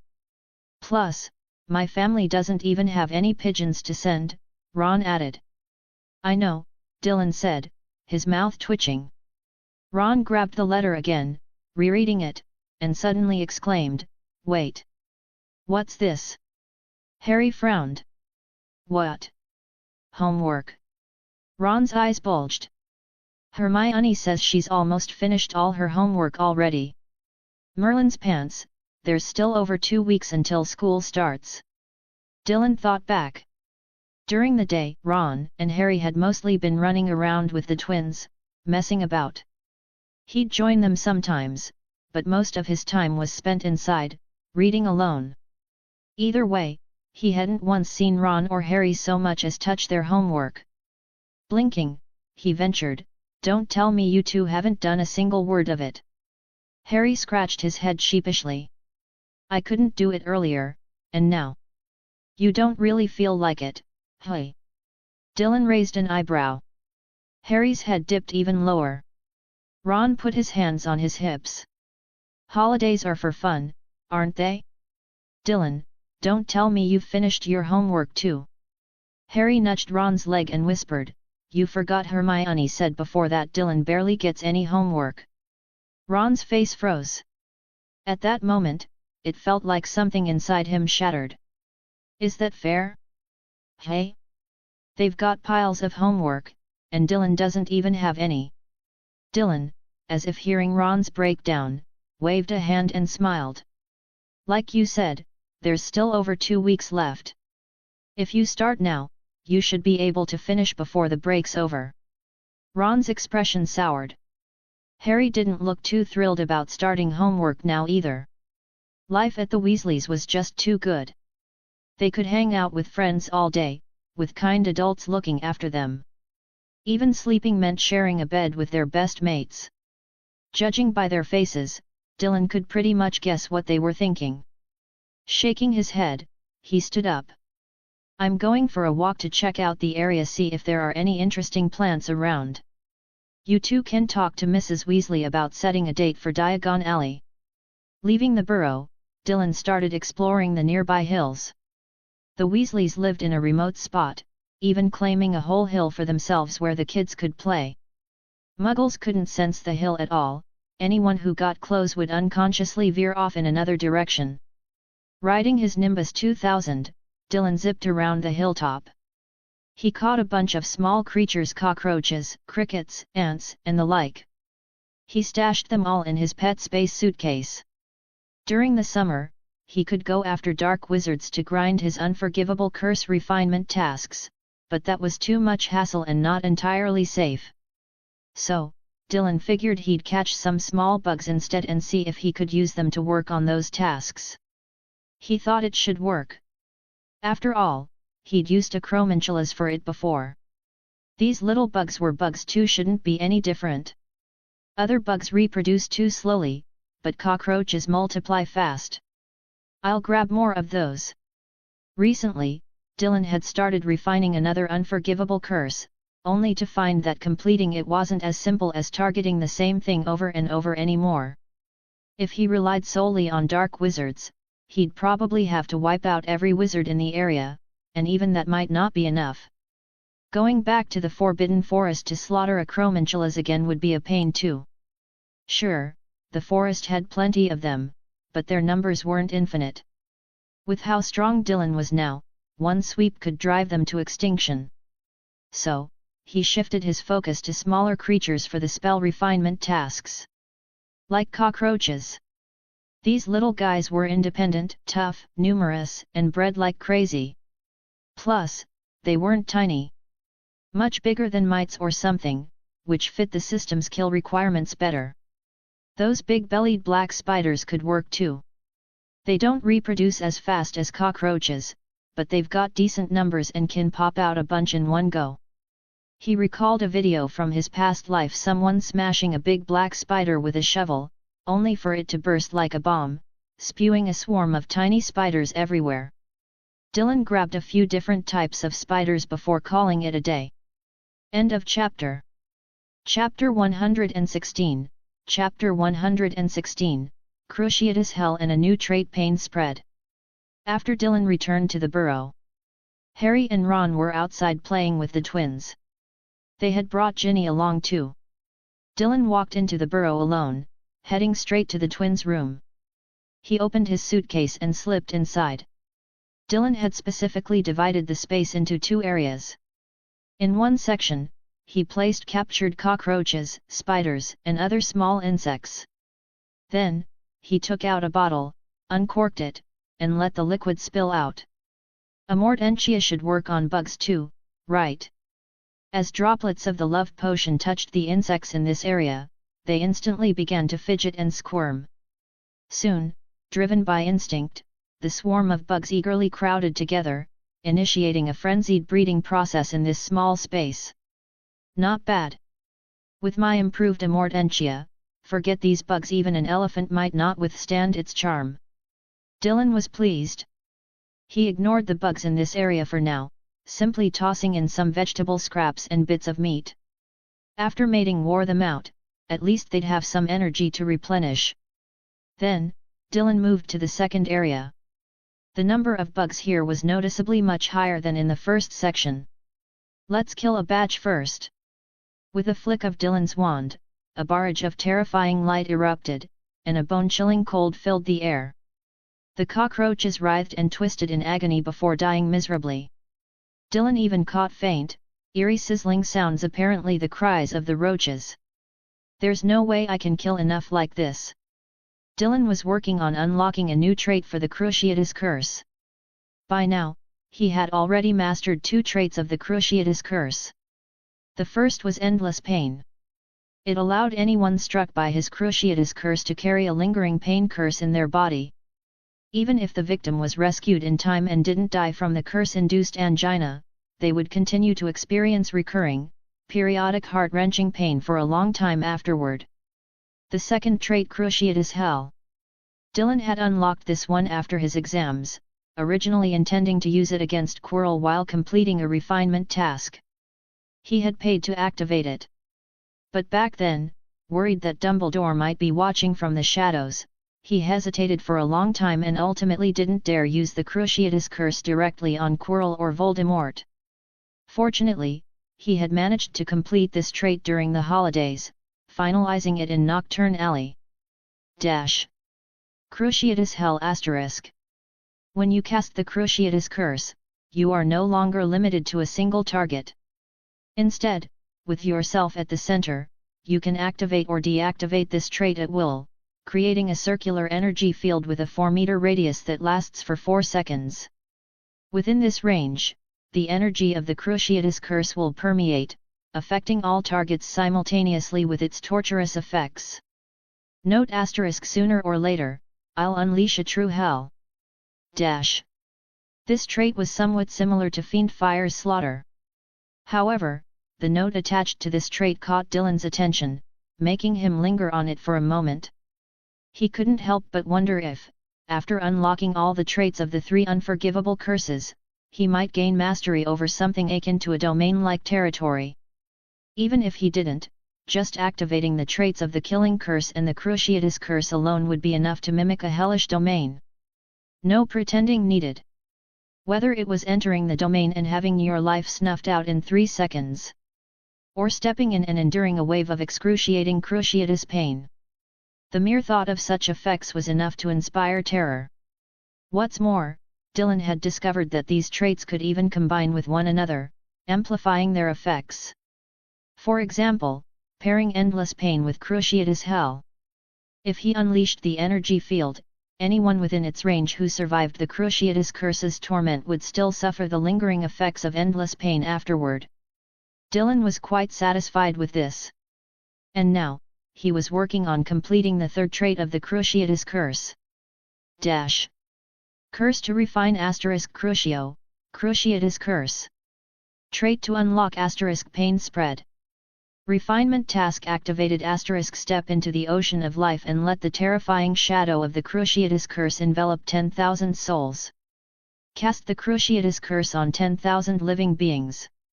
You will unlock this curse trait and complete its refinement. Note: refinement tasks cannot be completed simultaneously. This time, the Cruciatus Curse refinement task required Dylan to cast the spell on 10,000 living beings to unlock the trait. If he used it on people, the entire wizarding world would likely be thrown into chaos. Some might even think Voldemort had returned, seeking revenge and aiming to bathe the wizarding world in blood. So, Dylan turned his attention to these little bugs to complete the refinement task. 10,000 people were a lot, but 10,000 bugs? Not so much.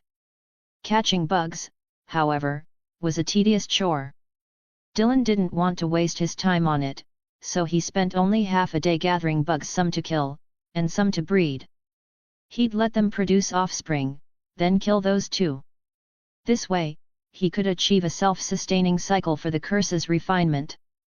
Additionally, this refinement task came with an extra note: refinement tasks couldn't be completed simultaneously. In other words, if he cast the Cruciatus Curse on a creature, he couldn't then use the Killing Curse on it to simultaneously progress another refinement task. This would obviously slow down his progress on multiple refinement tasks, so he decided not to activate too many at once. Refining curses simply added new abilities to them, significantly boosting their combat potential. But for now, Dylan preferred to focus on learning more knowledge. So, he planned to tackle the refinement tasks one by one, rather than pouring most of his time into them. Let's start with the Cruciatus Curse. The other unforgivable curses can wait for now. The tasks they require are too intense.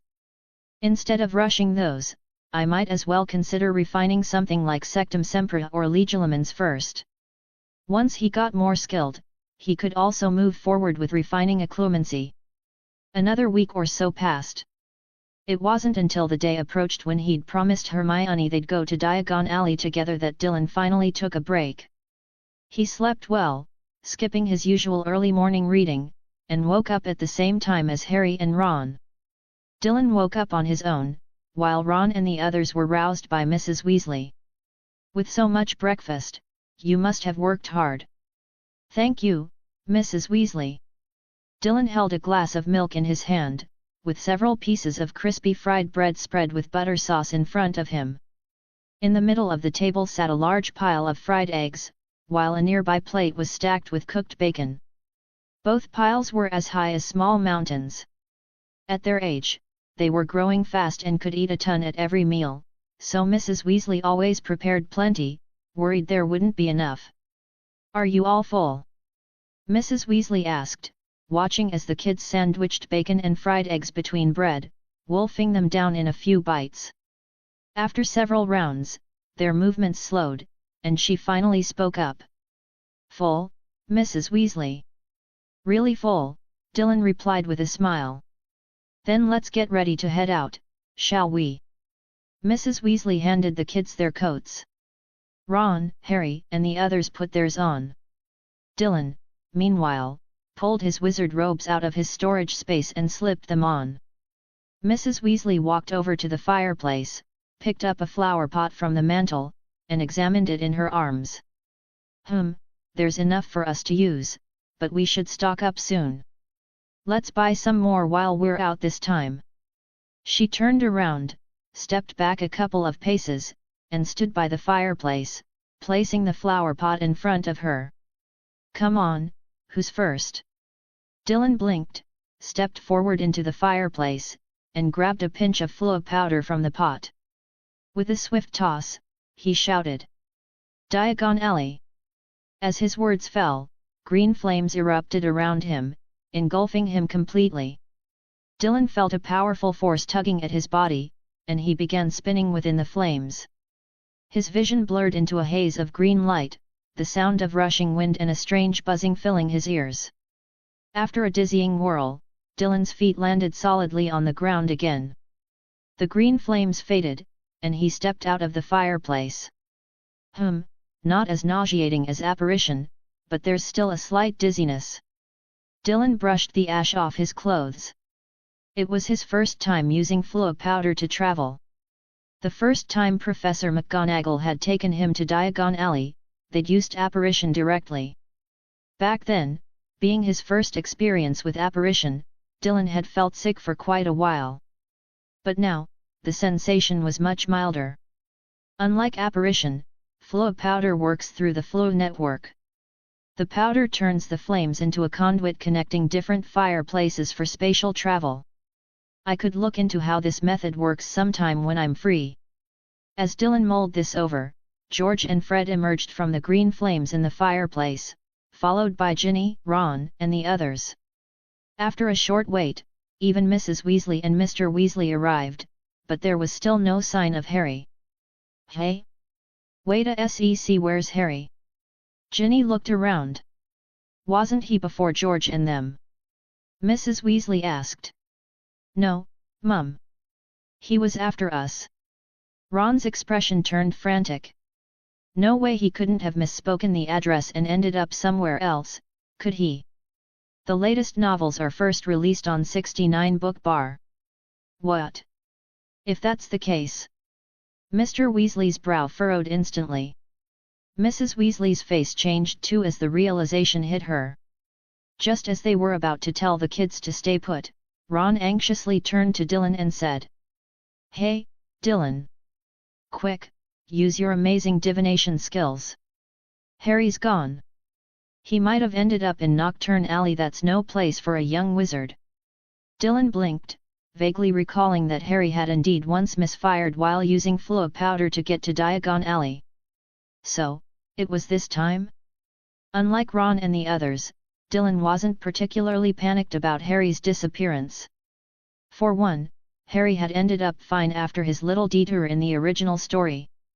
And now, Nocturne Alley was swarming with Aurors patrolling back and forth. When Dylan had been sneaking through the dark alleys, dealing with black wizards who tried to ambush him, he'd learned something from their chatter. After he'd used an unforgivable curse in Nocturne Alley that day and given the Aurors a beating before slipping away, the nearby black wizards watching the show had apparently all been rounded up by the Aurors, who were trying to figure out where he'd gone. Even Mr. Borgin had been interrogated for a long time, all to uncover who this Carlses was and where he was hiding now. But that was impossible. There was no Carlses the Fool in this world. Just an innocent, weak little wizard preparing to start his second year at school. Regardless, with the Aurors' heavy patrols, most of the black wizards in Nocturne Alley had already fled. Harry showing up there wouldn't run into any trouble. Still, faced with Ron's plea, Dylan couldn't exactly say no. He pulled out his crystal ball, gripped it tightly in one hand, closed his eyes, and focused his mind to begin divining. A faint mist slowly rose within the crystal ball. The fog swirled and thickened, until a clear image emerged. First, the gates of Gringotts appeared, followed by Harry's figure gradually coming into view. Beside him were Hermione and Hagrid. After pinpointing where they'd meet Harry, Dylan tucked the crystal ball away. Dylan, what did you see? Ron asked eagerly. Harry's fine. I think he's already run into Hagrid by now. Let's head to Gringotts. I saw them chatting with Hermione at the entrance in the crystal ball. Hearing from Dylan that Harry was okay, Ron let out a sigh of relief. Good. Let's go then. What are we waiting for? Mrs. Weasley and Mr. Weasley exchanged a glance. Though they'd been a little tense when Harry didn't show up, they weren't overly worried. After all, Mr. Weasley worked at the Ministry. He was well aware that a wicked dark wizard had recently emerged, one bold enough to use an unforgivable curse in broad daylight and effortlessly toy with a small squad of Aurors. Lately, whether it was Diagon Alley or Nocturne Alley, Aurors had been patrolling in droves. If Harry had ended up in Nocturne Alley, it wouldn't actually be all that dangerous. At this hour, a team of Aurors would be making their rounds.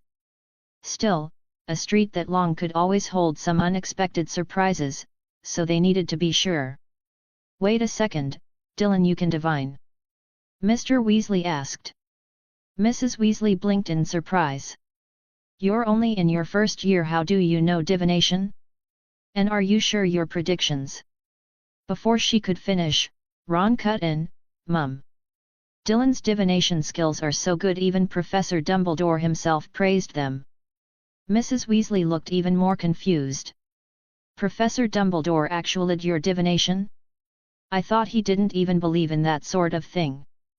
Mr. Weasley reacted more quickly. If Professor Dumbledore trusts your divination skills, then we certainly have no complaints. Let's head to Gringotts and take a look. Ginny didn't know that Nocturne Alley wasn't as terrifying as it used to be these days. In fact, with the current level of security, it might even be safer than Diagon Alley. She'd only ever heard her family warn her never to go there. So when she heard Harry might have ended up in Nocturne Alley, she grew frantic. Hearing everyone decide to follow Dylan's advice, she was the first to dash off anxiously. Mrs. Weasley had taken her shopping there before, so she naturally knew the way. Hey, sweetie, slow down. Mr. Weasley called out. Ron grabbed Mrs. Weasley's hand and ran after her, with the others quickly following. And so, Dylan and the Weasley family hurried toward Gringotts. When they arrived at the entrance, they looked around but didn't see so much as a hair of Harry. Mrs. Weasley and the others turned questioning gazes toward Dylan. Dylan, unruffled, explained calmly, what I saw in my divination was the outcome. We came straight to the result. Before that, we should have been searching for Harry elsewhere until we exhausted our options and ended up here. Ron scratched his head, not quite getting it. Mr. Weasley, however, caught on first.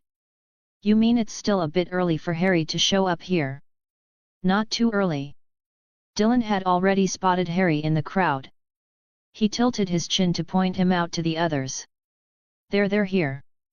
Mrs. Weasley and the others looked up and immediately spotted the towering figure of Hagrid. Harry was standing beside him, and the two were walking toward them. Oh, thank goodness, Harry. Are you all right? Mrs. Weasley rushed over to Harry in a few steps, turning him this way and that, inspecting him from head to toe. I'm fine, Mrs. Weasley. I just accidentally went to the wrong place earlier. Sorry for worrying you all, Harry said apologetically. It's all right as long as you're okay. Mrs. Weasley shook her head. Dylan waved a greeting to Hagrid. Hagrid nodded back, his gaze fixed on Dylan. His rough hands fidgeted in front of him, and his mouth opened slightly. Dylan, worried the big guy might blurt something about Beta, smiled and said, Everything been all right lately? I've been doing great at Ron's place. Everyone's been really good to me, and Harry too.